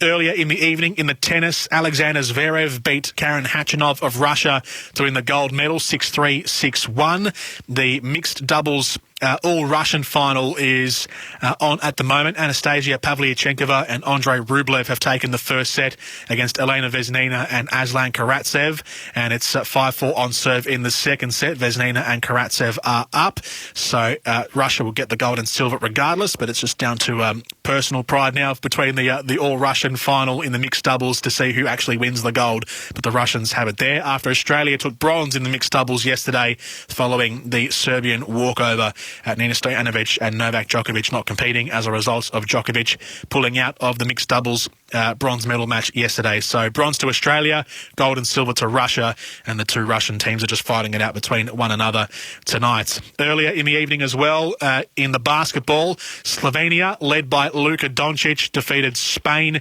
82 to, pardon me, that's a delayed score. Let me refresh the page. The final score was 95 to 87. Slovenia with the win, 95 to 87, and Luka Doncic helping his Slovenian team to the top of the group. This is the first time that they have been on top of the group at the Olympic. Sorry, the first time they've been at the Olympic Games ever since they seceded from Yugoslavia, and the Yugoslavian breakup. So Slovenia, first time at the Olympics as an independent nation and on top of the group. Luka Doncic with 12 points from 33 minutes on the court. And Spain go through anyway, regardless of the loss, because they finished top 2 in the group. Semi-final number 2 of the men's 800 metres. Peter Bowl is in lane number 6, and away they go. So he broke the Oceania record in the heat. What's he got here tonight in the semi-final? Can he make his way through to the final? He's pushing up hard. Like that early. He's had a good look at Twal outside of him. Saruni comes across an A-Rob, so Peter pushing and pushing.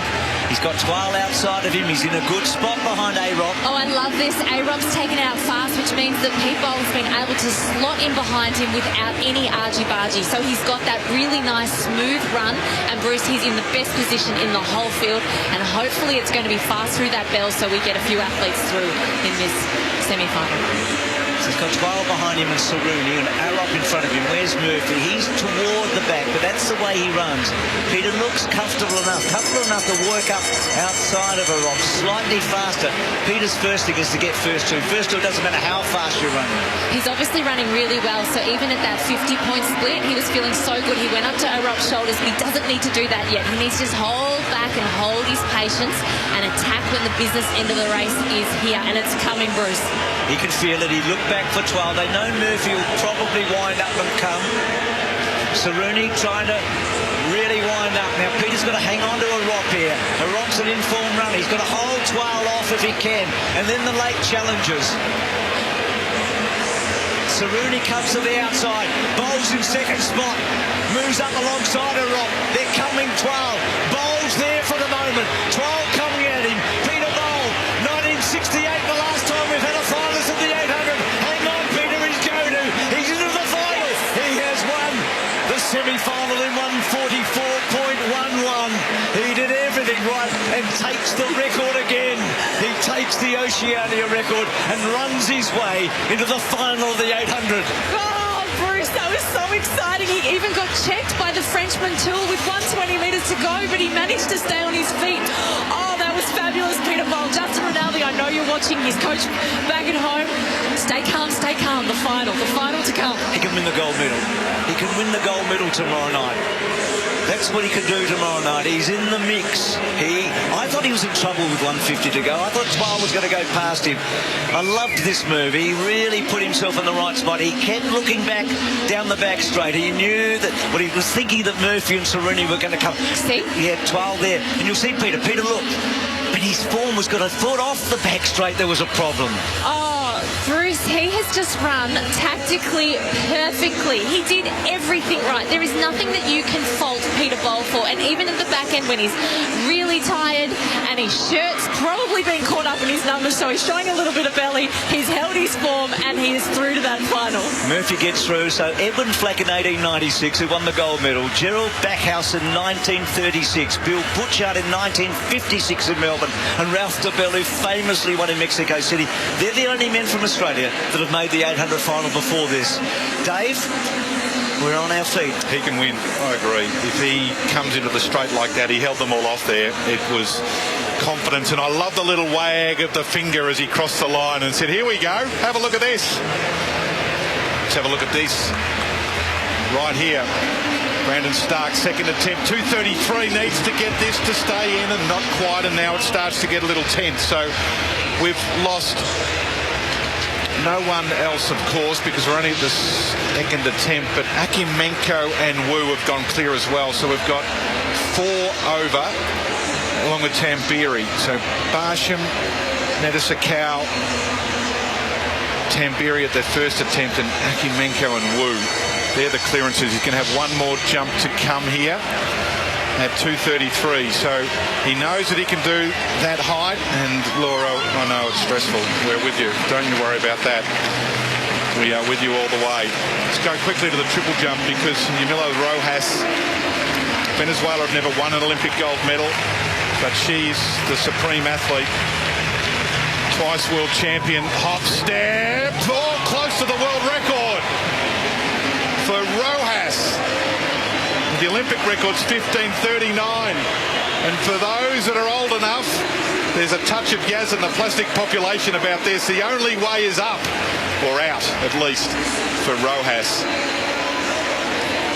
She's such a magnificent mover. 15:41, it's an Olympic record, and it's just 9 centimetres from the world record. Have a look at this.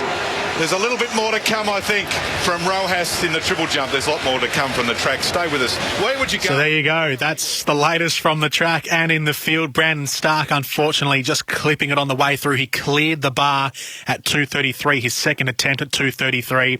He cleared it with his shoulders this time, which was what got him in the first attempt through his torso. But it was just the tip of his rear, his backside, which actually clipped the bar and sent it down. So he was that close. If he does similar again in the next jump, but just a fraction better, he should get it. So 2:33 is what they're jumping at the moment. He cleared 2:30, no problem. So 2:33 is giving a lot of athletes a bit of trouble. There's been 6 high jumpers who have managed to clear 2:33. So Brandon Stark is looking to do the same, and he's about to go again for his third jump. We'll bring that to you as soon as it comes to hand. But Peter Bowl in the 800 metres, winning the semi-final with a time of 1 minute 41.11.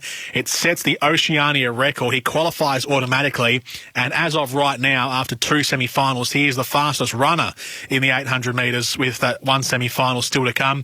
He's ahead of Clayton Murphy, who was in that same heat with him, and Gabriel Toual from France, who will go through, you'd imagine, with one of the best outside times outside of the top 2 automatic qualifiers to cross the line in the semis. But Peter Bowl, he had to dig deep. He was sitting in second behind the leader for most of the race and was doing very comfortable. Actually, let's go to Channel 7 at the moment, because Jason Richardson is catching up with Peter Bowl, giving us the double cobra. For an Australian since 1968. Congratulations.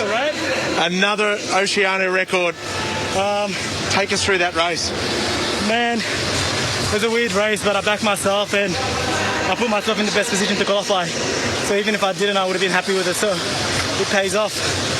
And then it's interesting, the last 50 metres, you're holding some of the best 800-metre runners in the world. Bruce McAvaney says straight away, this young man can win the gold medal. Oh man, that's a big call, but first thing is first. Job's done today, but there's still a lot to go. We can't underestimate any of these runners. Top of the world, any day someone can come out and beat you, so gotta stay focused, stay humble, creating a lot of noise back home, and just gotta stay humble with that. Certainly, and it's a great attitude, mate. We know that you'll get yourself set. So you debrief with Justin Rinaldi. What is the process going through to this final? He said don't make me cry today, and he also told me not to slow down. But man, winning, the feeling is winning is pretty great. I'll take winning over time any day. It's an incredible story. We have really enjoyed the whole process. We're going to carry it with you. Good luck for the final. Cool down. Can't wait to see you. Absolutely, 2 minutes. I'm taking everyone on the journey. My sister, she said she was so nervous. It's all over now. Just got to wait a few more days for it to go all over again. Peter, thank you. Brilliant, mate. Appreciate it. What a brilliant attitude. Peter Bowl speaking to Jason Richardson, courtesy of Channel 7. Brandon Stark, his third attempt at 2:33. Here he goes. Can he clear it? Third and final attempt. 2:33 to stay in the high jump. He goes over. He stays in it. This is a much better run-up. He had to... I reckon he took it back a fraction, if I had to guess, from here.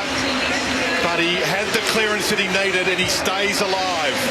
And that's all that matters for now, because the bar's going to go to 2:35, and that will sort out the medalists. So at the moment, we've got 6 clear, and he's 7 clear. He's in 7th spot. He's still alive. Yeah. Thumbs up. Laura. 2:33, he clears it on the last one. Brandon Stark, you little beauty, 2:33. So he goes now into the next phase of the high jump, and it's getting tense now. 2:35 is the next jump, 2 more centimetres added to the bar. Semi-final number 3 is about to go. Jeffrey Risley is the last competitor for Australia in semi-final number 3. He'll be in lane number 1. So to recap what's happened so far, with everything going on the track and in the field, there's a lot to get your head around. 800 metres right now is our focus. We've had 3, or there are 3 semi-finals. We've had 2 semi-finals so far. Charlie Hunter, unfortunately, in semi number 1, didn't qualify for Australia. Semi-final number 2, though, Peter Bowl, with an Oceania record, qualifying with the fastest time so far. Semi-final number 3 is about to go. They're just doing their stadium introductions at the moment. Jeffrey Risley in lane number 1 is... getting himself ready, and he'll be the last Australian to go. In the water polo, Australia have defeated South Africa 14-1, so a very, very heavy victory for the Aussies in our last group stage match, and that'll send us through to the knockout phase. The 800-metre final, just so you're aware, is on the 4th of August, which is Wednesday night, and that'll be at 10 p.m. So Wednesday at 10 p.m. is the 800-metre final. Peter Bowles in there already as a top qualifier so far, with 1 more semi to come. Jeff Risley for Australia in lane number 1 is about to go. Alongside Pete Bowl, and he would have seen that, and he would have seen Stark over.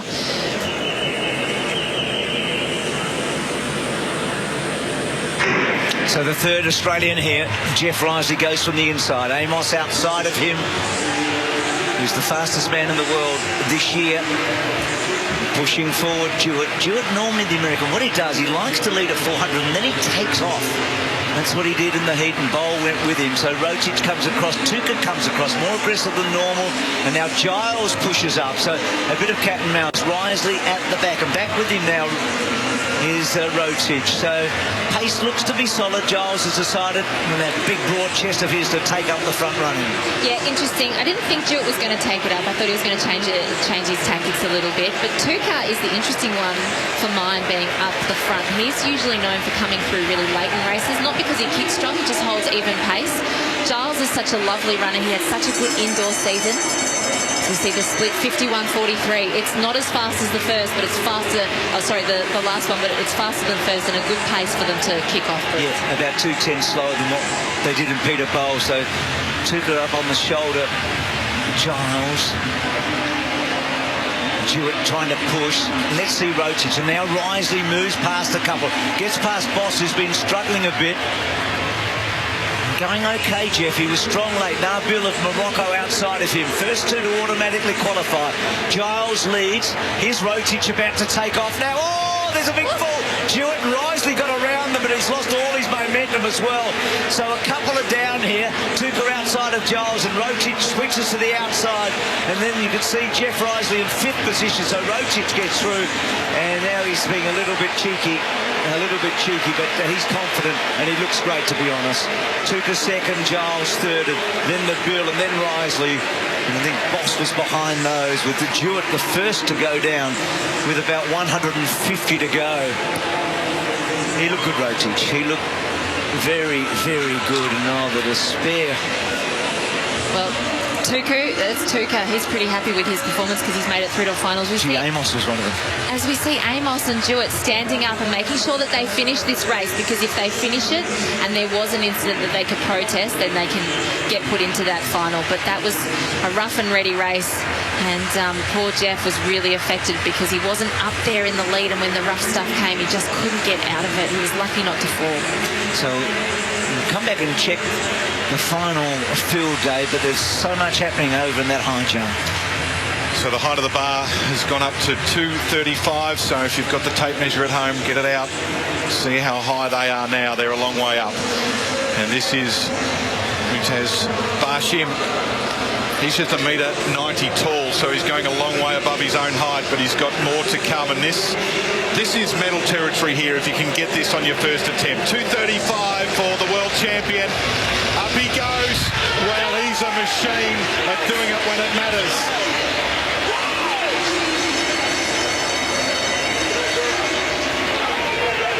And lots of screaming too, and why wouldn't you? Can't never win an Olympic gold medal. Now build him a palace if he can be successful and take home the prize that he doesn't have, which is the Olympic gold medal. So Mutaz Bashim of Qatar, easy 235. He is the front runner by far in the men's high jump final tonight. A gold medal will be awarded tonight in the men's high jump, and Mutaz Bashim, who is one of the most accomplished high jumpers going around in the world right now. He won a silver medal in Rio de Janeiro. He won bronze in London, so he's going for the gold here. He's a 2-time world champion in the last 2 meets in Doha and London at the high jump. He's won the indoor world championship. He's won the Asian indoor championship.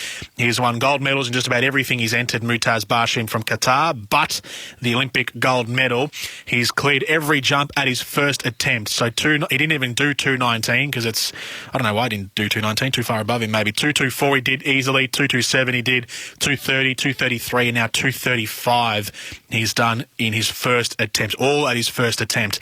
Brandon Stark is due up shortly, so we'll get to him as soon as he goes. Jeffrey Risley in that last semi-final of the men's 800 metres finished 5th overall. As you heard during the race, Isaiah Jewett of the United States and Nigel Amos of Botswana came together and hit the deck, and Jeffrey Risley was right behind them as they collided and fell to the ground. So Risley had to skip around them to avoid falling over himself. But as a result of that, as Bruce pointed out on the commentary, it just halted his momentum for a little bit. And in that last 200 metres or so, you could really see him grimacing and labouring through those last 200 metres because of that break in rhythm. He was probably going to finish around midfield anyway because Ferguson Rotich of Kenya really streaked away and took the semi-final with a time of 1:44.04. So the final summary of all the runners together, that last, so when you combine all 3 semi-finals and all their times, Ferguson Rotich goes through with the fastest time of 1:44.04. Peter Boll, the Aussie, is the second fastest from the semi-finals with a time of 1:44.11. So those are the top 2 qualifiers, and they are through to the 800 metre final on Wednesday night. Charlie Hunter and Jeffrey Risley both miss out from Australia, but we have representation nation in green and gold in the men's 800 metre final in a couple of nights from now, and that will be one of the main events from an Australian perspective on Wednesday night at 10 p.m. Mark it in your calendars. We'll take a break here on SEN. Our coverage of the Olympic Games continues next. There's still plenty more to come. The men's 100 metre final, of course, is still to come later tonight. That is at 10 to 11. So in an hour from now, the men's 100 metre final will jump, and we still await how this men's high jump final concludes. Brandon Stark is still alive. More on SEN after this. Sportscraft are the official formal uniform supply for the Australian Olympic team in Tokyo as they go for gold. For your own podium finish style, discover the latest Sportscraft collection of men's clothing, including relaxed shirting, classic jackets, warm coats and chinos. All perfectly curated to bring quality, style and versatility to your wardrobe. Sportscraft, we are Team Australia. Discover the latest menswear collection online at sportscraft.com.au. Red Energy is 100% owned by the mighty Snowy Hydro, and that makes us as Aussie as the gold rush. We're based right here in Victoria and have been providing electricity and gas to thousands of homes in Ballarat for years. So, if you want an energy company that's 100% Australian owned, supports Aussie jobs and is committed to supporting the economy, call our Victorian-based contact centre on 131 806 to make the switch today.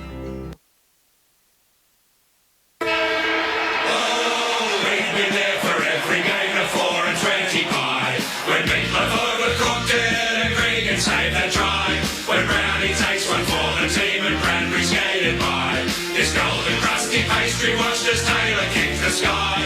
When Ben Simmons makes a three, we give a big high five. What future sport looks like just won't be right without a pie. Oh, what a lovely pie, he makes a 4 and 20 pie. Oh.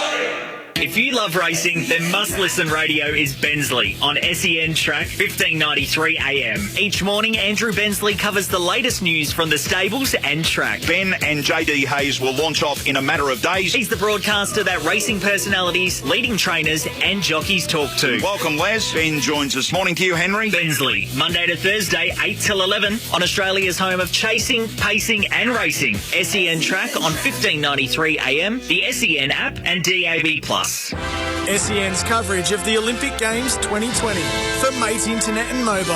Australia's most satisfied customers. NBN from just $59. Search Mate online. Tokyo 2020 here on SEN. Jordan Canellis with you, taking you through the night session of day number 9, which has been highly eventful. We had a great day in the afternoon, winning 4 gold medals.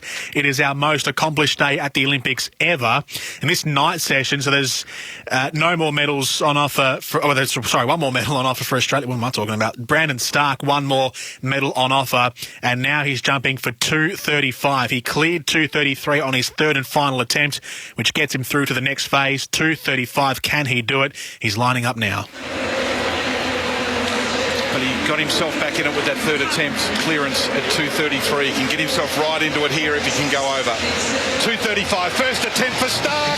He gets it. Stay on. It wobbles. It stays there. Brandon Stark's roommate Matthew Denny finished 4th in the discus yesterday with a personal best, and Stark here, she gave it a wobble, but it stayed on. It's the best jump ever by an Australian at the Olympics. Tim Forsyth, 2:34, got the bronze. 2:35.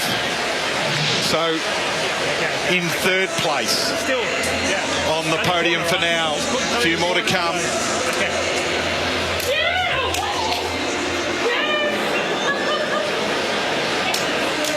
Plenty of questions about Laura while she's watching it on the computer. I think she's watching the app where there's live action as well as on the screens of 7.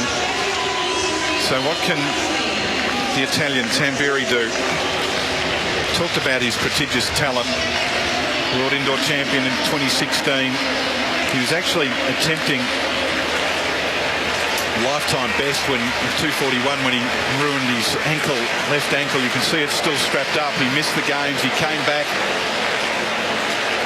He's had a clean sheet so far to 2:33, so he's having a good night on the high jump fan. In he comes, the Italian. Plenty of speed. Oh, that's a big jump as well, so it's all happening. And that is nothing but net.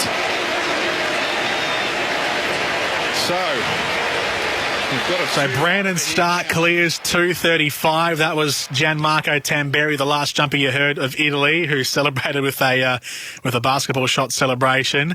And now we go up to 2:37. There's still 2 more jumpers to go who are still in and alive at this phase at 2:35. So Maxim Nedesakal from Belarus and Mikhail Akimenko from Russia still have a couple of attempts between themselves to get 2:35. But there's only 6 jumpers still alive now. So Mutaz Bashim, who is one of the most accomplished high jumpers in the world in the modern era from Qatar, has cleared every jump so far with his first attempt, as has Gianmarco Tamberi of Italy, who also has cleared every jump with his first attempt. Woo Sang-hyuk from South Korea is still alive. Brandon Stark is still alive. And now we just await Maxim Nedesakal and Mikhail Akimenko from Russia. So 2:37 is the next jump.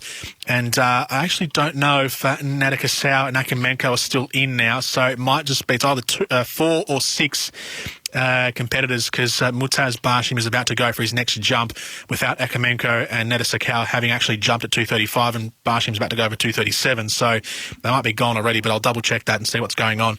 On the other side of this, all of this, of course, is thanks to Channel 7. Stream every Olympic sport on 7 Plus. Download the 7 Plus app to your smart TV, mobile or tablet to watch Tokyo 2020.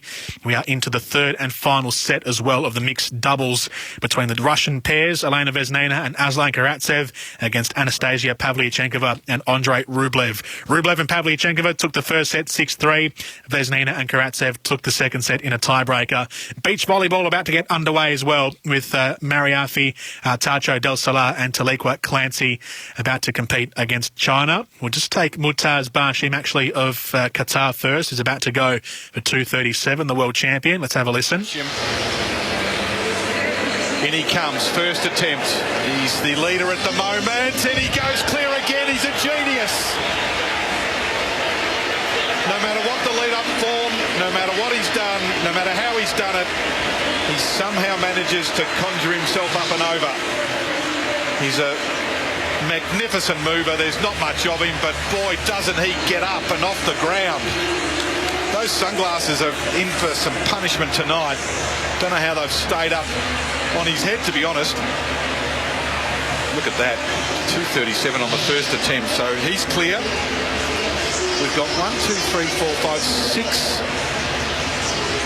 6 still in the competition, because Nedesakal and Akimenko passed after missing Nedesakal first attempt and Akimenko's second attempt. So they'll have 2 and 1 jump only at this height. Here's Nedesakal now. So he's only got... So Nedesakal and Akimenko are still in after they chose to pass on 2:35, which gets them into the 2:37 phase. So still 6 competitors alive in the men's high jump final, 2:37. Again, Mutaz Bashim, who is just exhibiting his quality at the moment at the high jump. Again, first attempt at 2:37. He's got it through. So all of his jumps so far, and especially once you get past 2:30, you're starting to get into real elite territory. So 2:37, did it with ease. Brandon Stark is up in a couple of jumpers. We'll take a break. We'll come back after this and we'll keep tracking the progress of Brandon Stark in the men's high jump final. I just really want customer support from someone close by. True Blue award-winning Aussie support, you betcha. Mate has got your back. Mate serves up award-winning internet and mobile. Get unlimited talk and text, plus great data inclusions with data banking of unused data up to 100 gigabytes from only $20 a month. Plus, you get a Tidal Music subscription included free with selected plans. Mate, how good's that? What are you waiting for, mate? Choose a provider you can trust, like Mate. Visit letsbemates.com.au. Hi, I'm Tim from Red Energy. The Australian-made logo is a true mark of Australian authenticity. So, for Red Energy to be certified to use the famous green and gold Australian-made logo, well, it's fair to say it's something we're pretty proud of. Here at Red, we're owned by the mighty Snowy Hydro, and that makes us 100% Australian.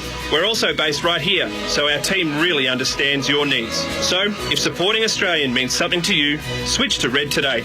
Call 131 806. If you love racing, then must-listen radio is Bensley on SEN Track 1593 AM. Each morning, Andrew Bensley covers the latest news from the stables and track. Ben and JD Hayes will launch off in a matter of days. He's the broadcaster that racing personalities, leading trainers and jockeys talk to. Welcome, Les. Ben joins us. Morning to you, Henry. Bensley, Monday to Thursday, 8 till 11 on Australia's home of chasing, pacing and racing. SEN Track on 1593 AM, the SEN app and DAB+. As a bloke, we don't like arriving early in the bedroom, or the bathroom, hotel room, sheepskin floor rug, car, or wherever you are. But you do want to feel comfortable talking about a solution. Pilot.com.au is your online men's health navigator. No talking, just a fast, text-based consult with an Australian doctor. Online assessments, real treatments, discreet shipping. Pilot is your online men's health navigator. Pilot.com.au.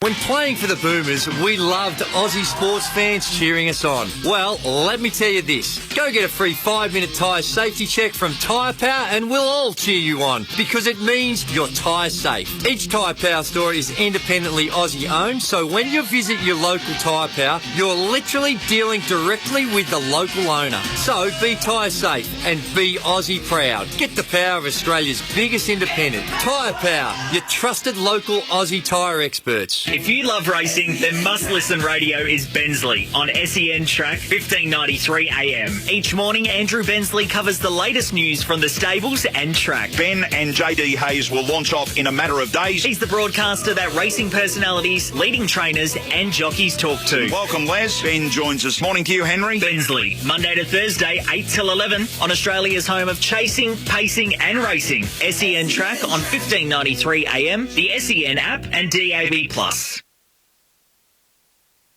As the Aussie athletes compete overseas for glory, they rely on our supports. It's the same for tyre safety here at home. We rely on the support of Tyre Power to steer us safely on the roads. If you haven't been to Tyre Power for your free 5-minute tyre safety check, then book in now and experience the CanStar Blue award-winning customer service. Get the power of Australia's biggest independent, Tyre Power. Aussie owned and operated, keeping you safe on the roads. Tyrepower.com.au. If you love racing, then must-listen radio is Bensley on SEN Track 1593 AM. Each morning, Andrew Bensley covers the latest news from the stables and track. Ben and JD Hayes will launch off in a matter of days. He's the broadcaster that racing personalities, leading trainers and jockeys talk to. Welcome, Les. Ben joins us. Morning to you, Henry. Bensley, Monday to Thursday, 8 till 11 on Australia's home of chasing, pacing and racing. SEN Track on 1593 AM, the SEN app and DAB+.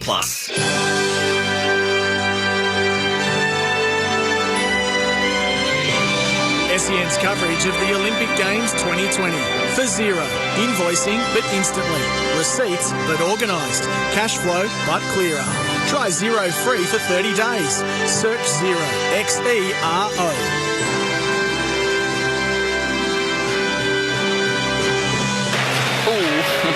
So the Australians win 14-1 here, and as we've mentioned, they will play Russia in the quarterfinals. The winner of that match is going to line up against the winner of the United States-Canada match. So the Australians through to the quarters. First part of this task, Deb, is done.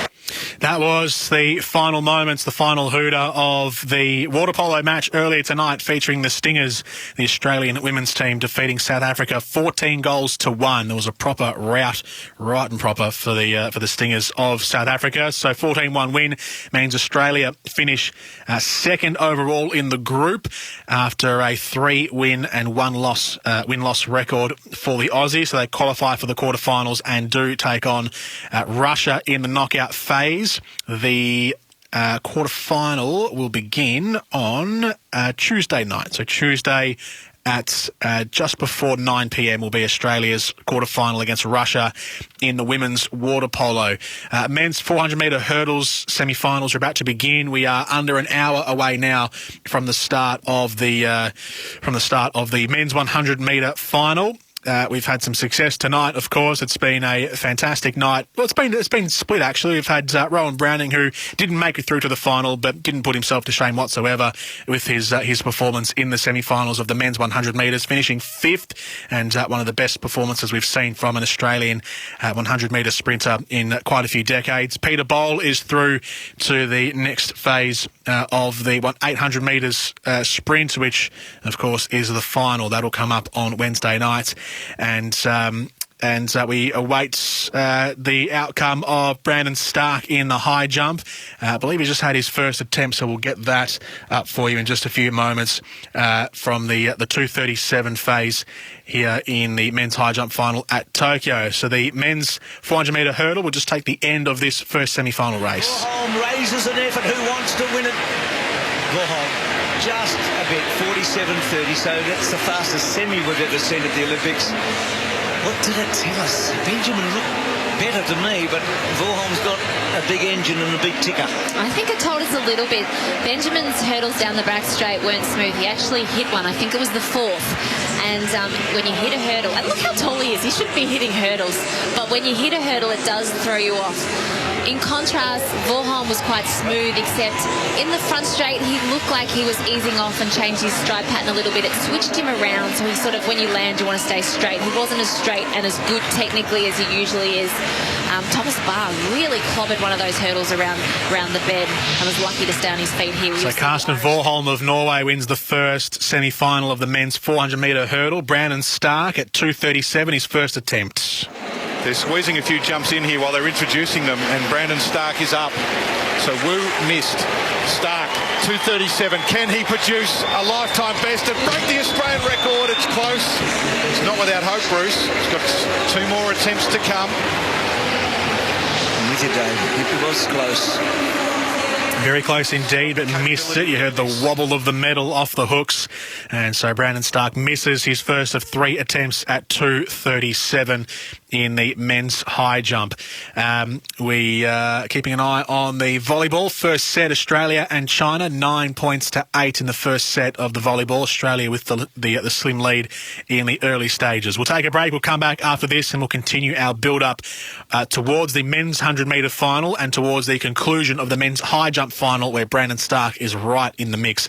All that and more to come here on SEN's coverage of the Tokyo Games. If you love racing, then must-listen radio is Bensley on SEN Track 1593 AM. Each morning, Andrew Bensley covers the latest news from the stables and track. Ben and JD Hayes will launch off in a matter of days. He's the broadcaster that racing personalities, leading trainers and jockeys talk to. Welcome, Les. Ben joins us. Morning to you, Henry. Bensley, Monday to Thursday, 8 till 11 on Australia's home of chasing, pacing and racing. SEN Track on 1593 AM, the SEN app and DAB+. Gazy, as an Aussie athlete, you did it all. Carrying the flag for Australia has to be right up there. Well, Jared, it was an amazing honour. And if scores are close, who should we rely on in the last 5 minutes? These days, G, always Tyre Power. A quick, free 5-minute tyre safety check at Tyre Power and you're on your way to a podium finish, G. Protecting your family on the roads is more important than any medal. Tyre Power, Aussie owned and operated. Your trusted tyre experts. tyrepower.com.au.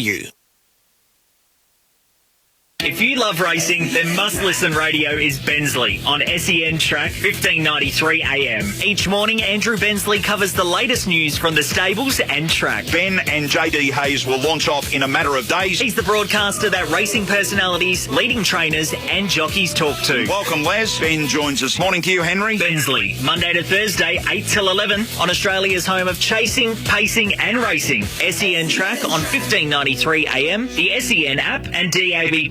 Do you reckon there's a way to save money by bundling mobile and internet? Mate, choose a provider you can trust like a mate. Mate serves up NBN from just $59 a month with award-winning all Aussie service. Bundle a mobile plan to save a further $10 a month on your internet. No contracts and no setup fees. Mate, how good's that? I know. What are you waiting for? Mate! Mate's got your back. Visit letsbemates.com.au. As we cheer on our athletes, there's a star of Australia you can always rely on, and that's Tyre Power. Each Tyre Power store is independently Aussie owned. When you visit your local Tyre Power, you're literally dealing directly with the local owner. And Tyre Power dealers love a podium finish, having recently won CanStar Blues prestigious events across customer service, value for money, plus the highly sought after overall satisfaction events. Tyre Power, your trusted local Aussie tyre experts. Get the power of Australia's biggest independent. If you love racing, then Must Listen Radio is Bensley on SEN Track 1593 AM. Each morning, Andrew Bensley covers the latest news from the stables and track. Ben and JD Hayes will launch off in a matter of days. He's the broadcaster that racing personalities, leading trainers and jockeys talk to. Welcome, Les. Ben joins us. Morning to you, Henry. Bensley, Monday to Thursday, 8 till 11 on Australia's home of chasing, pacing and racing. SEN Track on 1593 AM, the SEN app and DAB+.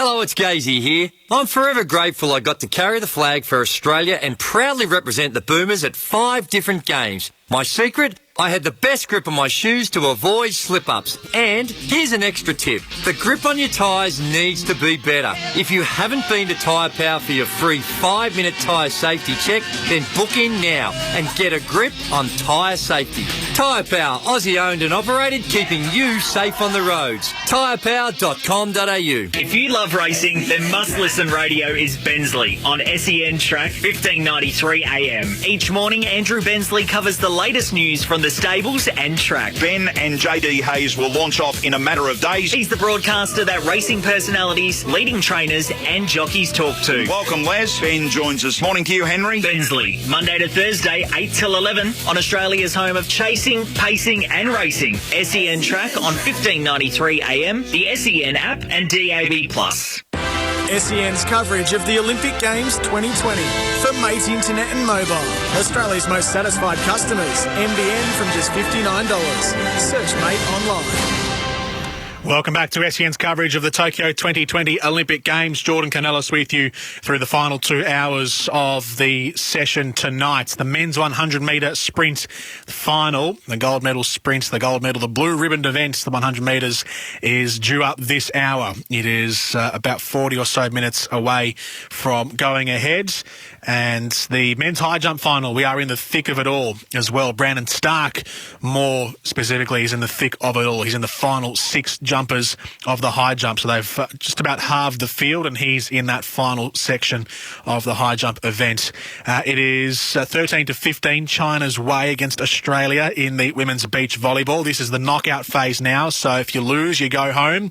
If you win, you are pretty close to getting a medal. If they win this one, Mariafe Artacho del Solar and Taliqua Clancy, they get into the quarterfinals, and then after that the semi-finals, which you could almost touch a bronze medal after that. So round of 16 though is the first port of call for these for our girls, Artacho del Solar and Clancy in the round of 16 against China. The men's 400-metre hurdles are in the midst of their races at the moment. So semi-final number 1 was run and won earlier. Semi-final number 2, they are lining up on the blocks. Medals that have been awarded today across the competitions at Tokyo. We check the medal tally, and the medals for Rebel Sport. Sporting dreams start at Rebel, rebelsport.com. In the men's floor exercise in the artistic gymnastics, it was Artem Dolgopiat from Israel, who took gold from Raduli Zapata of Spain and Zhao Ruting from China. In the men's pommel horse, Max Whitlock from Great Britain defended his title. Li Chi-kai from Chinese Taipei got silver, and Kazuma Kaya from Japan took bronze. In the women's vault, Rebecca Andrade from Brazil was gold with the gold medal. Michaela Skinner from the United States took the silver, and Yoseo Jong from South Korea took the bronze. And in the uneven bars, Belgium, Nina Dervail from Belgium took gold. Anastasia Ilyankova from Russia took silver, and Suni Lee from the United States took bronze after she won the all-round gold medal a couple of days ago. The other medals today in the women's shot put earlier this morning, it was Gongli Zhao from China took gold, Raven Saunders from the United States took silver, and Valerie Adams at 36 years of age from New Zealand took the bronze. Now, Valerie Adams has been one of the world's best shot putters for quite a long time now. She's won Diamond League events, she's won World Championship medals, she's won, I think, 4 World Championship gold medals in the shot put before, and at the age of 36, she is still in the medal hunt. She's a 2-time Olympic gold medalist back in Beijing and in London. She was the silver medalist in Rio 5 years ago, and now has won and has now won bronze in Tokyo in these Olympic Games. So Valerie Adams, who is the younger sister of Stephen Adams, who plays in the NBA, she's still winning medals at 36 years old from New Zealand. Other medals today include Alexander Zverev, who took gold in the men's tennis final against Karen Khachanov, with Pablo Carreño Busta taking bronze yesterday. There are still a couple of medals to be handed out in the badminton tonight, the women's singles badminton final coming up later on. There were medals in the BMX earlier today in the women's final. It was Charlotte Worthington from Hannah Roberts and Nikita Ducaro of Great Britain, the United States and Switzerland respectively. Logan Martin of Australia took gold in the men's BMX final from Daniel Dares from Venezuela and Declan Brooks from Great Britain. In the diving final, it was Shi-Ting Mao from China, from Wang Han of China, and Krista Palmer from the United States in the bronze medal position in the 3-metre women's springboard final. Xander Schauffele took gold in the men's golf competition. Rory Sabatini from Slovakia was the silver medalist, and Shensung Pan from Chinese Taipei won the bronze medal. We had in the sailing early today, Matt Wern from Australia took gold from Tonchi Stepanovic and Herman Tomsgaard. So another gold for Australia in the men's laser after Tom Slingsby did it back in London 2012 and Tom Burton did it in Rio 2016. In the women's laser radial, the one-person event, Anne-Marie Rindum took gold for Denmark from Josephine Olsen of Sweden and Marit Bovmeister of the Netherlands. And then there was a whole bunch of medals handed out on the final day of the swimming events. The men's 50-metre freestyle, Caleb Dressel took gold from Florent Manadou of France and Bruno Fratis of Brazil. Emma McKeon won gold in the women's 50-metre freestyle for Australia, ahead of Sarah Sjostrom from Sweden and Pernille Bloom from Denmark. Bobby Fink of the United States won the men's 1,500-metre freestyle final from Mikhailo Romanchuk of Ukraine and Florian Welbrock of Germany. Australia, the USA and Canada finished in that order in the women's 4x100 metre medley relay final, and the United States from the UK and Italy took gold in the men's 4x100 metre medley relay final. And then in the tennis, as I said, Alexander Zverev against Karen Khachanov. The Czech pair, Barbora Krejcikova and Katerina Siniakova from Belinda Bencic and Victoria Golubic took the women's doubles. Let's go back quickly to the men's high jump because we've got the world champion jumping. The Olympic record, pretty close. Only Charles Austin, when he won in Atlanta, has jumped 2:39 in the Olympic Games. So Barsham misses. We've got 6 remaining. Brandon Stark is in at 2:39. We're going to take a quick break and come back. So Mutaz Barshim misses 2:39. Now, just an update on Brandon Stark. He missed his first attempt at 2:37. He elected to pass. So I think each competitor gets a pass.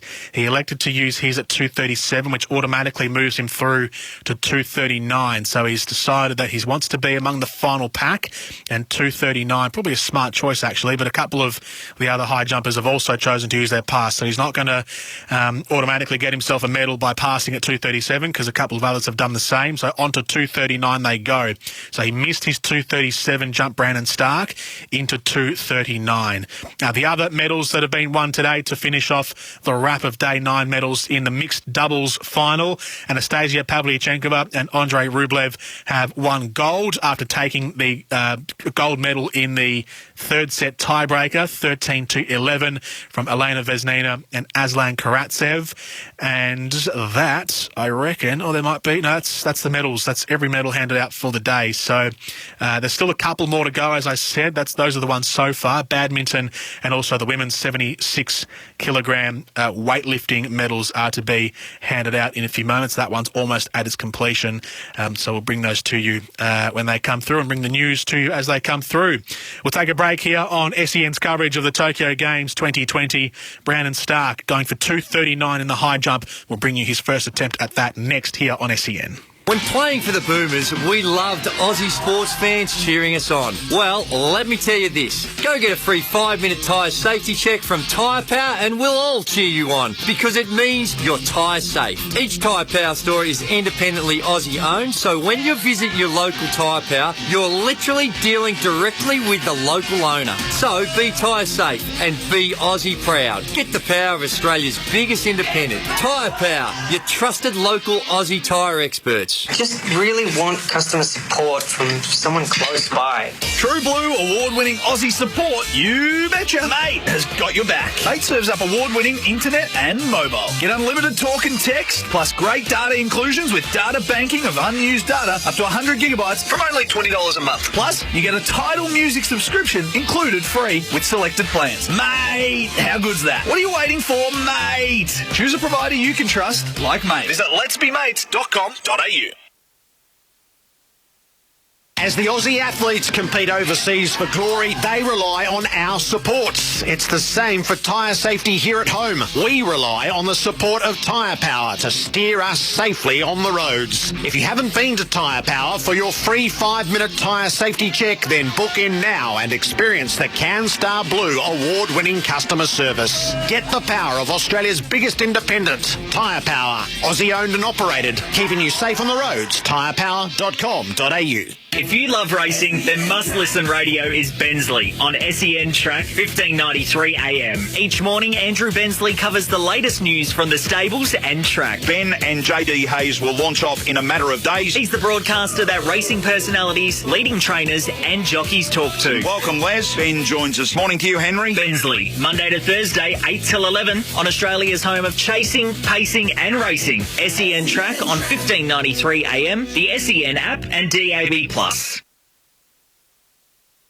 Do you reckon there's a way to save money by bundling mobile and internet? Mate, choose a provider you can trust, like a Mate.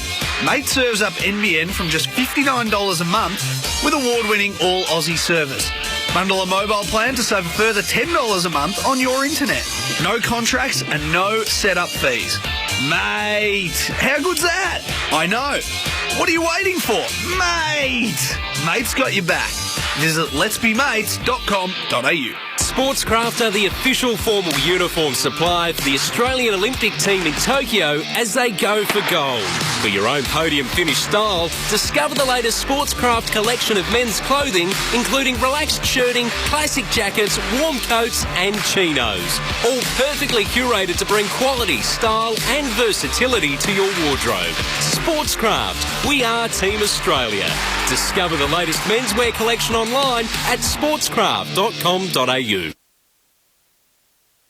Gazy, as an Aussie athlete, you did it all. Carrying the flag for Australia has to be right up there. Well, Jared, it was an amazing honour. And if scores are close, who should we rely on in the last 5 minutes? These days, G, always Tyre Power. A quick, free 5-minute tyre safety check at Tyre Power and you're on your way to a podium finish, G. Protecting your family on the roads is more important than any medal. Tyre Power, Aussie owned and operated. Your trusted tyre experts. Tyrepower.com.au. If you love racing, then must-listen radio is Bensley on SEN Track 1593 AM. Each morning, Andrew Bensley covers the latest news from the stables and track. Ben and JD Hayes will launch off in a matter of days. He's the broadcaster that racing personalities, leading trainers and jockeys talk to. Welcome, Les. Ben joins us. Morning to you, Henry. Bensley, Monday to Thursday, 8 till 11 on Australia's home of chasing, pacing and racing. SEN Track on 1593 AM, the SEN app and DAB+.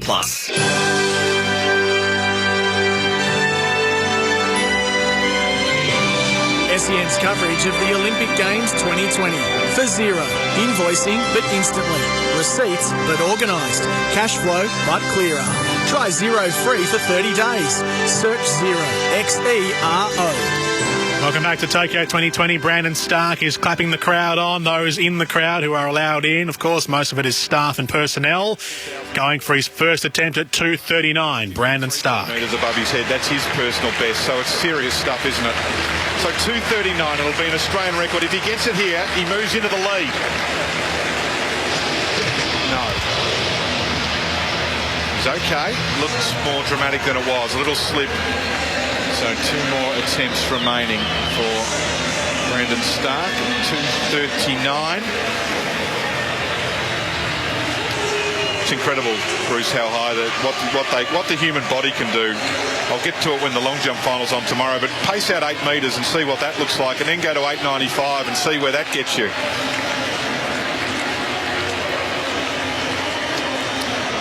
Just didn't quite get in the right spot, but you've got to come in with purpose here.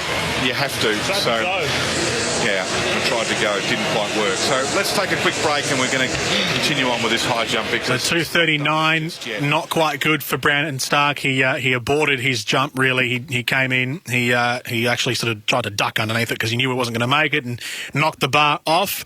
Gianmarco Tamberi is going. He's cleared every jump so far, the Italian, with his first attempt, including the 2:37, which the majority of the field passed on. So 2:39. He is on his knees and praying to the gods above, clapping the crowd. Let's go back to Gianmarco Tamberi of Italy. Half beard. That's just a little throwback to what he used to be like. Search him up on Twitter and have a look if you want, but wait until he jumps first. Here he comes. Can he continue this extraordinary competition? He's in equal first place. He hasn't had a miss. I'll get to what happens if they all miss here. And there's a count back. Can Tamberi get himself into the lead? No. So both finished on the same height.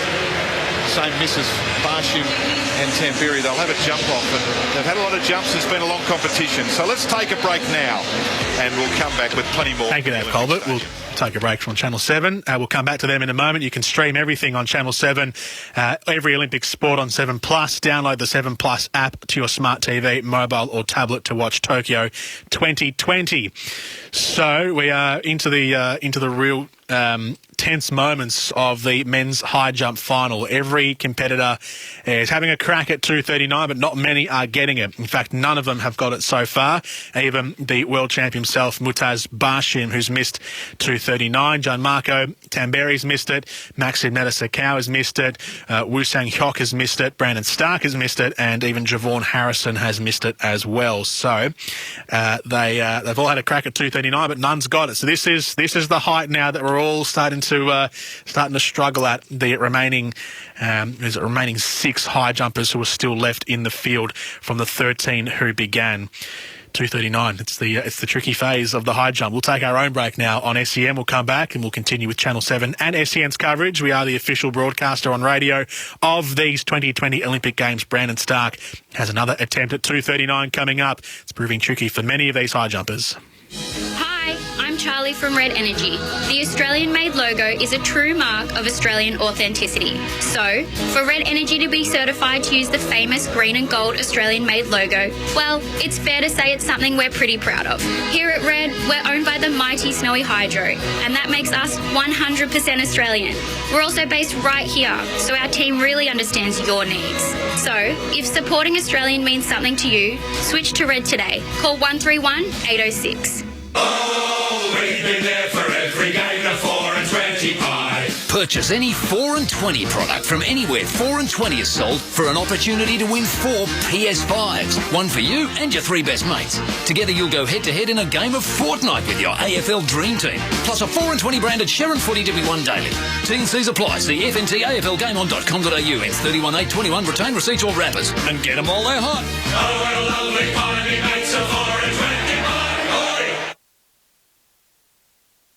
As we cheer on our athletes, there's a star of Australia you can always rely on, and that's Tyre Power. Each Tyre Power store is independently Aussie owned. When you visit your local Tyre Power, you're literally dealing directly with the local owner. And Tyre Power dealers love a podium finish, having recently won CanStar Blues prestigious events across customer service, value for money, plus the highly sought after overall satisfaction events. Tyre Power, your trusted local Aussie tyre experts. Get the power of Australia's biggest independents. We've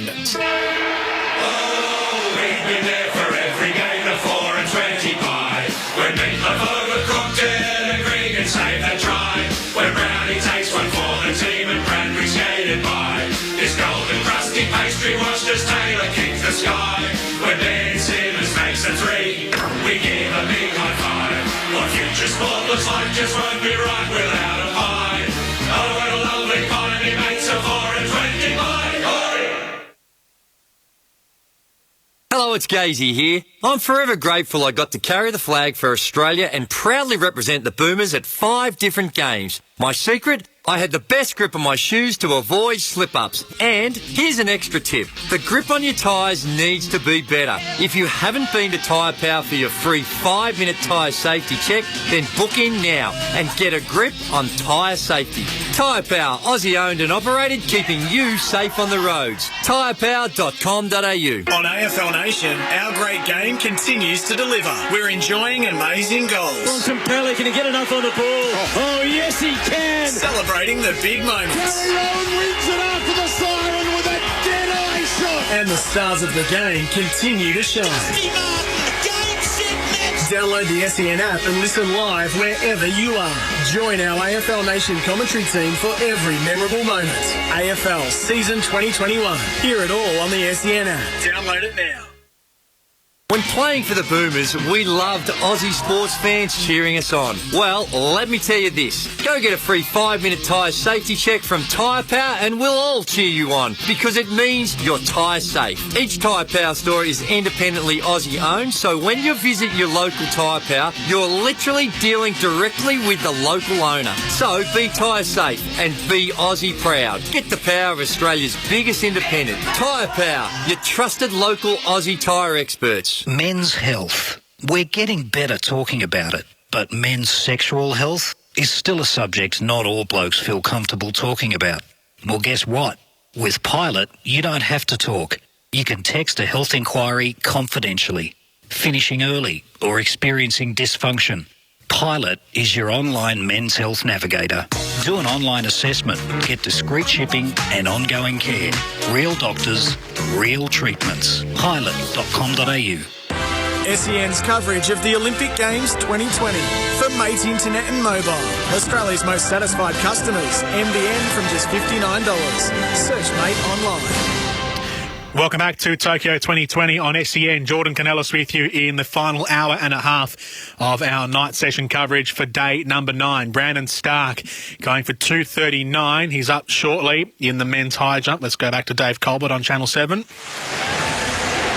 been a great competition.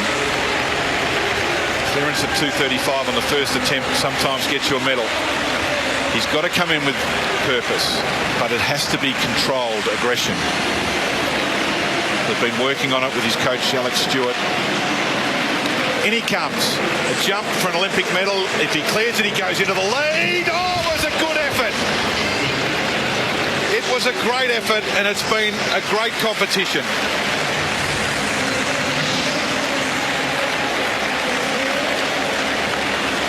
He wasn't too far away. He wasn't too far away. He went for it that time. Brandon Stark at 2:39. 2:35 is successful so far for Brandon Stark. That's been his last successful attempt. Gianmarco Tamberi of Italy is warming the crowd up, the Italian. He's cleared every jump so far except for his last at 2:39. He's going for 2:39 here, the Italian, who's been in red-hot form, going toe-to-toe with Mustaz Bashim from Qatar. Here goes the Italian. Now he goes. 2:39. Oh, that was tight. That was tight. So 2:39. We've got 2 misses. Just going to refresh my order here to make sure I've got this right. We've got Barsham, Tamberi tied at the top. And then Nedisakau has still got one attempt to come, and Wu and Stark are out. So Wu will finish fourth. Brandon Stark is going to finish fifth, but the competition continues, Bruce, in this high jump. What a competition it's been, with maybe a twist or turn, Dave. We'll be back for the conclusion there. So the medals are sorted out, but not the order. I think there's been a bit happening all around the place tonight, Dave. We've got a triple jump final on. A lot happening as we get to the third of the semi-finals here. Tamsin for the 400 hurdles. Dos Santos, Vorholm and Benjamin have all gone. It's been impressive running so far. Yeah, and I think McMaster, who's on the screen now, is the one to watch. Commonwealth Games gold medalist in 2018. He's three from the right, from the British Virgin Islands. First two to qualify automatically. Away, and he got a pretty good start, McMaster, as you would expect. So on the right of screen, Kanzira, the American, and then Yamauchi of Japan. So McMaster up to them. Hyde going strongly there for Jamaica. He's three from the right. Laluni outside of him, and outside of Lalui is Maggie, who's in the final in Brazil. So at the moment, it looks like Hyde probably just in front of Kanzira. McMaster just behind those, Laluli and Maggie. Hyde's running a really good 250 here. Probably up in the Jamaican strip. It hasn't been a big night for Jamaica so far. Then Kanzira out wide. McMaster starting to pick up. Hyde's knocked it down and then gone down. Oh, Laluli was lucky there to get around him. Now McMaster getting going and getting past Maggie and also Kanzira. The first two to get through automatically. McMaster's got to do it, and so's Maggie. He's into a second final. And then Kanzira. And, oh, God, Hyde had done so much good work there. Devastating, wasn't it? He had a really messy race. He hit one early, and then that was a really, really rough fall for him. But McMaster looked good. He didn't do any work until the last 100, though, did he, Bruce? So that was the third of the semi-finals in the 400-metre hurdles. So Hyde of Jamaica, who had been leading the pack as they came around the bend, hit his, it was either his penultimate or his third last hurdle, ended up taking a tumble and did not qualify in the end for the next phase of the hurdles, which is the final. They are in the semi-finals here of the men's 400-metre hurdles. A quick recap on what has happened tonight from the track. Earlier in the evening, we had the men's 100-metre sprint semi-finals. Rowan Browning finished fifth or equal fourth on just his raw finishing time of 10.09, and therefore missed out on qualifying for the final later on, which is set to go in just under 15 minutes. And that's the next big thing that we look out for here at Tokyo 2020 once the men's high jump final is done. But Rowan Browning, 10.01 yesterday in the heats, 10.09 tonight in the semi-finals. He's done magnificently well for an Australian in the 100-metre sprint these Olympic Games, the first good one we've had for quite a long time as far as 100-metre sprinters go. In the 800-metre sprint, we had Peter Boll, who finished first in his heat number two, or his semi-final it was, semi number two, with a time of 1 minute 44.11 to set an Oceania record. And he goes through to the 800-metre final on Wednesday night as the second fastest qualifier, just behind Ferguson Rotich of Kenya. Our other two semi-finalists, Charlie Hunter and Jeff Risley, both missed out on qualifying for the final. Liz Clay in the women's 100-metre hurdles. She finished third in her heat. She did very well with a time of 12.71. But when you add them all up together, all the qualifiers from all of the semi-finals, she missed out on making the women's 100-metre hurdles final. She was about 3 places outside the top qualifiers. Jasmine Camacho Quinn qualified with a time of 12.26, which is an Olympic record, and she dominated her semi-final, semi number 3. So Jasmine Camacho Quinn with the fastest qualification time. Brittany Anderson, Kendra Harrison from Jamaica and the United States respectively, and Toby Amasan from Nigeria and Megan Tapper from Jamaica are the top 5 qualifiers for the women's 100-metre hurdles. The final of that event takes place tomorrow in the afternoon, so 12:50 in the afternoon will be the women's 100-metre hurdles final. And then in the men's 100-metre final, so I mentioned Rowan Browning before, the final coming up Just waiting to see if they've got the lanes sorted. They do. So this is how the 100-metre final will look in about 10 minutes from now. The men's 100-metre final. Akani Simbine from South Africa will be in lane 2. Lamont Jacobs from Italy, lane 3. Jarnell Hughes of Great Britain in lane 4. Fred Curley from the United States in lane 5. Sun Bingtian from China in lane 6, who dominated his semi-final with a time of 9.83. Ronnie Baker from the States in lane 7. Enoch Adegoke from Nigeria in lane 8. And Andre de Grasse from Canada in lane 9. So Simbine, Jacobs, Hughes, Curley, Sue, Baker, Adegoke and de Grasse is the final of the men's 100-metre sprint. So obviously with Usain Bolt not being at the Olympics now and having retired from Olympic competition, there is going to be a new Olympic 100-metre gold medalist, and the first time it'll be outside of Jamaica as well for the first time in a long, long time. So no Jamaicans in the final for probably the first time in about 4 Olympics or so. There's been a world record set tonight in the final of the women's triple jump. Yulimar Rojas of Venezuela has jumped 15.67, beating the previous world record of 15.50 held by Inessa Kravets of Ukraine, which was set on the 10th of August 1995. So beating it by 17 centimetres, Yulimar Rojas of Venezuela, who set the Olympic record with a couple of jumps prior, and then with the world record now in the triple jump. And if that event hasn't already finished, she'll be right there for the gold medal, obviously having set the world record jump in the athletics tonight, and it has actually finished. So Yulimar Rojas takes the gold medal from Patricia Mamona of Portugal and Ana Pelletiero from Spain. That's the gold, silver and bronze. Venezuela, Portugal and Spain in the women's triple jump. So just the 2 more events to be completed from the track and field. One in the field is the men's high jump. One in the track is the men's 100-metre final. This is the replay of the world record that was set by Yulimar Rojas of Venezuela. Yes. Venezuela have never won a gold medal at the Olympics. They've got 2 boxing and fencing medals. You have to go back a long time, though, to when that happened. Here's Rojas. She's already got the Olympic gold. She's won this competition. Can she improve on that magnificent Olympic record earlier? Yes, she has! That's broken the world record! She's threatened it for a long time.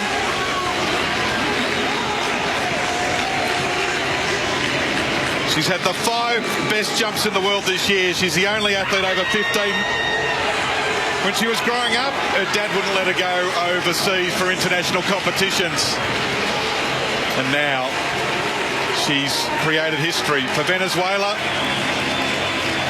and for herself. World record. An Olympic gold.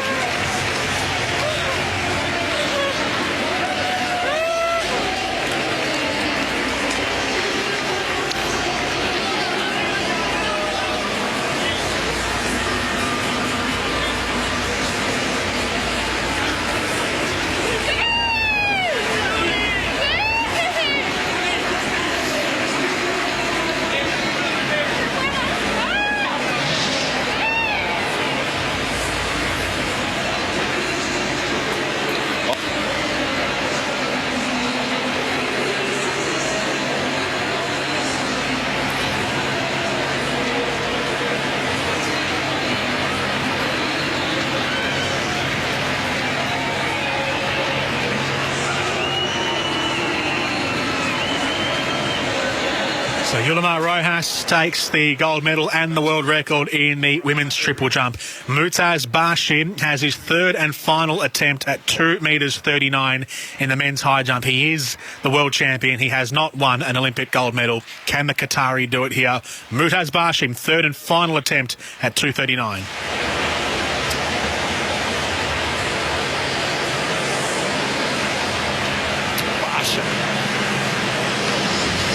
Took off from a long way out, too far out. So his clearance at 2:37 has him equal top.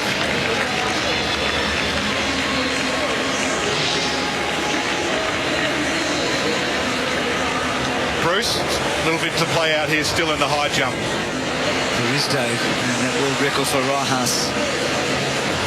Got Gothenburg Crevettes at World Championships where she set that world record. We get to the 100 final. A different 100 final. So Sue, who was so impressive, certainly for the first 90 metres in his semi-final. Closing on him. Such a race. DeGrasse, third behind Bolton. Gatlin, can he step up a couple of places here? Curley down from 400. If you told us Curley was in the final of the 100 12 months ago, you wouldn't have believed it because he's a 400 star. One person who would have believed it would have been Fred Curley. His self-belief is incredible. He trains very hard, and he said that he was dropping down to this 100 metres to improve his speed for that 400 metres so that he could do legendary things in that event later on. So the Bolt shadow hangs high over it, doesn't it? And the world record was in Berlin the year after Beijing, where he set the world record. And the Olympic record was 3 years later in London. But this is the new group. Simbini and Jacobs and Hughes. Look at these personal bests. They are so close together. The 84s, the 84s, the 83s, the 83s, the 90s, the 98, and the 93 and 4. And Simbini, who's going out of lane 2 here, the South African, he has said about that, Bruce, that coming in, no one has the upper hand. And it hasn't been like that for so long. And normally semi-finals tell you so much. They didn't tell us so much tonight. I can't remember a final that is so open. Quite frankly, any one of the 8 could win. Normally there's a favourite, a second favourite and a third favourite. Not tonight. It's going to be where to look. So the setup, as we saw last night, and we've seen at the World Champs, it's stunning, isn't it? It really is centre stage. It's brilliant. It's very popular at the World Champs, Bruce.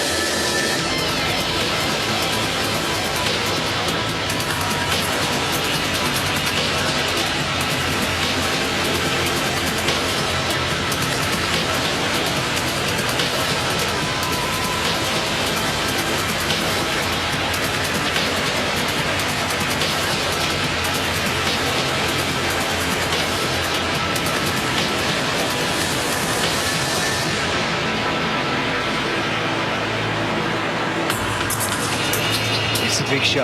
In lane 8, he's run 9.98 here, representing Nigeria.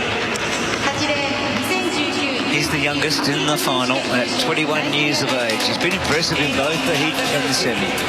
Matagogi. He's been incredible, hasn't he? He's been so good out of those blocks. You might remember the Gold Coast being disqualified, Hughes, in the 200 metres there at the Chelmsford Coast. He was so good in the semi.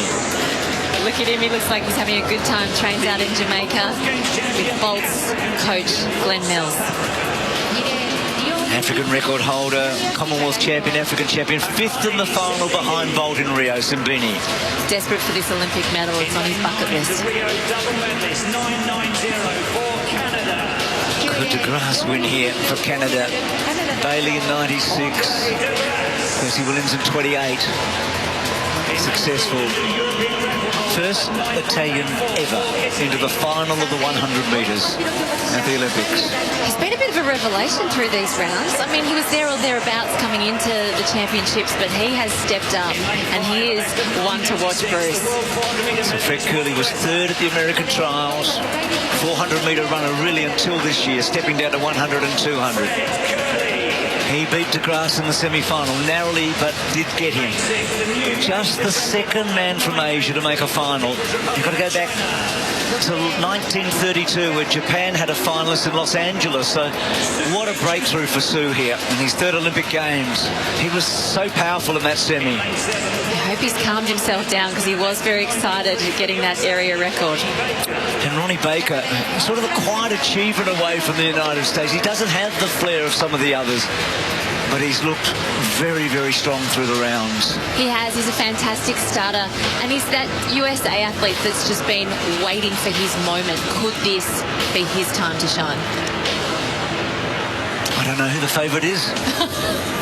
It's so hard, Bruce. Anybody in this field could stake a claim to the title of world's fastest man. Who's going to take their chance? Who's going to join the gods of track and field that have won the title?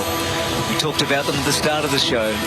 from the very first through Jesse Owens and Bob Hayes and Jim Hines and Carl Lewis through to Usain Bolt, and there's others like Linford Christie and Maurice Green and Donovan Bailey. So Simbany and Jacobs and Hughes and Curley. Does the facial expressions tell you anything? They're all looking really relaxed. It's the theatre of the men's 100 metres. They've really, really improved it in recent years, but all of them just look really super relaxed and happy to be there. But as soon as that starter says on your marks, we're going to see game faces on. Start's just crucial here. You do feel like it'll be a photo finish at the end, one way or the other. Baker there, DeGrasse there. Big deep breath. Matagoki, the youngster, to step back now for Nigeria. Baker next to him. Sue, Curley, Hughes and Jacobs, Simbany. 7 different nations represented in the final. The Americans with a couple. New territory for a number of these nations. So the big one is about to go.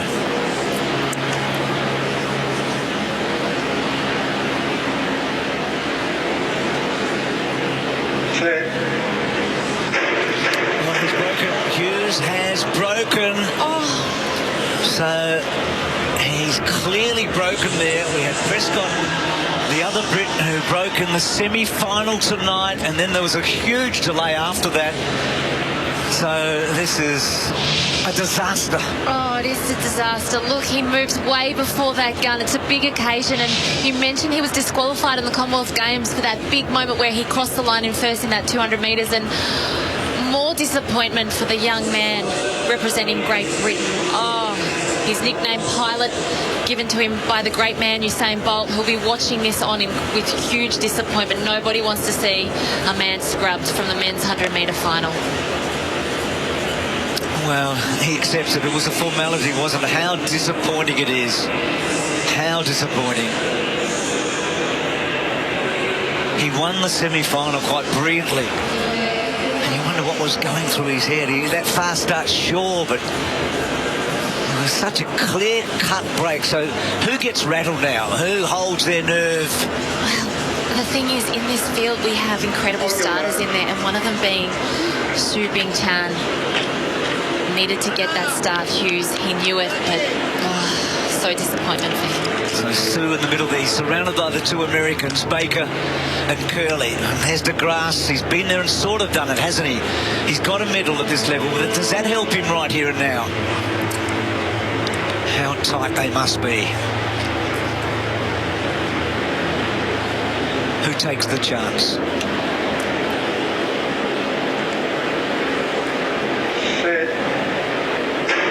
Clean this time. Sue didn't get away quite so well. Adedoki got away well in the centre. Curley's having a great run with Jacobs and Baker.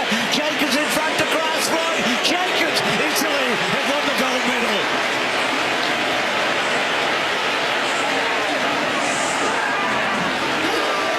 Tamberi with him in the high jump.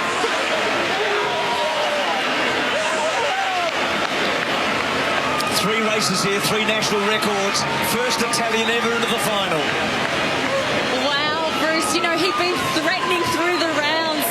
We spoke about, look how excited the Italians are. Could you imagine the party they're having back in Italy right now?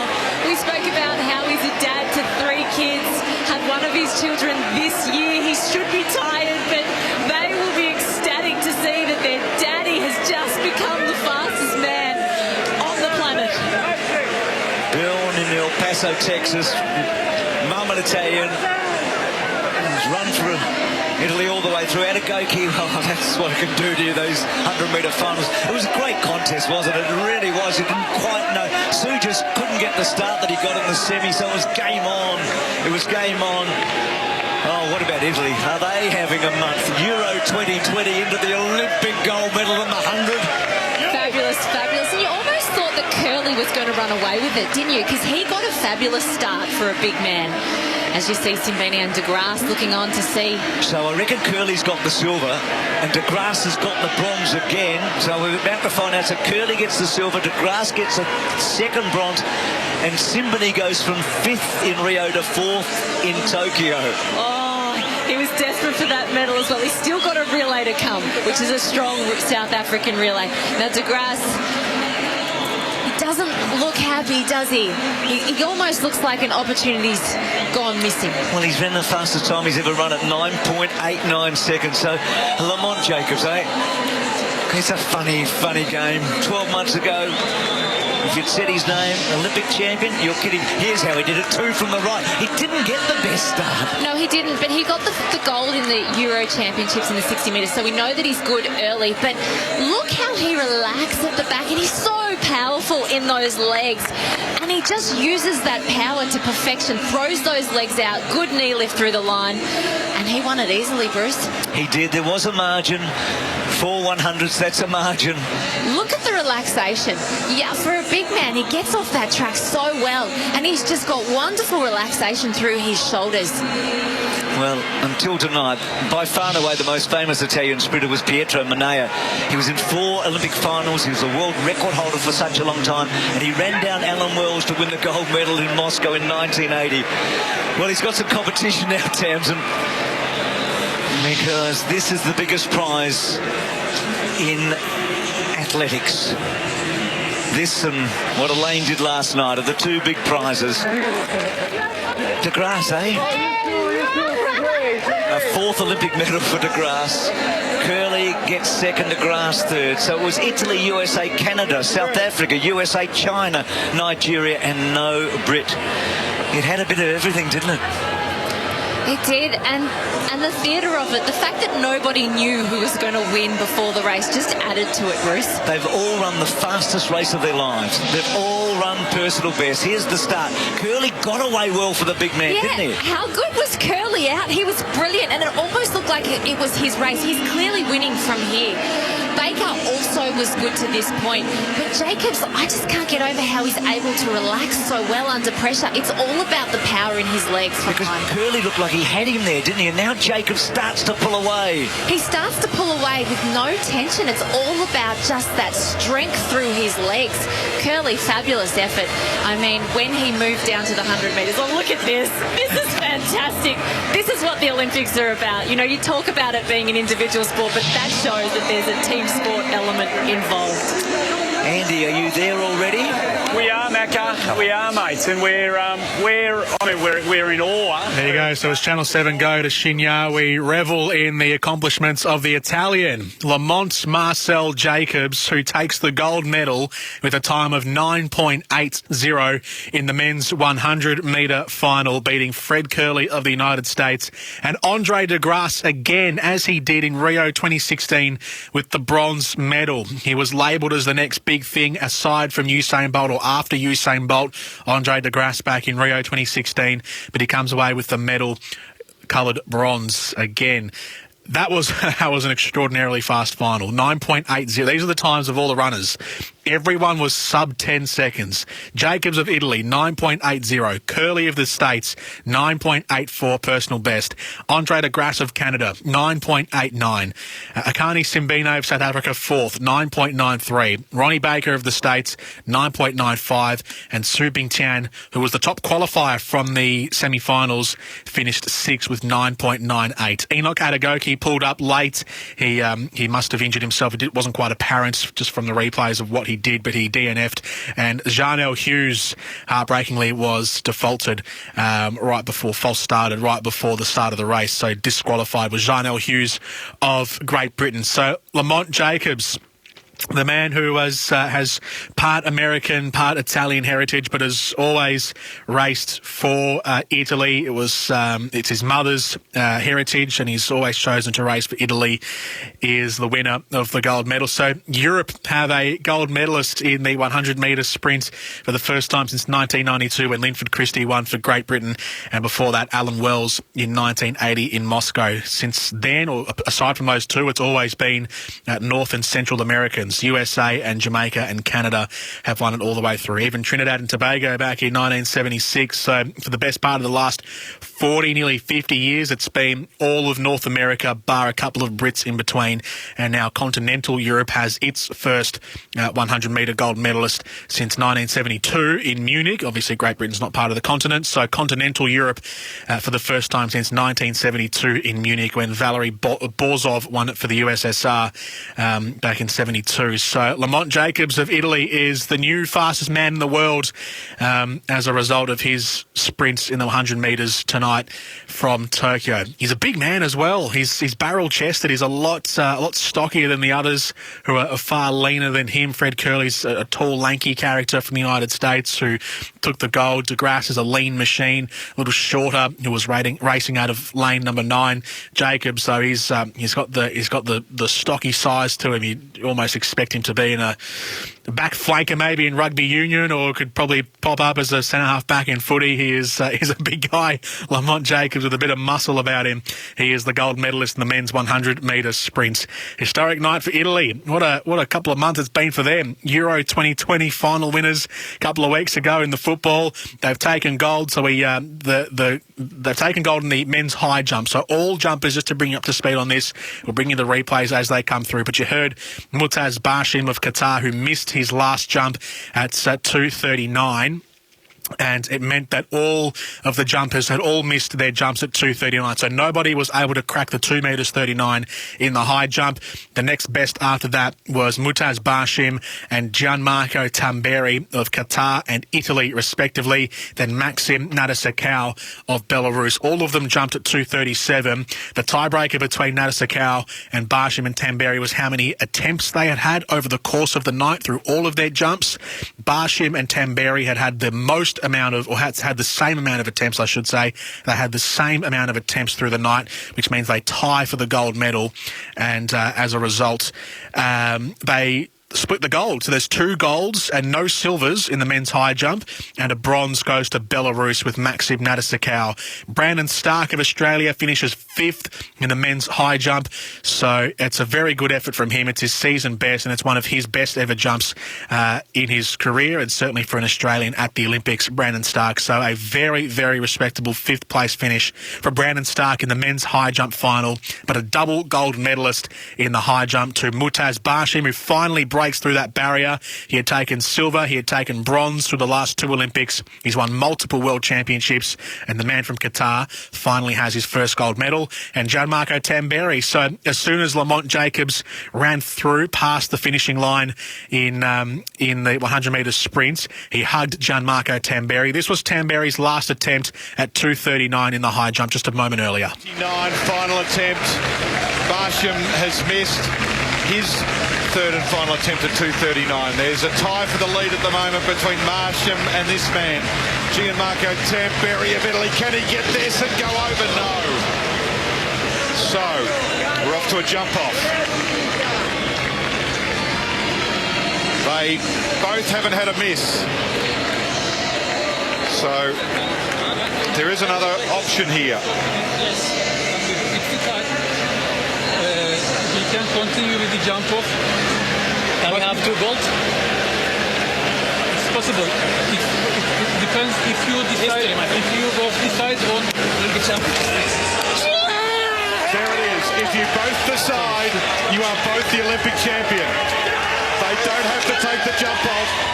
So Basham from Qatar and Tamberi of Italy share the gold. It's never happened in Olympics or World Championship history. In the high jump, you have to go back to 1908 to see a tie in Olympic athletics. It was in the pole vault. In Stockholm as well.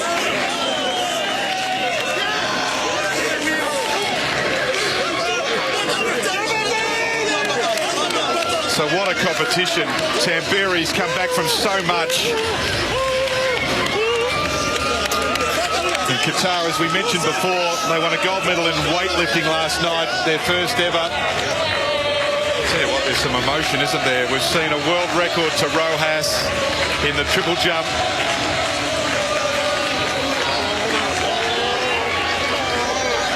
Bruce.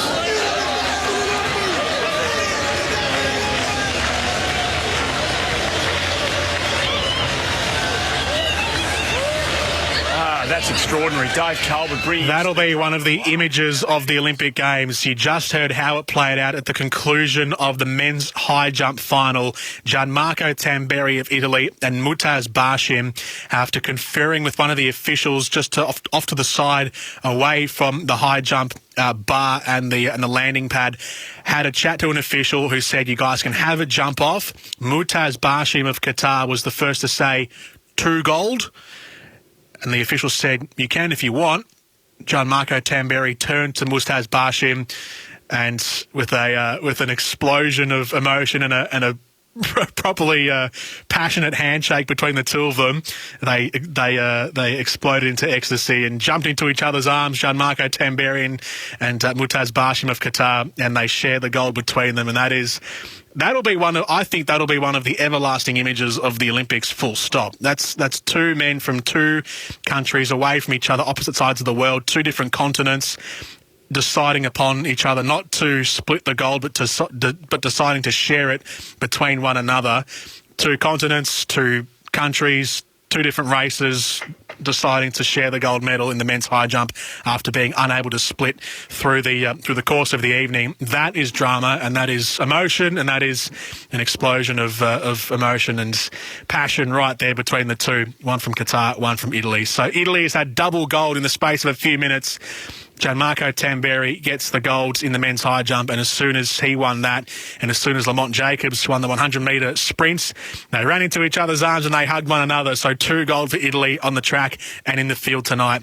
That's Olympic Games for you right there this evening. We'll take a break. We'll come back after this and we'll debrief on what has been a huge night of the Olympic Games here on SEN. As the Aussie athletes compete overseas for glory, they rely on our supports. It's the same for tyre safety here at home. We rely on the support of Tyre Power to steer us safely on the roads. If you haven't been to Tyre Power for your free 5-minute tyre safety check, then book in now and experience the CanStar Blue award-winning customer service. Get the power of Australia's biggest independent, Tyre Power. Aussie-owned and operated, keeping you safe on the roads. tyrepower.com.au. If you love racing, then Must Listen Radio is Bensley on SEN Track 1593 AM. Each morning, Andrew Bensley covers the latest news from the stables and track. Ben and JD Hayes will launch off in a matter of days. He's the broadcaster that racing personalities, leading trainers and jockeys talk to. Welcome, Les. Ben joins us. Morning to you, Henry. Bensley, Monday to Thursday, 8 till 11 on Australia's home of chasing, pacing and racing. SEN Track on 1593 AM, the SEN app and DAB+.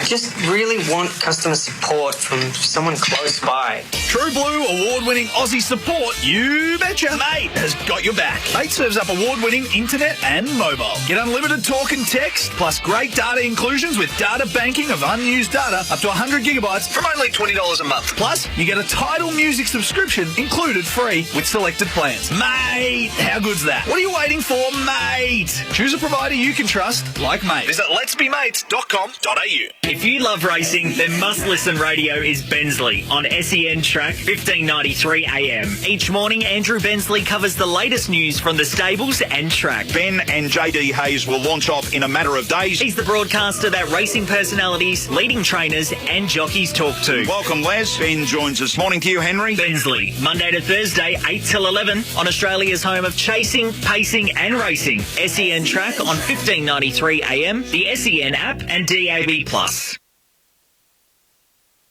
Gazy, as an Aussie athlete, you did it all. Carrying the flag for Australia has to be right up there. Well, Jared, it was an amazing honour. And if scores are close, who should we rely on in the last 5 minutes? These days, G, always Tyre Power. A quick, free 5-minute tyre safety check at Tyre Power and you're on your way to a podium finish, G. Protecting your family on the roads is more important than any medal. Tyre Power, Aussie-owned and operated. Your trusted tyre experts. tyrepower.com.au. Sportscraft are the official formal uniform supply for the Australian Olympic team in Tokyo as they go for gold. For your own podium finish style, discover the latest Sportscraft collection of men's clothing, including relaxed shirting, classic jackets, warm coats and chinos. All perfectly curated to bring quality, style and versatility to your wardrobe. Sportscraft, we are Team Australia. Discover the latest menswear collection online at sportscraft.com.au.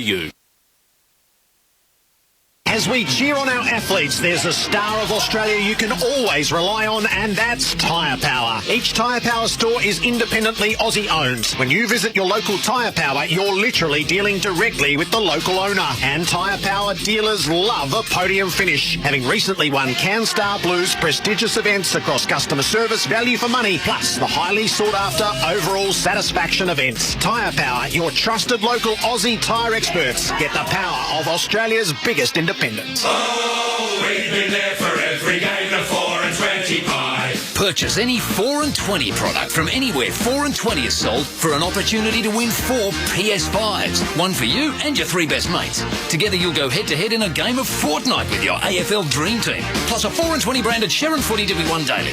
T&Cs apply. See fntaflgameon.com.au. It's 31.821. Retain receipts or wrappers. And get them while they're hot. Oh, what a lovely party makes a 4 and 20 pie.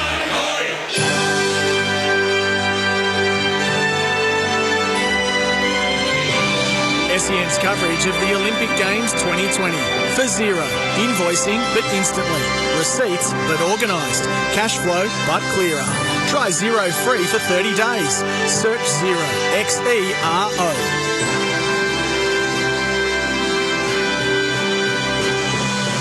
Welcome back to SEN's coverage of the Tokyo 2020 Games. What a night it has been. Full of emotion, full of drama, full of success, full of agony, and an outpouring of emotion at the end between Italy and Qatar, alike between Mutaz Bashim and Gianmarco Tamberi, who decided to share the gold medal in the high jump. And the realisation, especially across the Italians' face, Gianmarco Tamberi, that they had agreed upon sharing the gold medal, and then the overflowing of emotion as he jumped into the arms of Mutaz Bashim, his fellow gold medalist, and then they ran off in their own directions to their own team camps and personnel and coaches to celebrate.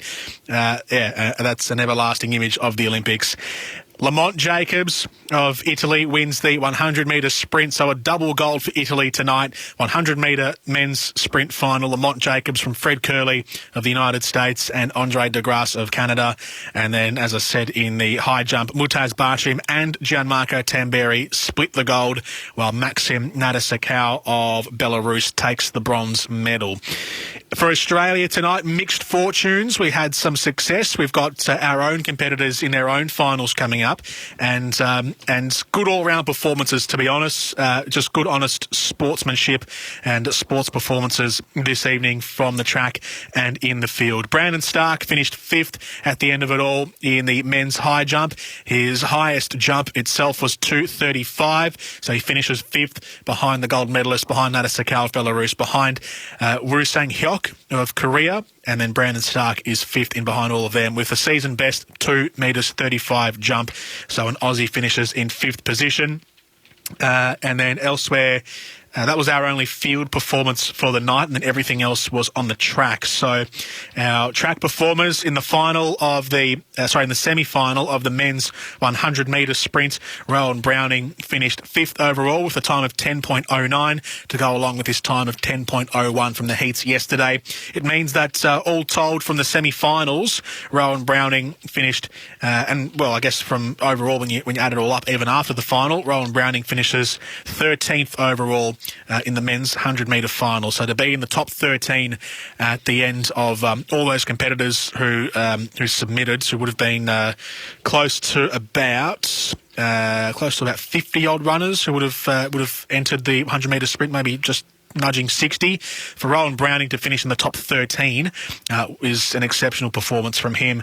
In the women's 100-metre hurdles, Liz Clay finished 3rd in her semi-final with a great run. Liz Clay was exceptional in her 3rd semi-final, but just finished outside the top 8 who make it into the final. She was 11th overall, Liz Clay, in the women's 100-metre hurdles.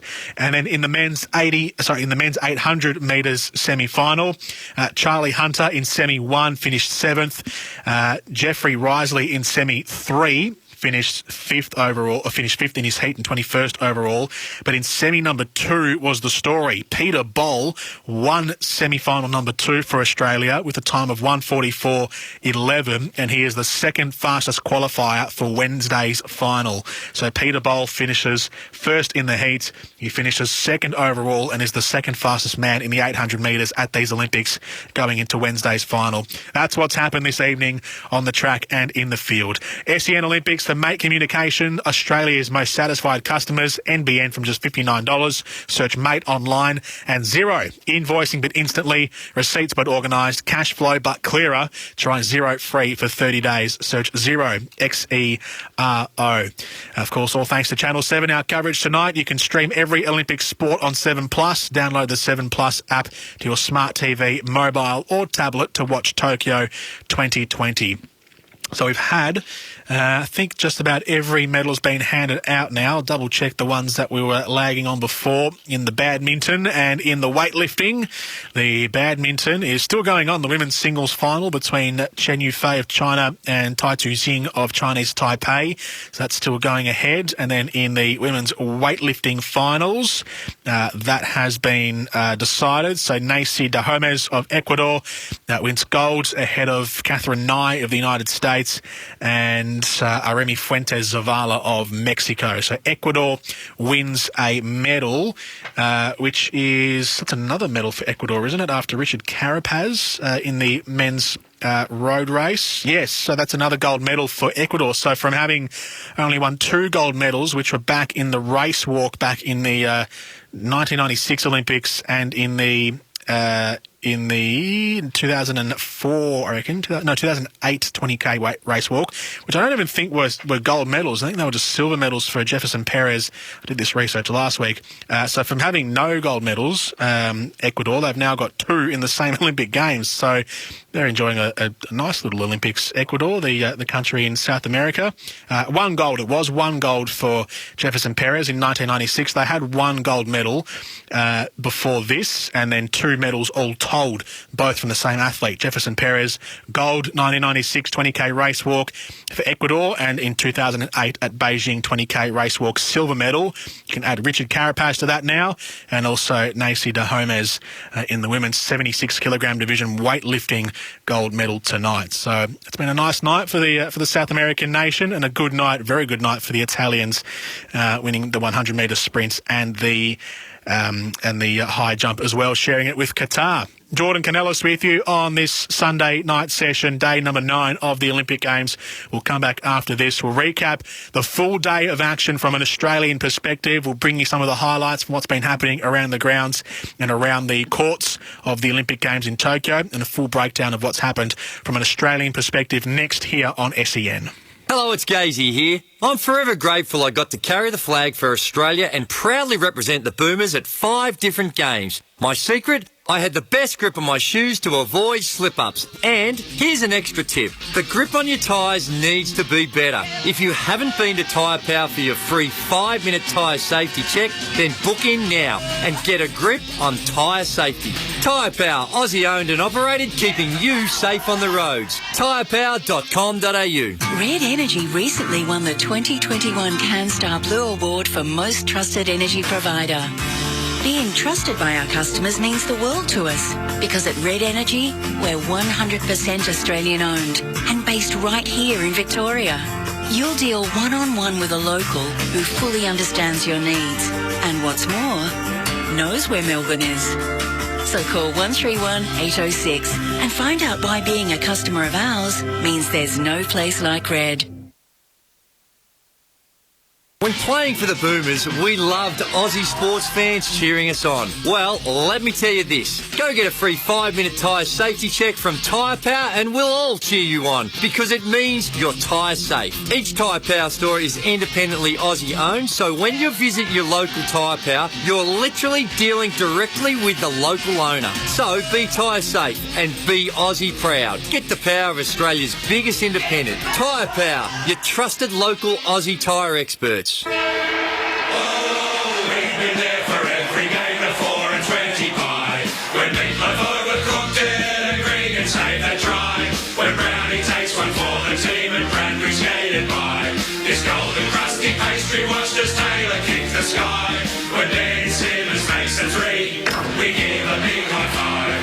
What future sport looks like just won't be right without a pie. Oh, what a lovely pie, he makes a 4 and 20 pie. The AFL season is building. The huge moments are becoming huger.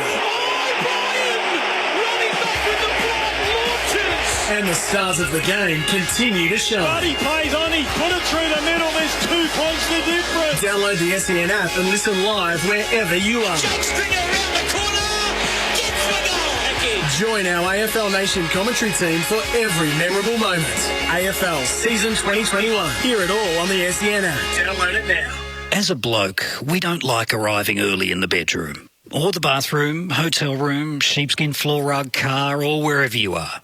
But you do want to feel comfortable talking about a solution. Pilot.com.au is your online men's health navigator. No talking, just a fast, text-based consult with an Australian doctor. Online assessments, real treatments, discreet shipping. Pilot is your online men's health navigator. Pilot.com.au.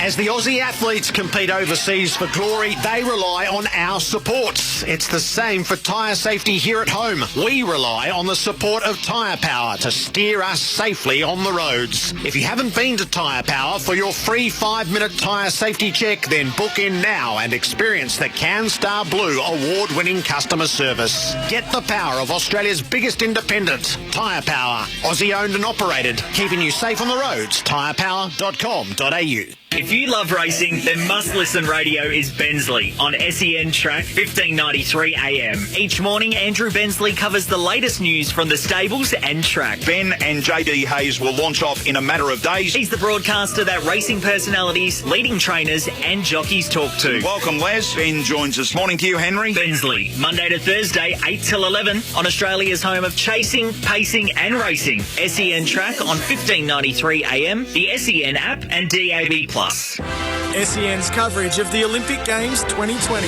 for Mate Internet and Mobile. Australia's most satisfied customers. NBN from just $59. Search Mate online. Welcome back to SEN's coverage of the Tokyo Games. Jordan Canellis with you, taking you through the final stages of our broadcast tonight for Mate Communication, Australia's most satisfied customers. NBN from just $59. Search Mate online. And Xero, invoicing but instantly, receipts but organised, cash flow but clearer. Try Xero free for 30 days. Search Xero, Xero. The medal tally then at the end of the day on day number 9 for Rebel. Sporting Dreams start at rebelsport.com. At the end of it all, China at the end of day 9 have 23 gold medals, 14 silver and 13 bronze for a total of 50 and sit first on the tally. The United States is second with 20 gold medals, 23 silver and 16 bronze for a total of 59 and have the most overall medals. Japan have 17 gold medals, 5 silver, 9 bronze for a total of 31. Australia have 14, 3 and 14, so 14 gold, 3 silver, 14 bronze for a total of 31 and sit in equal fifth overall on the total tally count. Russia have 12 gold. Russian Olympic Committee have 12 gold medals, 19 silver, 13 bronze. Great Britain have 10 gold medals. France have 5, Korea have 5, and now Italy have 4, providing this is updated, of course. They've got 4 gold medals. Yes, they do. 4 gold medals for Italy, with 2 of them coming tonight. 8 silver and 15 bronze for the Italians. And the Netherlands round out the top 10 with 4 gold, 7 silver and 6 bronze for a total of 17. So it's been a successful night for Italy, with the 100-metre sprint going to Lamont Jacobs. Gianmarco Tamberi winning the men's high jump. Of course, they won the Euro competition a couple of weeks ago in the football, and they won Eurovision as well. So it's been a very happy couple of months for Italy, celebrating a lot of wins in sport and or otherwise. The day's recap then from Australia. What has today looked like from an Australian perspective? Let's work through it sport by sport and do the full recap, because it's been a full-on day. In the early morning session of the track and field, so the morning/afternoon, it started off with the women's 3,000 metre steeplechase, the 3 heats. Georgia Whincup, Genevieve Gregson and Amy Cashin. Georgia Whincup in heat number 1 finished 13th and was 37th overall and did not qualify for the next phase of the steeplechase. Amy Cashin finished 11th in her heat and was 24th overall, so did not qualify. But Genevieve Gregson in the second heat finished 6th overall and did qualify for the next phase of the steeplechase, which will be the final. So 15th overall she finished and got into the top qualifiers for the final.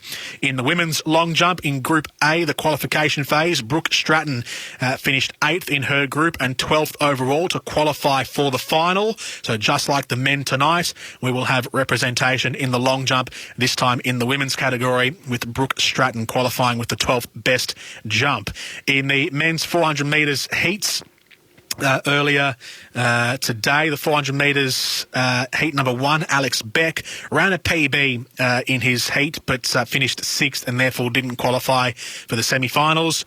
Stephen Solomon, though, was exceptional. He ran second with a second place finish in heat number 4 and looked really, really good, Stephen Solomon. So he's a I'm not going to say, I don't know if he's a decent chance, but let's say he's a decent chance because he was very comfortable in that race in the 400 metres. Still a couple of steps to go before getting to the final. The semi-finals are up next for the men's 400 metres, but keep your eye on Stephen Solomon in the 400 because he was good. In the night session then, Rowan Browning in the semi-finals of the men's 100 metre sprints finished 5th overall with a time of 10:09. Finished 5th in the heat, 13th overall. This was Rowan Browning's semi-final early tonight. If you missed it, Rowan Browning, the Aussie, in the semis of the 100 metre sprints. So what's important here, Townsend? I think for Rowan, it's doing exactly what he did in the heat and just concentrating on his own race, not getting distracted by the fact that he's now in the middle lane and he will have those athletes reacting very fast to that gun behind him. Just focus on your own race, Rowan.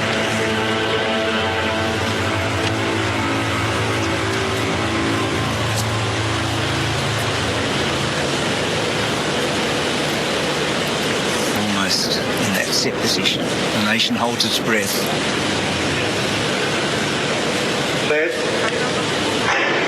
How did he go? He didn't get a great start. Adagoki's in front of Browning early. He's got a lot of work to do. Bramil going better. Browning picking up a bit. He's not in the first two, though. It's not going to be there, I don't think it isn't.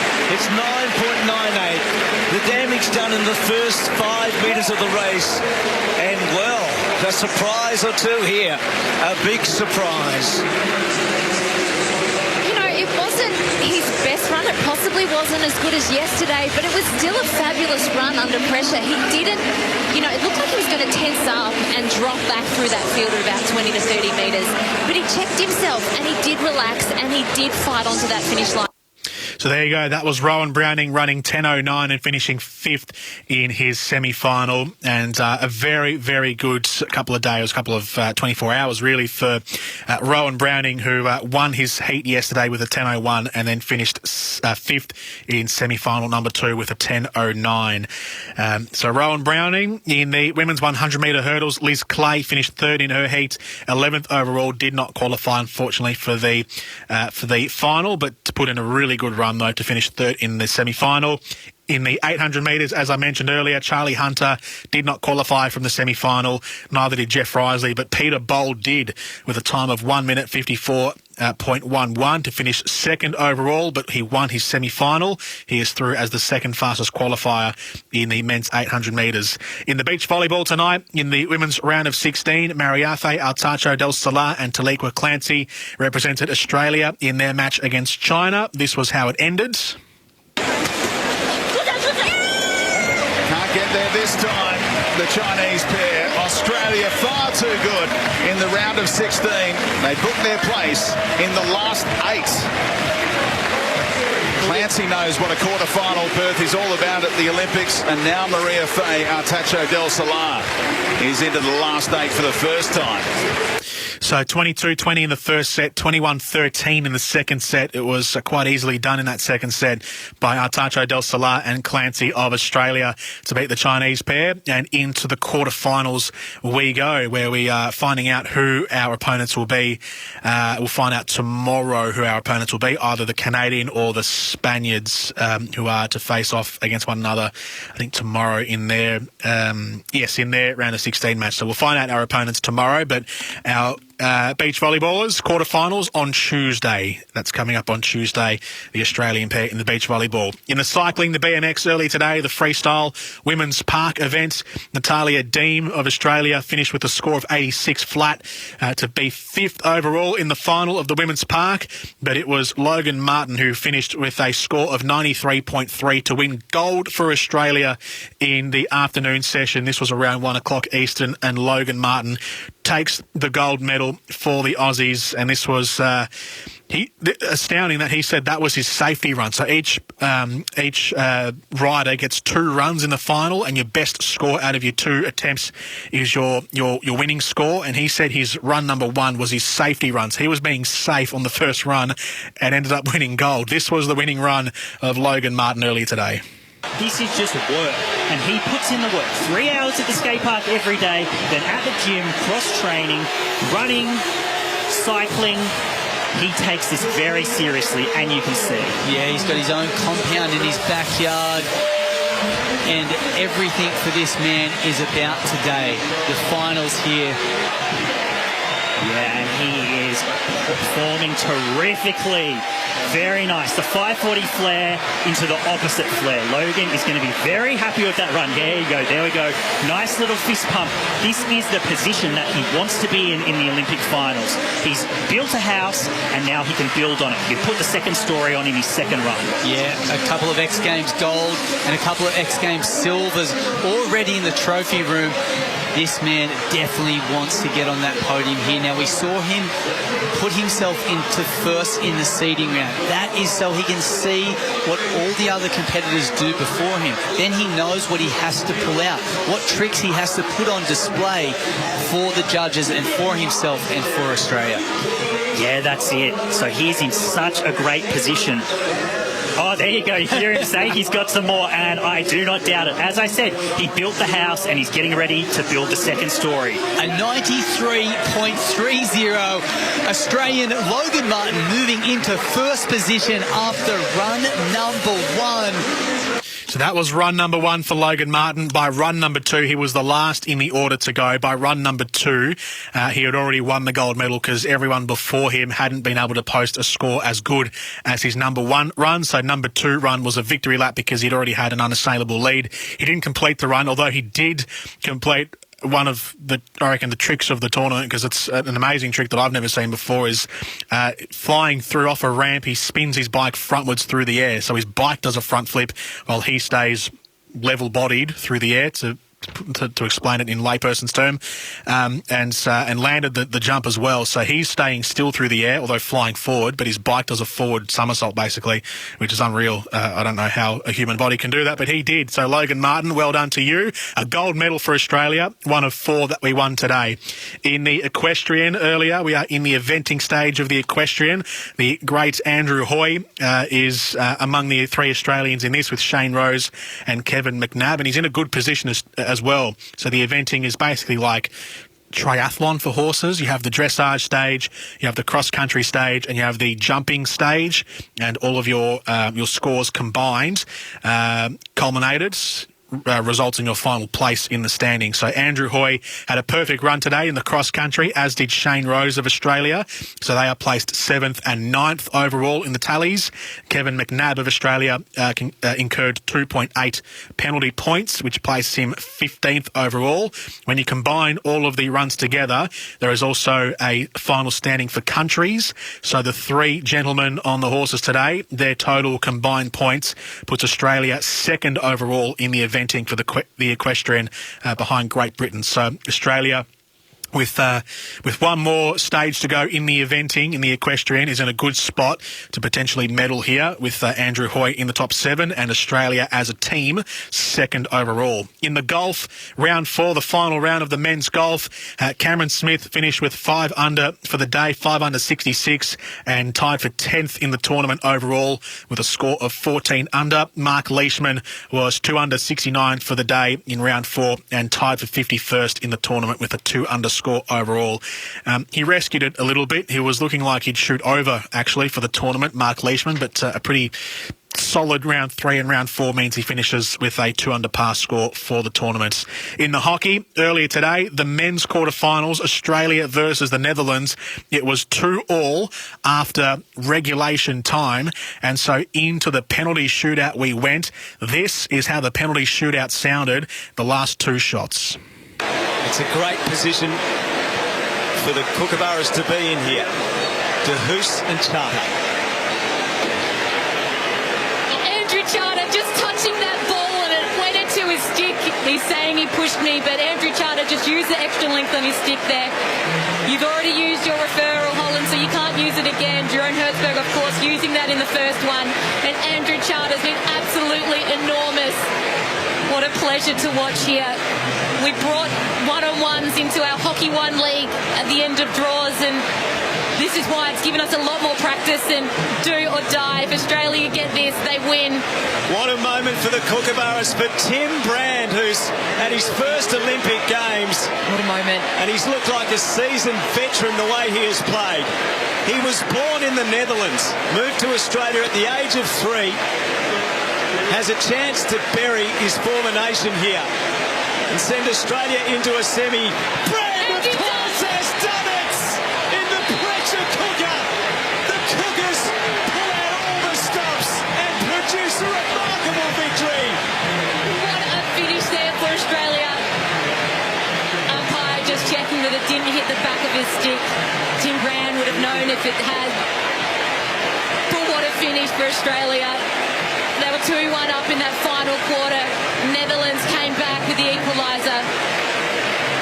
And that is as flat as it comes. That is the back, not the back of the stick. That is the side. Tim Brand, he's put his team into the quarterfinals, but Andrew Charter is the hero of this. Tim Brand's got that goal by his name, but Andrew Charter with the clean sheet in this extra time here for Australia. And they've gone on to the semi-final. The team that beat them in Rio, the team that broke our hearts in Rio de Janeiro. The roles have reversed, and we're now into the semi-final. What a feeling for these men. Absolutely, it was. It was a clean sheet in the penalty shootout. Andrew Charter, the goalkeeper of the Kookaburras, saving all 3 of the Dutch shots that came towards him in the penalties. And the Aussies, on the other hand, scored all 3 of their goals as well. So a 3-0 win in the penalty shootout after 2-2 at the end of regulation time in the hockey quarterfinals. The Dutch have been a long-term heavyweight, as have Australia in men's hockey. Well, in both male and female hockey, to be honest. And as Georgie Parker on the commentary said, the Dutch were the ones that beat us in Rio 2016, and we got our revenge back by beating them in the penalty shootout. And so on to the semi-finals we go, where Germany will be our opponent in a couple of days from now. Winning gold in the hockey, despite Australia's dominance in all of the world tournaments, in the old Champions Trophy that used to be around, in the short-lived World League, in the World Cups, in the current Pro League. We've done well. We've won medals in all of them. We win them with regularity, but for some reason, winning gold at the Olympics has always been something hard to come by. Only once for the men. 2 or 3 times for the women it was, but for the men, just that famous time in 2004, not since 2000 for the Hockey Roos. So this is looking like a very, very good games. Already it's been some of our best performances and best records, win-loss records, goal-scoring records for both men's and women's hockey teams. And the Kookaburras survived by the skin of their teeth through the penalty shootouts and on to face Germany in the next phase of the men's hockey tournaments. Quite remarkable.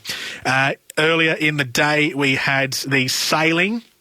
So the way that the sailing looks at the moment, so we'll get to the gold medal in a second because this was obviously one of the major events for Australia through the day. But we had a couple of other events. We had the mixed multi-hull. We had the end or nearing the end of the mixed multi-hull season. I'm just trying to get my thing in order here. Give me 2 moments. Rightio, the mixed multi-hull. So we had 3 races today, the final 3 races of the regular series. Jason Waterhouse and Lisa Darmanin finished 6th, 5th and 8th in the final 3 races to be placed 4th overall and therefore qualify for the medal race. In the men's dinghy, the 470 class, the 2-man team of Matt Belcher and Will Ryan finished 2nd in race 7 and 1st in race 8th, which puts them 1st overall.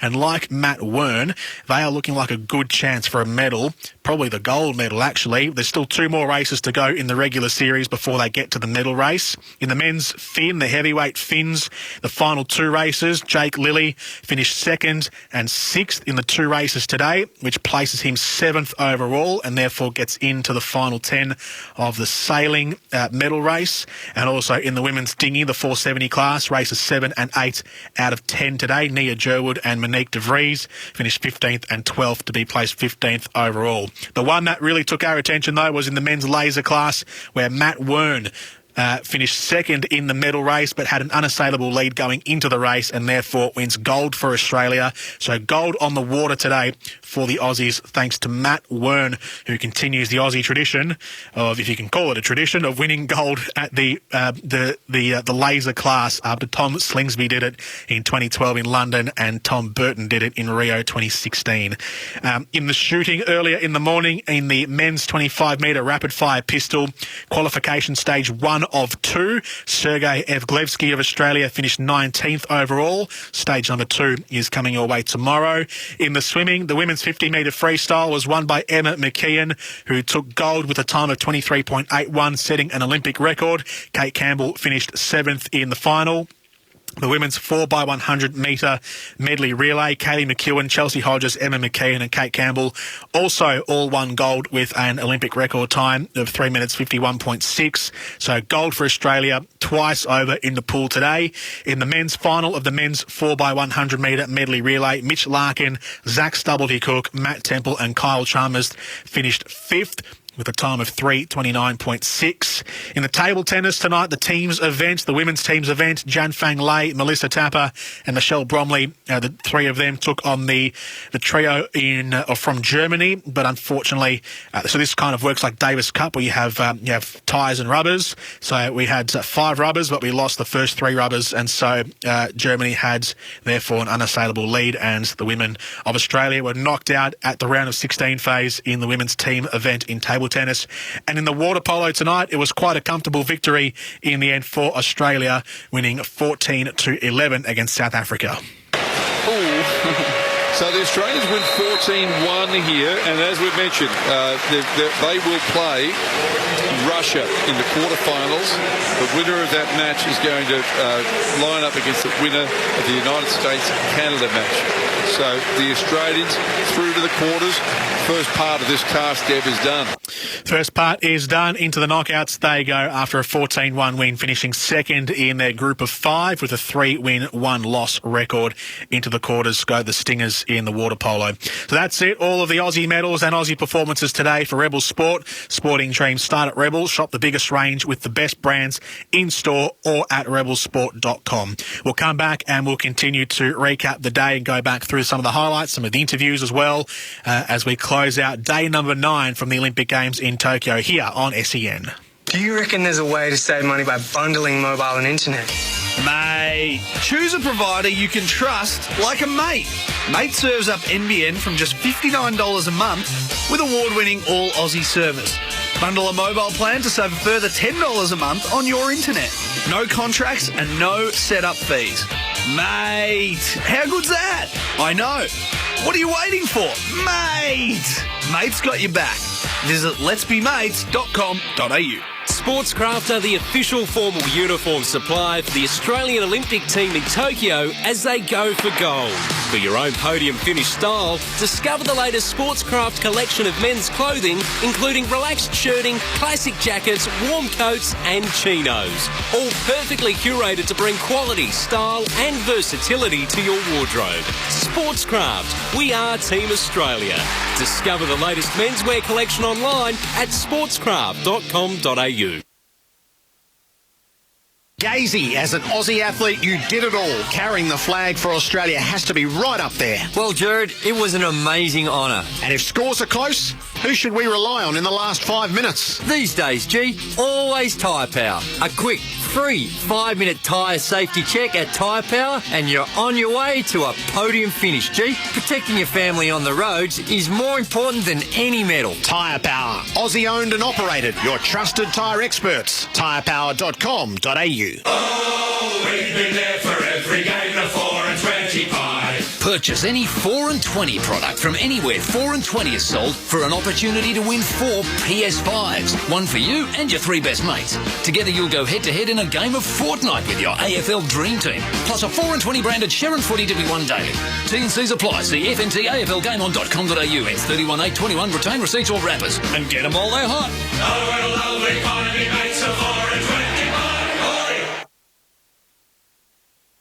As we cheer on our athletes, there's a star of Australia you can always rely on, and that's Tyre Power. Each Tyre Power store is independently Aussie owned. When you visit your local Tyre Power, you're literally dealing directly with the local owner. And Tyre Power dealers love a podium finish, having recently won CanStar Blues prestigious events across customer service, value for money, plus the highly sought after overall satisfaction events. Tyre Power, your trusted local Aussie tyre experts. Get the power of Australia's biggest independent. If you love racing, then must-listen radio is Bensley on SEN Track 1593 AM. Each morning, Andrew Bensley covers the latest news from the stables and track. Ben and JD Hayes will launch off in a matter of days. He's the broadcaster that racing personalities, leading trainers and jockeys talk to. Welcome, Les. Ben joins us. Morning to you, Henry. Bensley, Monday to Thursday, 8 till 11 on Australia's home of chasing, pacing and racing. SEN Track on 1593 AM, the SEN app and DAB+. Hello, it's Gazy here. I'm forever grateful I got to carry the flag for Australia and proudly represent the Boomers at 5 different games. My secret? I had the best grip on my shoes to avoid slip-ups. And here's an extra tip. The grip on your tyres needs to be better. If you haven't been to Tyre Power for your free 5-minute tyre safety check, then book in now and get a grip on tyre safety. Tyre Power, Aussie owned and operated, keeping you safe on the roads. tyrepower.com.au. We've been there for every game of 4 and 20 pie. When Meatloaf overcooked it and Cregan saved that try. When Brownie takes one for the team and Cranberry skated by. This golden crusty pastry was just Taylor kicked the sky. When Ben Simmons makes a 3, we give a big high five. What future sport looks like just won't be right without a pie. Oh, what a lovely pie, he makes a 4 and 20 pie. SEN's coverage of the Olympic Games 2020 for Mate Internet and Mobile. Australia's most satisfied customers. NBN from just $59. Search Mate online.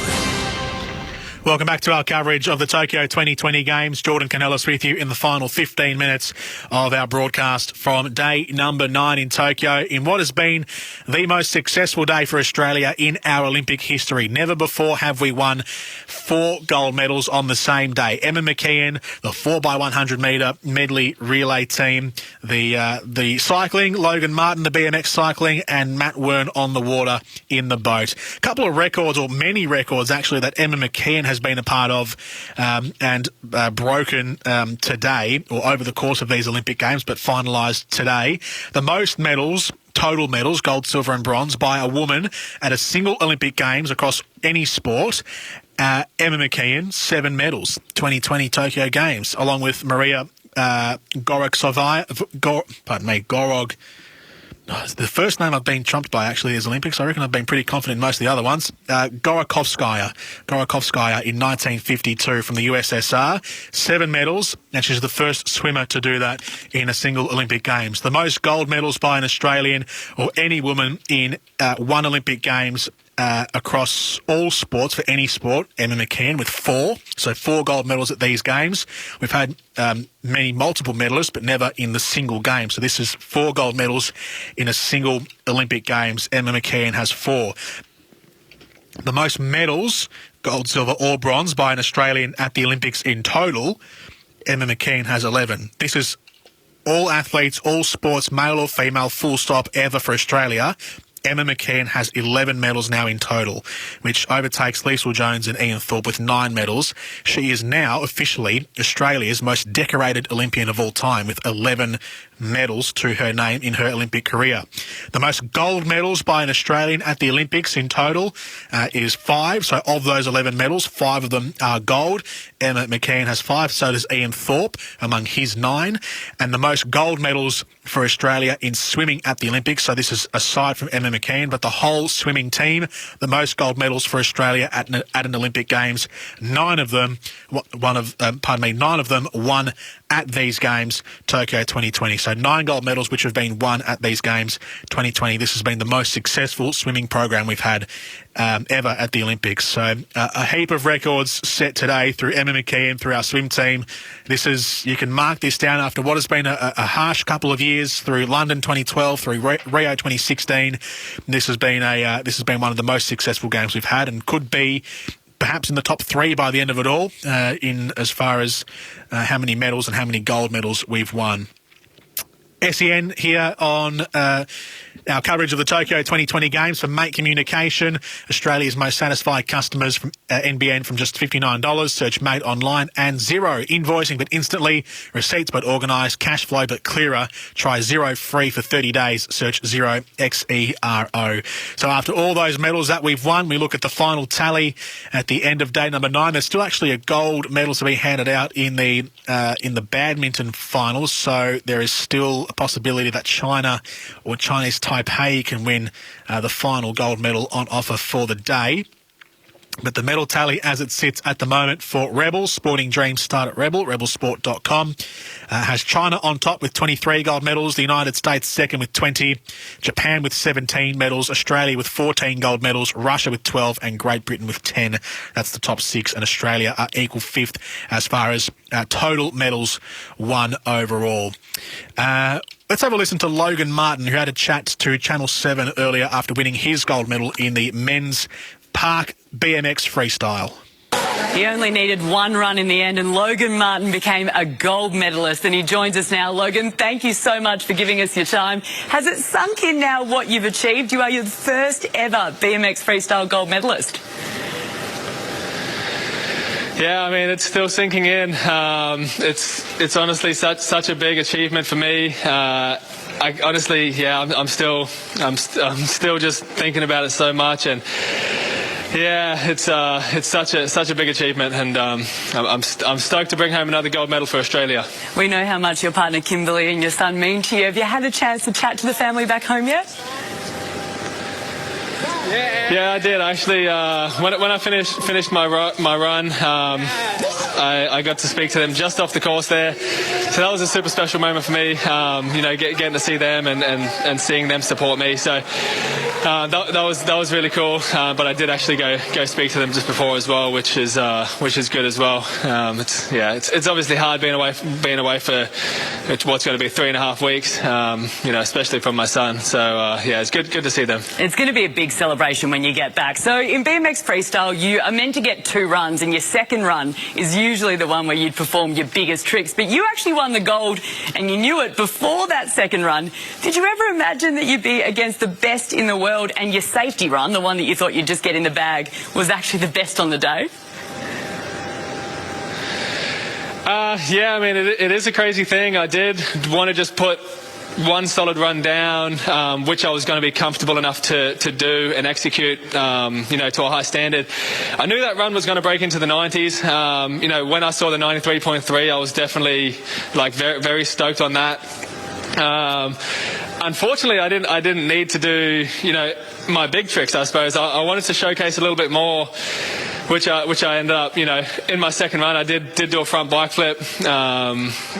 Yeah, but I didn't really need to. I did want to showcase some more. We're on the biggest stage of them all, and I wanted to show everyone that's watching BMX what we're all about. You mentioned the front bike flip. It looks ridiculous. Like you're flying in the air and you've let total control of your bike go. The bike flips twice.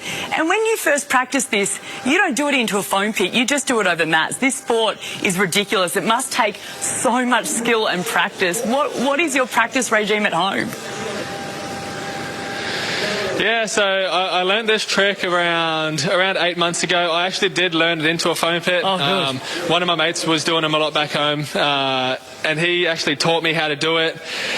So, pretty much the three guys, myself, and both my other mates, that we all live in Queensland. So we all just teaching each other tricks, and they actually taught me this trick. So I was just working on it a lot in the foam pit. Then I took it over to the resi, the softer landing, which you could actually ride away on. And I've just been working so hard at perfecting that trick and perfecting a few tricks in the past 18 months to bring out at the Tokyo Olympics. And all the work that I've done in the past 18 months has paid off. Logan Martin there speaking with Abby Gelmy on Channel 7 after taking gold for Australia. So there you go. That's one of our gold medalists from today. We'll have a look towards tomorrow's schedule and what is going to be on the agenda for Australia, which will include Australia's quarter-final in the women's hockey against India. All of the hockey for Hockey Australia. Check the Hockey Australia Club Finder and Play. How good is hockey? Check out Hockey Australia Club Finder and Play now. That'll be at 1 p.m. tomorrow in the women's quarter-final. Australia and India. We'll go through all of the highlights of what will hopefully be another successful day number 10 for Australia tomorrow from Tokyo. All of what to look out for next on SEN. When playing for the Boomers, we loved Aussie sports fans cheering us on. Well, let me tell you this. Go get a free 5-minute tyre safety check from Tyre Power and we'll all cheer you on because it means you're tyre safe. Each Tyre Power store is independently Aussie owned, so when you visit your local Tyre Power, you're literally dealing directly with the local owner. So be tyre safe and be Aussie proud. Get the power of Australia's biggest independent. Tyre Power, your trusted local Aussie tyre experts. On AFL Nation, our great game continues to deliver. We're enjoying amazing goals. Bontempelli, can he get enough on the ball? Oh, yes, he can. Celebrating the big moments. Gary Rowan wins it after the siren with a dead-eye shot. And the stars of the game continue to shine. Download the SEN app and listen live wherever you are. Join our AFL Nation commentary team for every memorable moment. AFL Season 2021. Hear it all on the SEN app. Download it now. As the Aussie athletes compete overseas for glory, they rely on our supports. It's the same for tyre safety here at home. We rely on the support of Tyre Power to steer us safely on the roads. If you haven't been to Tyre Power for your free 5-minute tyre safety check, then book in now and experience the CanStar Blue award-winning customer service. Get the power of Australia's biggest independent, Tyre Power. Aussie owned and operated, keeping you safe on the roads. tyrepower.com.au. Men's health. We're getting better talking about it, but men's sexual health is still a subject not all blokes feel comfortable talking about. Well, guess what? With Pilot, you don't have to talk. You can text a health inquiry confidentially, finishing early or experiencing dysfunction. Pilot is your online men's health navigator. Do an online assessment, get discreet shipping and ongoing care. Real doctors, real treatments. Pilot.com.au. Gazy, as an Aussie athlete, you did it all. Carrying the flag for Australia has to be right up there. Well, Jared, it was an amazing honour. And if scores are close, who should we rely on in the last 5 minutes? These days, G, always Tyre Power. A quick, free 5-minute tyre safety check at Tyre Power and you're on your way to a podium finish, G. Protecting your family on the roads is more important than any medal. Tyre Power, Aussie owned and operated. Your trusted tyre experts. tyrepower.com.au. If you love racing, then must-listen radio is Bensley on SEN Track 1593 AM. Each morning, Andrew Bensley covers the latest news from the stables and track. Ben and JD Hayes will launch off in a matter of days. He's the broadcaster that racing personalities, leading trainers and jockeys talk to. Welcome, Les. Ben joins us. Morning to you, Henry. Bensley, Monday to Thursday, 8 till 11 on Australia's home of chasing, pacing and racing. SEN Track on 1593 AM, the SEN app and DAB+. SEN's coverage of the Olympic Games 2020 for Mate Internet and Mobile. Australia's most satisfied customers. NBN from just $59. Search Mate online. Welcome back to our coverage of the Tokyo Games. We're in the final minutes of our broadcast here on SEN. So a couple of things to look forward to. Firstly, the bracket has been set for the men's basketball tournaments. Australia's next opponent, the Boomers. Our next opponent will be Argentina, who are a pretty decent basketball playing nation. We take on Argentina on Tuesday at 10 p.m. That's Argentina. So if we win that game, We then play Spain, who upset us back in Rio 2016, denying us a medal, or the United States. So it's going to be Spain versus the USA in the quarterfinals on Tuesday in the afternoon, and the winner of that, or if Australia win, if we win our game, Australia against Argentina, we take on the winner of that game, Spain or the United States. So plenty on the line there. Coming up tonight, or coming up tomorrow on day 10 of the games, a couple of the highlights. I think the main event will be in the evening. The semi-final of the women's football competition from 9 p.m. will be the Matildas against Sweden. That will be from 9 p.m. Yes, 9 p.m. tomorrow, the Matildas against Sweden. Among much more action from the water, from the sailing, from the track and field, from the hockey, as I mentioned. Big stuff coming up on day 10. Thank you for your company. It's been a golden day for Australia. See ya. Just really want customer support from someone close by. True Blue award-winning Aussie support, you betcha. Mate has got your back. Mate serves up award-winning internet and mobile. Get unlimited talk and text, plus great data inclusions with data banking of unused data up to 100 gigabytes from only $20 a month. Plus, you get a Tidal Music subscription included free with selected plans. Mate, how good's that? What are you waiting for, mate? Choose a provider you can trust, like Mate. Visit letsbemates.com.au. The AFL season is building. The huge moments are becoming huger. And the stars of the game continue to shine. Buddy plays on, he put it through the middle, there's 2 points the difference. Download the SEN app and listen live wherever you are. Join our AFL Nation commentary team for every memorable moment. AFL Season 2021. Hear it all on the SEN app. Download it now.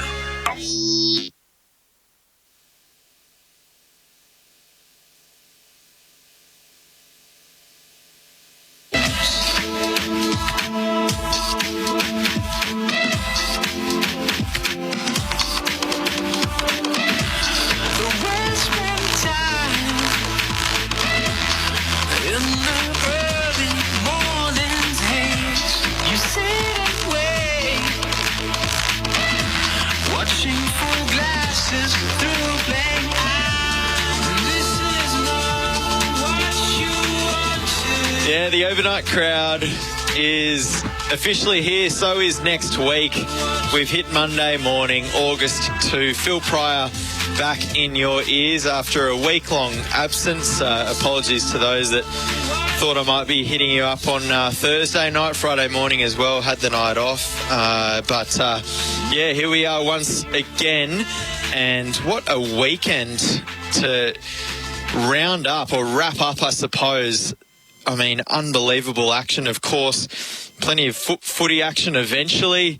A few hiccups, of course, on Saturday with the still ever-developing COVID situation. But, I mean, what's happening in Tokyo is just captivating and phenomenal and record-breaking if you're cheering on the Aussies, of course, particularly in the pool.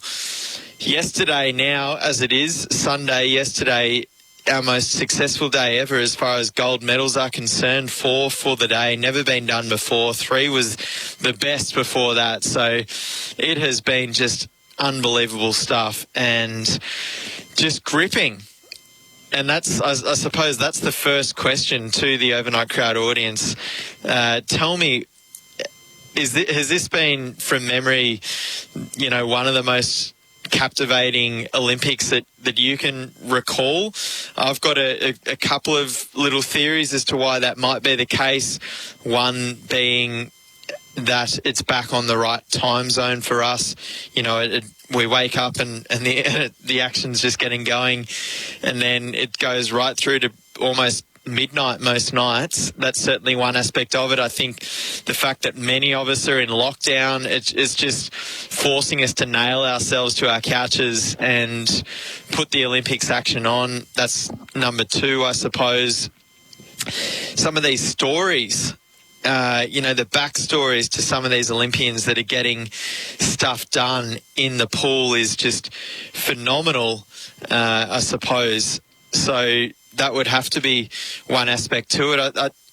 I think perhaps the controversy that we've seen with some of the previous swim teams, perhaps that is playing some sort of a role.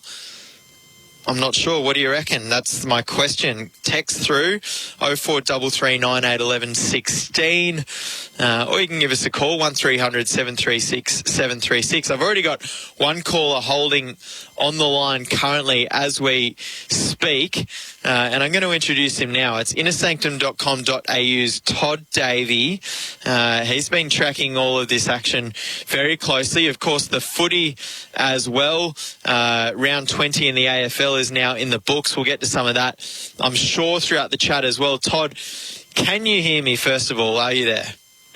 I've got you, mate, and you've pretty much succinctly summed up everything about the Olympics that we all love. It's just been one of the great games that I can remember, and the Aussies are just killing it.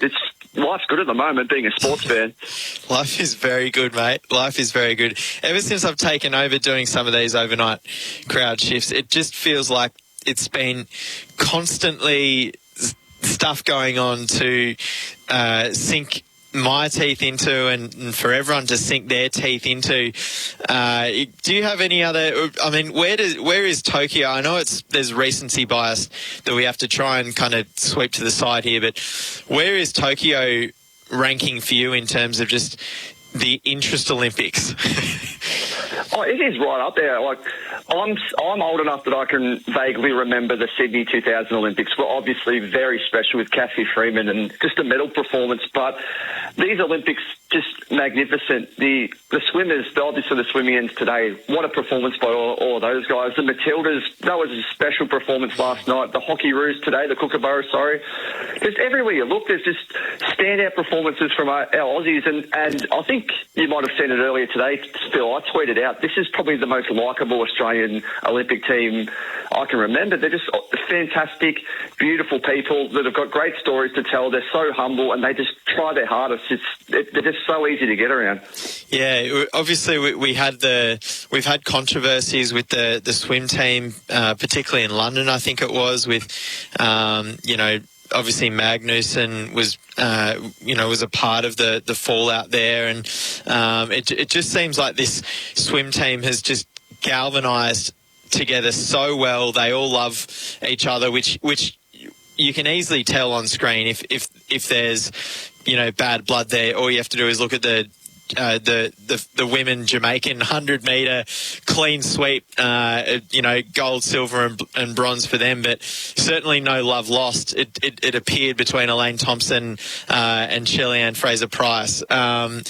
As opposed to this Aussie swim team, you've got, Kaylee McKeon telling Seabomb to stay up on the top of the podium with her for the national anthem. It all culminated in this 4 by 100 metre medley relay yesterday now, as it is, the women. One of the most gripping races you'll ever see in an Olympics, and it was quite literally heart that got Kate Campbell over the line in that race. She was shot. She was clearly exhausted from such a busy meet. By her standards, she raced in the 50 metres about 20 minutes before that. And you could literally see the point in the race where she'd run out of gas, and then the heart just took over and drove us home. And, oh man, it was just something to behold. Yeah, and I implore anyone who's listening right now, if they haven't seen this race, after we've finished talking, after you've finished at 3 o'clock in the morning, Phil, we can't miss any of you, but go out and watch that race and you just marvel at the heart, exactly as you described it. She'd been overtaken and then just sheer force of will just willed herself to the line, and it was hilarious in the post-race press conference that she had with Nathan Templeton. She basically said, our transition for the last swimmer was so good, we're either going to win an Olympic medal right now or we're getting disqualified, and there's no in between. So they had to kind of hold back and make sure that they won the Olympic gold before they could really celebrate, because it was it's an old cliche, but it was touch and go, and just brilliant transition. And the heart shown is something that will live on live on for ages for the Olympic Games. Just, yeah, the stuff of folklore. Yeah, 100%. And can you think of any? I know I listed a couple just before, but can you think of any other reasons as to why it appears as though this game's, particularly over the last few, have caught us all just so in the moment, in the zone, or is it just a case of recency bias, do you think? I think it's a bit of a perfect storm. We know we've got parts of the country that's in lockdown that really can't leave the house and do anything. We've got, as you said, the time zone's perfect. So we're like an hour difference between Japan. So the timing's perfect. We're winning, which is always great. People love Aussies winning. And then, like I said, there's just a really likeable team. Great stories to tell. Remarkable performances. Like even... I can't believe some of the humility of these guys. Like Rowan Browning today ran the waste of his life to get to the semis, and that's a huge feat in itself. And then he's apologising because he didn't make the final. And I don't know about you, Phil, but I was just so proud of the way that him and Liz Clay, who also just missed out on an Olympic final. It's just so proud of these guys. They don't owe us anything, but they're apologetic because they didn't make it a final. It's just remarkable. Yeah, and I'm going to be spending plenty of the show unpacking some of the stuff that has happened right throughout. But what did you make of the 100-metre dash tonight? That was the big event of the evening, I suppose. And, you know, Bruce McAvaney told us going in that it was... And it was an open field. There was no assurances, no real standout favourites, I suppose. A great effort in the end. Marcel Jacobs, the Italian, beat Fred Curley, I think it was, and it was a really good race as well. Like, Curley had his chance there. De Grasse was always going to be big, the Canadian as well, who got the bronze in the end. It was a good race, and 9:80, I think, was the winning time in the end. So reasonably sharp, obviously not Bolt standards, but for an Italian to win it, that was quite a shock, wasn't it? And how good were the scenes after the race where he's basically ran straight from the finishing line, and then the high jumper, who's also just shared gold, just embraced. And it was just, I don't know, maybe it's COVID times that's brought these teams closer together, but that sharing that moment together was brilliant to watch. Like you said, I was talking to our Inner Sanctum teammates in a big Zoom chat we were having, and none of us could really pick a winner going into it. It was disappointing to see the Great Britain sprinter false start and get eliminated. I mean, that's really heartbreaking. 4 years of hard work basically going out the window. But Jacobs was remarkable. He, at the midway point, he just powered through and it's good for the big 100 keg muscle bound guys to get a win under the belt. We don't get too many when it comes to the sprinters, and I'm going to say we because I class myself in that frame, Phil, like yourself. Oh dear, yeah, it was quite a race, and obviously Mitchell Stark's brother Brandon Stark in the high jump, jumping for a medal only moments before that all unfolded, and didn't he give a good account of himself, clearing, 2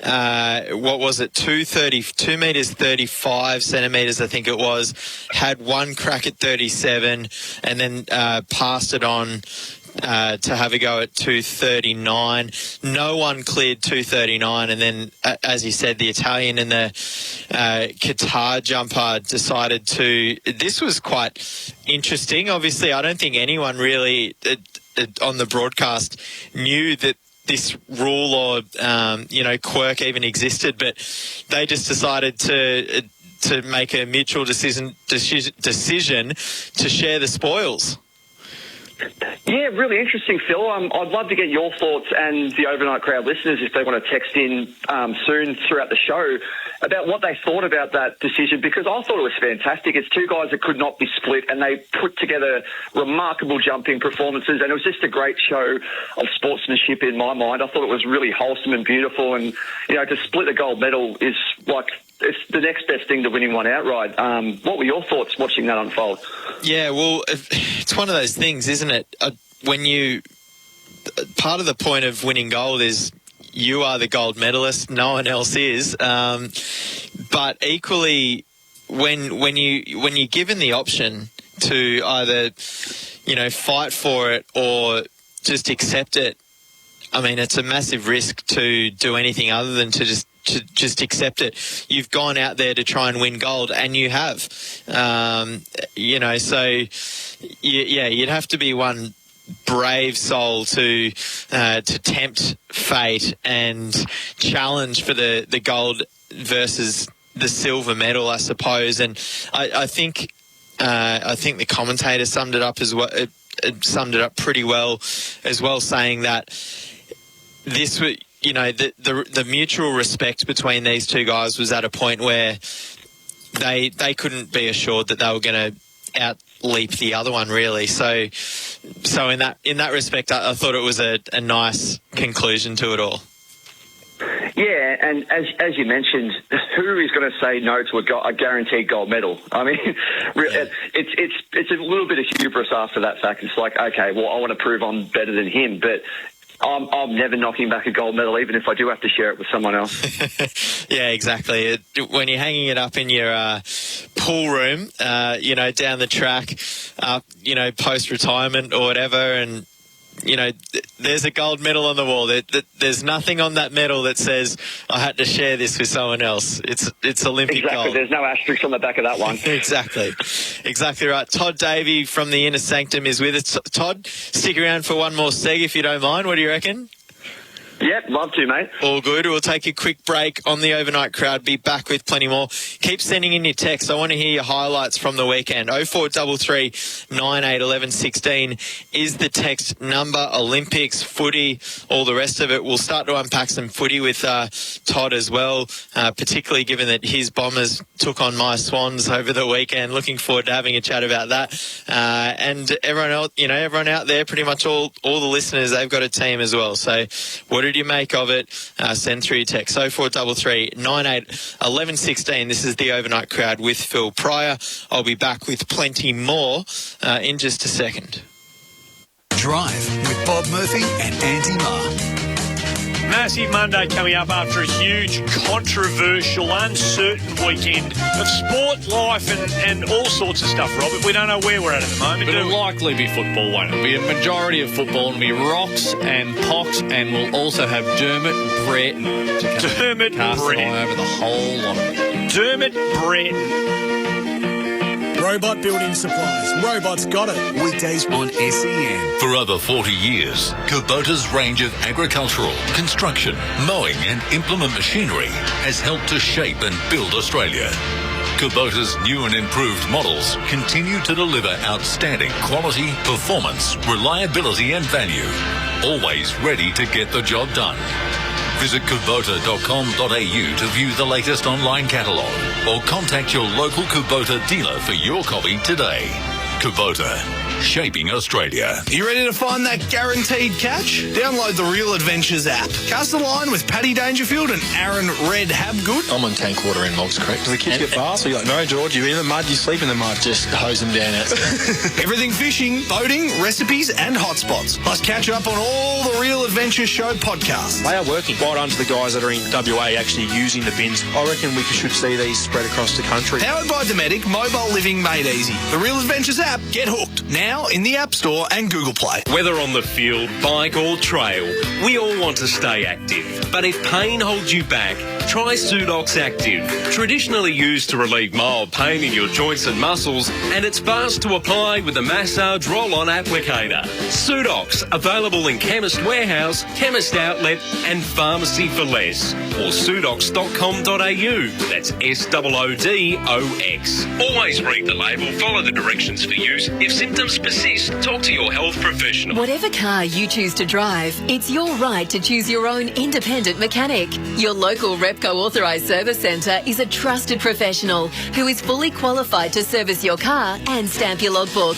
They have the latest equipment and technical know-how. They use quality parts and lubricants, and all work is backed by a nationwide warranty. For real peace of mind, trust the experience and knowledge of your local Repco authorised service centre. Drop in or book online at repcoservice.com. Oh, a good mark to Wilson. He plays on at full pace and kicks a beauty to Thomas.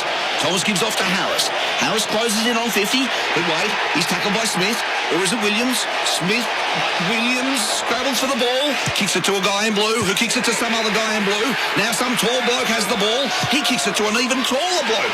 Kick, handball, kick. Don't miss the best bits. You won't miss a moment if you drink Wise. Proudly brought to you by Drink Wise. Being at the greatest events on the sporting calendar is what makes sport fans tick. And to witness the biggest sporting moments in Australia, Ballpark Entertainment can get you there. AFL, NRL, horse racing, soccer, basketball, cricket, boutique events and more. Ticketing, corporate suites and money can't buy experiences. Get the best access to the best sporting events with Ballpark Entertainment. Making memories. ballparkentertainment.com.au. Hi, it's Doug the tradie. If you're a tradie like me, you need the correct insurance. It's easy with IMAR. They offer competitive premiums, instant cover and no paperwork. Go online, get an instant quote and pay the premium or call an expert now on 13IMAR. You'll be covered in a few simple steps and ready to get on with the job. Visit imar.com.au today or call 13IMAR and get a quote, get covered, get working. They're the tradies, mate. Let's sign up.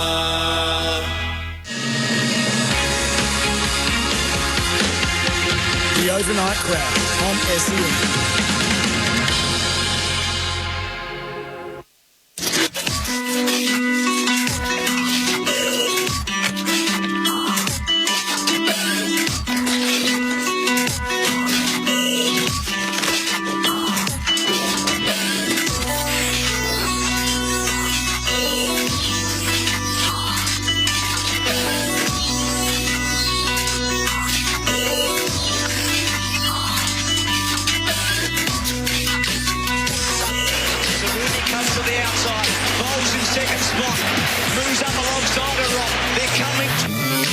Oh, yeah. Peter Bowl.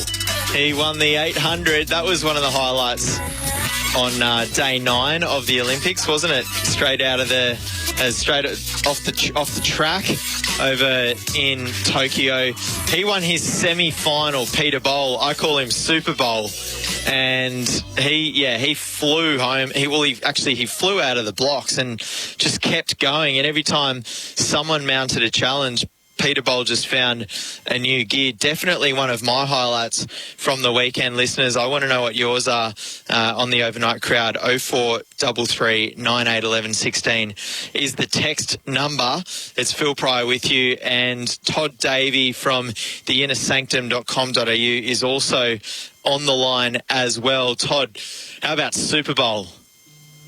Well, we got the call out before we jumped on, didn't we, from Tim Kennedy, the Punt King on Twitter, said, make sure you mention Peter Bowl, otherwise I'm never listening again. But here's your shout out, mate. And Peter Bowl, Super Bowl, I love it. Haven't heard it before, but I'm all about it. What a performance. I think Bruce mentioned, and Bruce is the doyen of calling, by the way. I know you're a huge fan of his, but he basically said when the Frenchman gave him a little bit of a check, he thought he'd fall back through the field, but he just powered through on hard. And Bruce is saying he's got to be a gold medal chance, and how can you dispute Bruce? He knows everything about athletics, and we're backing in the Super Bowl to put in a performance for the ages come the final.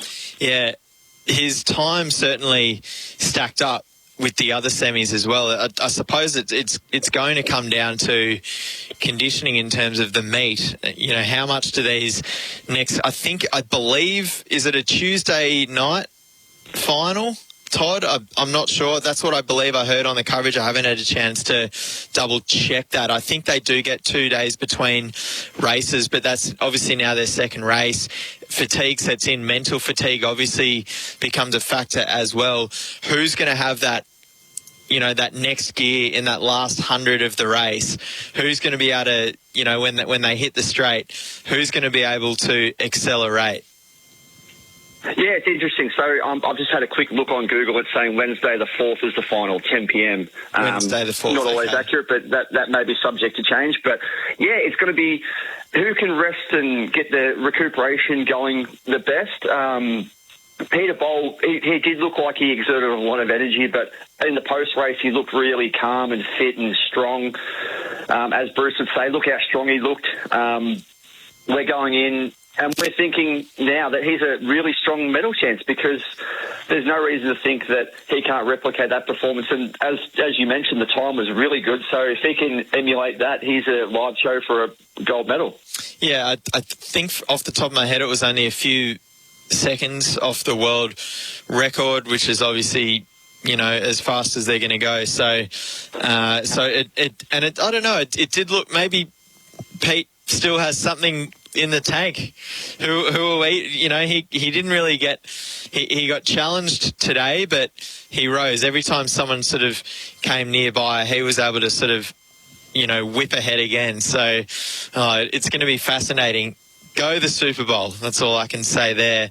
Now, Liz Clay, she just missed out on the 100 hurdles final in the women 100 hurdles semis today. That was unfortunate. And there was a bit of trouble on the starters blocks with her. There's been trouble on the starters blocks right the way through the opening couple of days on the track, Todd. I'm not sure how closely you've been tracking this aspect of it, but there's this, I don't know if it's how new the technology is, but there are sensors on the blocks which can indicate exactly how quick the reaction time is. And if it's any faster than 0.1, then it's deemed to be inhumane or, you know, not human, and therefore you guessed perfectly. And even though you didn't false start, it's illegal. I mean, I can't get my head around this. I mean, obviously they've done the scientific research behind it, but it is quite fascinating. Yeah, well, that's interesting, isn't it? The technology, there just comes a point where it's implemented and everyone just trusts it like Hawkeye. Even in the cricket, when you're watching it and it seems completely unrealistic that the ball would go that far, everyone just says, oh, well, it's the technology. They've put their work in. It must be right. But it must have been so disruptive, especially for Liz Clay, who's overcame so many, like, pardon the pun, so many hurdles coming into this event. And then I think it was 3 to 4 times that there was a false start. And you just think, how are you meant to get some continuity in your thought process and how you approach a race? But, you know, she didn't let herself down at all. I know she was pretty flat after the race, only missed out by like a couple hundredths of a second of making the final, but a third place finish in an Olympic semi-final is nothing to be ashamed about. And she said when the next cycle comes around in 3 years, she'll be ready to go. And yeah, every Australian should be really proud of the effort, because yeah, it was just a great effort to finish third. Yeah, I think it was Jace Richardson that interviewed her after for Seven, and he set it up so well, and he was like, now you broke your foot in 2015, you broke your tibia in 2016, you broke this, you broke that, and then in 2020, and I thought he was leading up to this big finish, and he missed the opportunity. He should have said, and in 2020 you've broken your PB. That's a perfect segue into it, isn't it? But I actually felt so bad for her because she just found out she'd missed out on the final, and Jace Richardson's like, oh, can I please indulge you? I don't want to embarrass you. And she's just like, yep. Yeah, I know, yeah. Please let this interview be over. Hating that. Yeah. Look, there are plenty of texts coming through. I think I will get to all of those as well. Dean, just firstly, he's texted in, BMX freestyle is unbelievable. This is in relation to what your highlight was over the weekend. Dean says, forget Dustin Martin. We have Logan Martin. He can fly. Great point there, Dean. Thanks for the text in. That's I couldn't believe the moves he was doing. I'm not an ardent BMX follower, so I'm not up with the latest moves and stuff. But that slip he did in the air where he let go of the bike, I don't think I could do that in a prone position with the bike in front of me. So he's got some absolute bravery doing that, and he deserved every part of that gold medal because that was a brilliant run.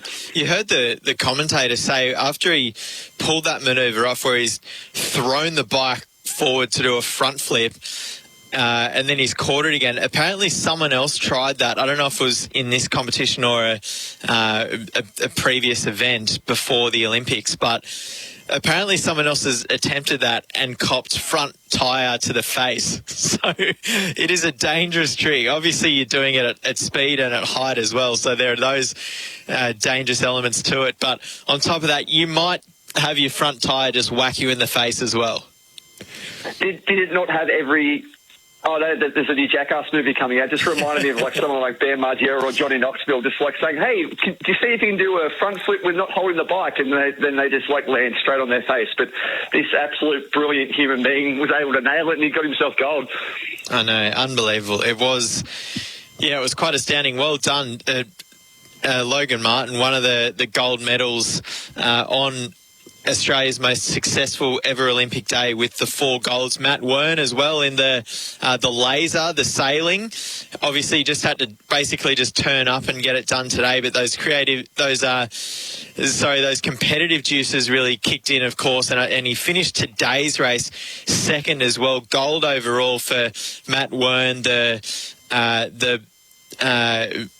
What do you call him? He's an athlete overall, apparently, coming out of Perth. I think he played footy at a pretty decent standard as well. Reading as we headed into the Olympics, I knew he was a medal chance, and I believe it wasn't just sailing that he was pretty good at coming out. He's obviously made a good decision and has paid off. But that was awesome to see as well, Toddy. Yeah, I was watching the before, I think Friday, they had a little segment on him with Channel 7. He basically said, I was like playing pretty high-level footy and then sailing, and it was like the mix between the summer and the winter sport, and then the decision had to be made, and he's like, it's an easy one, it's sailing, and now I'm a chance to be an Olympic gold medalist, and of course I'm going to stick with my decision. But it's been an interesting little section of sport there, hasn't it? Because our man Jack Hudson from the innersanctum.com.au was actually doing the coverage for the sailing, and he's coming back to us every day going, he's won the gold medal, but doesn't get announced till Sunday. Like, what's happening here? So one of those peculiarities with the sport, isn't it?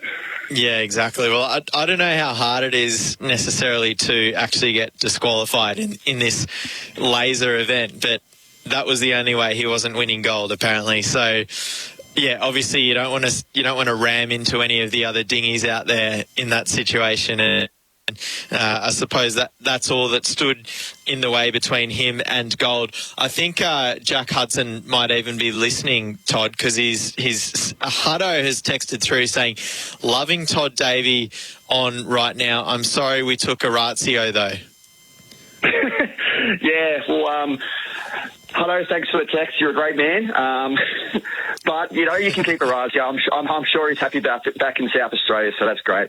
Yeah, well, I'm sure he's up and about, just keeping that distance between Port Adelaide and the Sydney Swans in that race for a top 4 finish. So Hutto's certainly going to be happy. A shout out to Hutto as well, Toddy. I believe the innersanctum.com.au, which was Hutto's brainchild initially, I believe it's just hit a bit of a milestone this week as well. Have I got you on the spot there, or can you shed any light on that one?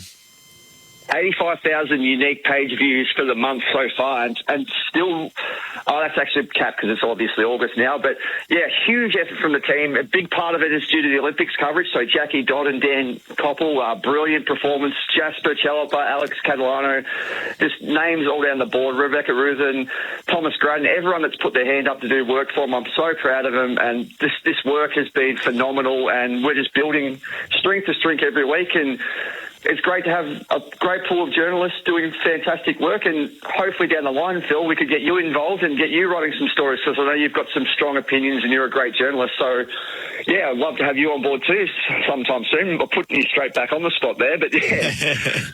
Oh, mate, how can I say no? You've put me on...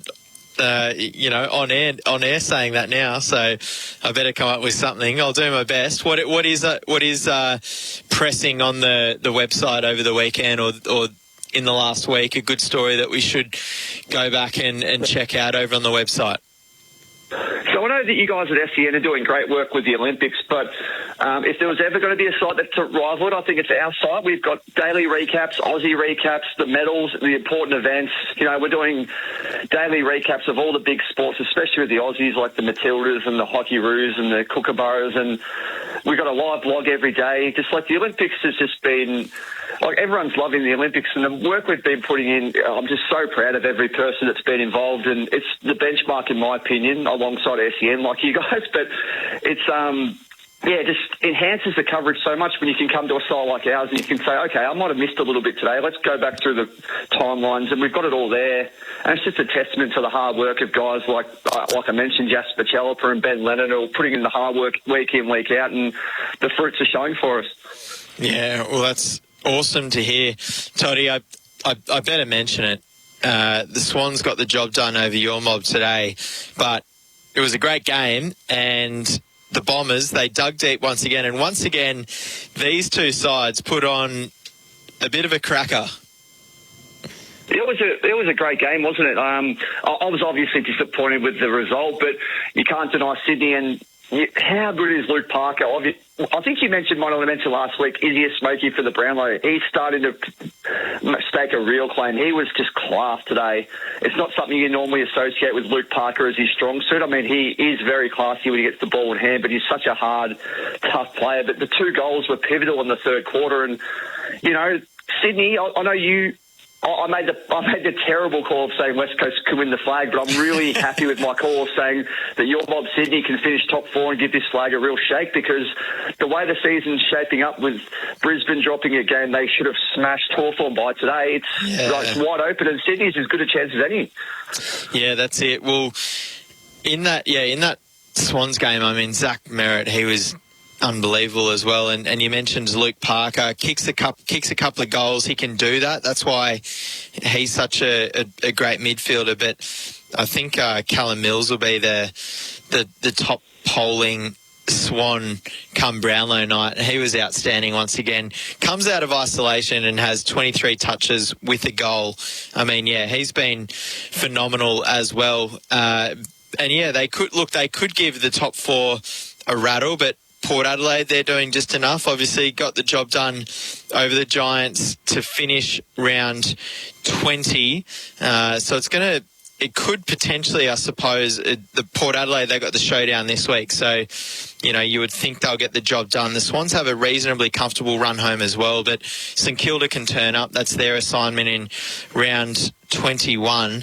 And then Port Adelaide have got Carlton, Sydney have got North in round 22. So assuming they both win that there, it could come down to round 23 when Port Adelaide take on the Western Bulldogs and the Swans have the Suns. So it's going to be a fascinating race home. Hutto, he's going to have no fingernails left by the time we get to round 23. It's hard to know with Hutto. He's very, very passionate, Port Adelaide man. He can get very passionate in our group chats. He was a little bit nervous at times today, but I think the Port Adelaide had the class advantage over the GWS Giants for the majority of the game, and if in his heart of hearts he never really would have been worried. But the surprise packet, I feel, and I'd love to get your thoughts too, is Carlton. They're like half a game out now, and the way they're playing, aside from that North Melbourne loss 2 weeks ago, which was really shocking, but the game this week against St Kilda, they dominated from start to finish, and if they can keep Harry Mackay healthy, Sam Walsh at his Brownlow medal winning form, and Patrick Cripps, who looks to be a little bit healthier than he was before, they could sneak into the 8, and there's no doubt if they make it, they could actually win a final. That would be nuts, wouldn't it? Obviously, it would. Freo's big win has them sitting in 8th position right now, but yeah, Carlton are a win back with better percentage with 3 rounds to go. I mean, it's insane. Last week I had callers on the program last Sunday night saying, what is going on? I mean, it's just been, it's been quite unbelievable. Was it last week or the weekend? No, yeah, they had that shocking loss to North Melbourne only last week. So, yeah, that would be quite astonishing. Toddy, I better let you go because I do have to get to another break on the overnight crowd. But once again, thank you so much for calling in. I know we missed your efforts on Thursday night, Friday morning. I had the night off, so that in turn meant you had the night off as well. But thank you for staying up late on this Sunday night, Monday morning. I know you were probably up anyway, just absorbing as much Olympics as physically possible. And we do it all again tomorrow, mate.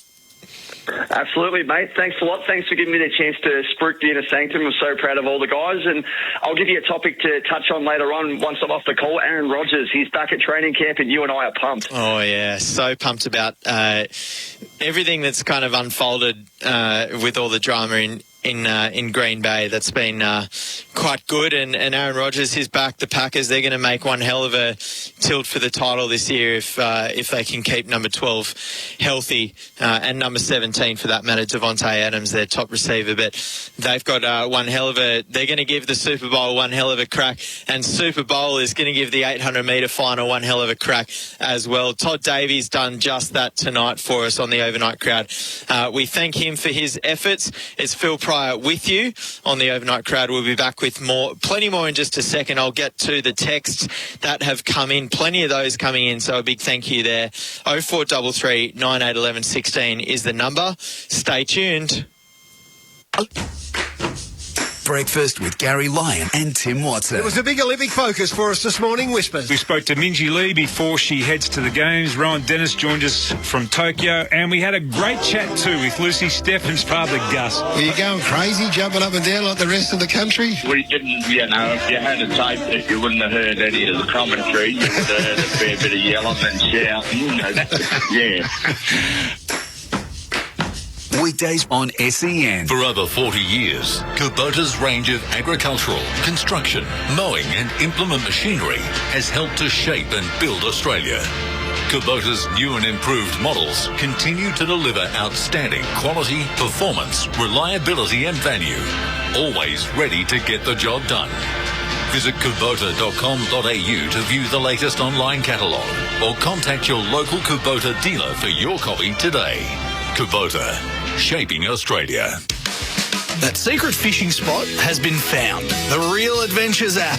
Throw a line in with Paddy Dangerfield and Aaron Red Habgood. He's having a go at those people that post up a fish ID. Take the picture, release the fish. Catch up on all the Real Adventures shows, podcasts, video content, fishing gear reviews, and of course, fishing banter. A lobster man in America got swallowed and spat out by a whale. Powered by Dometic, mobile living made easy. The Real Adventures app. Get hooked. Now in the App Store and Google Play. If you've come off the field feeling sore in your joints or muscles again, it's time to try Sudox Active. Sudox Active Pain Relief Cream uses only naturally sourced ingredients, assisting with mild pain relief, and it's fast to apply with a massage roll-on applicator. Sudox Pain Relief Active Cream, now available at Chemist Warehouse from just $19.99. That's SOODOX. Always read the label and use only as directed. If symptoms persist, see your healthcare professional.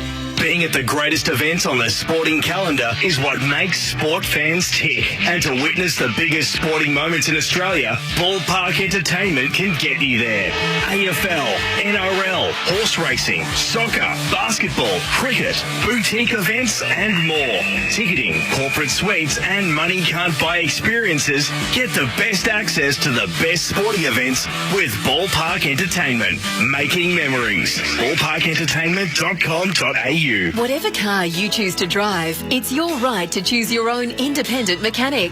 Your local Repco authorised service centre is a trusted professional who is fully qualified to service your car and stamp your logbook. They have the latest equipment and technical know-how. They use quality parts and lubricants, and all work is backed by a nationwide warranty. For real peace of mind, trust the experience and knowledge of your local Repco authorised service centre. Drop in or book online at repcoservice.com. We've got 5 minutes to go in the half. Jennings passes to Pearce.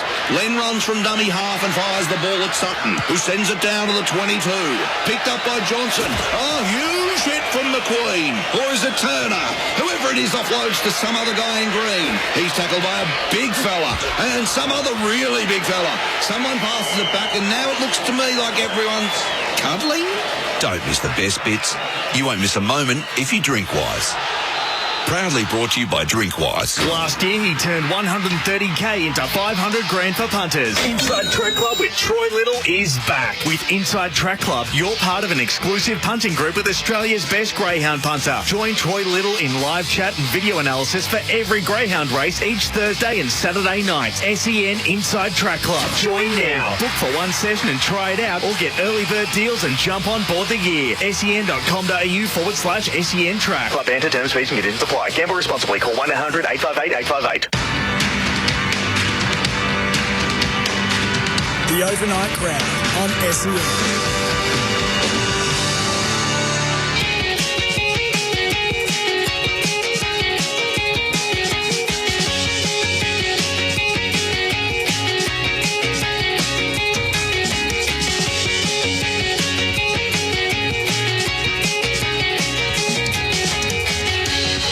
Yeah, the Overnight Crowd.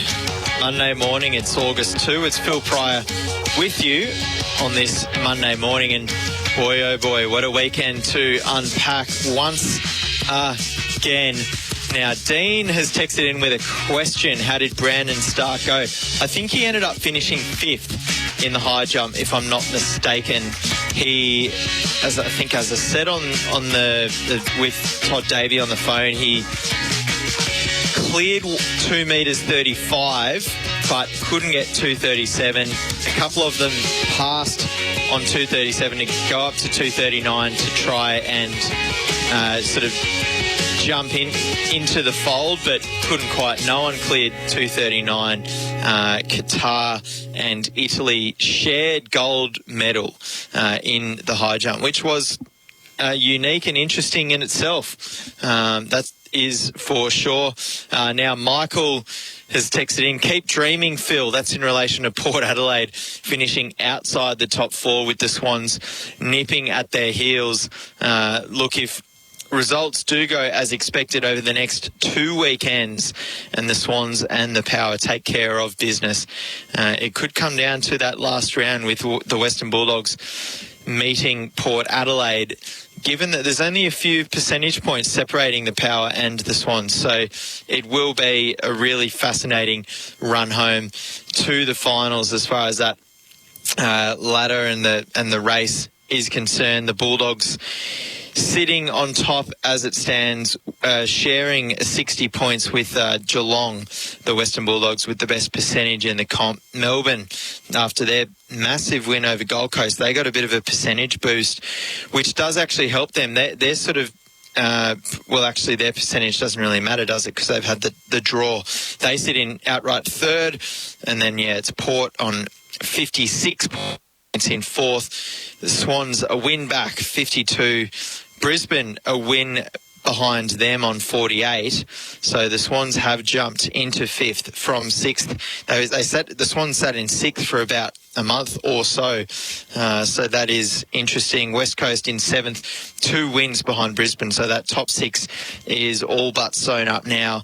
And boy, this race for 8th is heating up. Freo jumping in, GWS out, but within striking distance, GWS, Essendon, Richmond and Carlton and St Kilda, all the way down in 13th, can still technically make it. So, wow, 3 rounds left, and it's going to be one hell of a charge home for the top, for 8th position. It's going to be very, very interesting. That is for sure. Michael says Swans can't make top 4. We play Blues and Crows. No chance, Swans. Yes, Michael, that is true. But what about round 23? That's my question. That's what it's all gonna come down to. Now, hi guys. This is from Anonymous. How did the young Aussie skateboarder go in Tokyo, the one who lives in LA, interviewed by SEN a month or 2 ago? Now, good question. What was his name? I can't even think off the top of my head now. That was a week ago. My short-term memory is just not where it needs to be. But the Aussies, they gave it a good shake, but just couldn't quite land those bigger tricks that were going to put them into that top echelon. I believe Japan won the men's medal, the young kid, and then in the women's, it was the 13-year-olds which ended up winning gold. The 13-year-olds were contesting the women's skateboarding. It was quite remarkable. I know there was a Brazilian right up the top. Japan might have even gone gold in the men's and women's off the top. But the Aussies, they weren't quite in the mix, unfortunately, which was a shame. But the skateboarding was fascinating, and it's been awesome to see some of these new events getting some run. Particularly the BMX freestyle, of course, with Logan Martin getting the job done. The first time that's been an Olympic event, skateboarding was another one, which was truly fascinating. Some of these mixed relays have been the highlight of the game so far, haven't they? Particularly that swim, the medley swim a couple of days ago was just something else. Caleb Dressel just flying home, trying to catch Emma McKeon. Of course, the Aussies didn't win gold in that event, but that was truly something. The highlight for particularly in my household, my partner's Polish, and that 4x400 meter mixed relay on the track, that was astonishing. And Poland's winning their first gold medal in that event, beating the Americans, who were able to win themselves back into the final after being DQ'd, but successfully challenging that ruling. Poland got the job done in that one. Those have been some of my highlights. Plenty of highlights on the text line as well. I'll continue to unpack some of those as well on the other side of a break on the overnight crowd. It's Phil Pryor with you. Stay with us. Olympic gold medalist Jess Fox joined me the morning after. I tell you what, crossing that finish line, I did realise what had just happened, and it was all the emotions, and to be able to share it with, my mum, my sister, my whole team, and then to feel so much love and support from Australia, it's just incredible. Join me today, the means test with David King, ahead of day 9 of the Games. Waitley, weekdays on SEN. You ready to find that guaranteed catch? Download the Real Adventures app. Cast a line with Paddy Dangerfield and Aaron Red Habgood. I'm on tank water in Moggs Creek. The kids get fast, so you're like, no, George, you're in the mud, you sleep in the mud. Just hose them down out. Everything fishing, boating, recipes and hotspots. Plus catch up on all the Real Adventures Show podcasts. They are working. Well done to the guys that are in WA actually using the bins. I reckon we should see these spread across the country. Powered by Dometic, mobile living made easy. The Real Adventures app, get hooked. Now in the App Store and Google Play. Oh, a good mark to Wilson. He plays on at full pace and kicks a beauty to Thomas. Thomas gives off to Harris. Harris closes in on 50, but wait, he's tackled by Smith. Or is it Williams? Williams scrabbles for the ball, kicks it to a guy in blue, who kicks it to some other guy in blue. Now some tall bloke has the ball. He kicks it to an even taller bloke. Kick, handball, kick. Don't miss the best bits. You won't miss a moment if you drink Wise. Proudly brought to you by Drinkwise. For over 40 years, Kubota's range of agricultural, construction, mowing and implement machinery has helped to shape and build Australia. Kubota's new and improved models continue to deliver outstanding quality, performance, reliability and value. Always ready to get the job done. Visit kubota.com.au to view the latest online catalogue or contact your local Kubota dealer for your copy today. Kubota, shaping Australia. Whatever car you choose to drive, it's your right to choose your own independent mechanic. Your local Repco authorised service centre is a trusted professional who is fully qualified to service your car and stamp your logbook.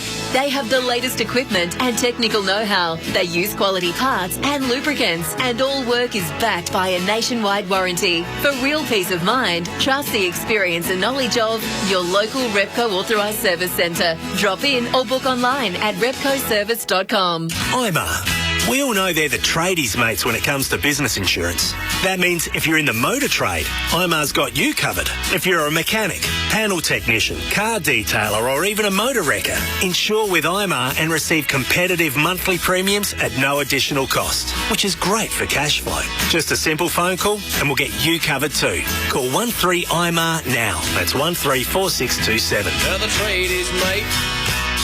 That's SEN Track is the new sound of chasing, pacing and racing. And each Saturday you can watch it online. Saturday Trackside is on live stream on the SEN app, on your mobile via Twitch, your computer or smart TV. The banter, the fun, the expert analysis and horse racing tips. Simon O'Donnell, Dave Taggart and co bring it all to the table. Saturday Trackside. Watch the live stream this Saturday. SEN Track, the new sound of chasing, pacing and racing. Want to win the ultimate 2021 Toyota AFL Grand Final VIP experience? Thanks to Choices Boring, you and a mate could be mixing it with the stars at some of the biggest events of the footy season. Experience all the hype of Grand Final week firsthand, then be at the big match itself. The 2021 Toyota AFL Grand Final. Prize includes all tickets, 6 nights accommodation and return flights. Visit iCanWin.com.au and you could win thanks to Choices Boring. AFL authorised DF promotion at DF AFL 21/10. The Overnight Crowd on SEN.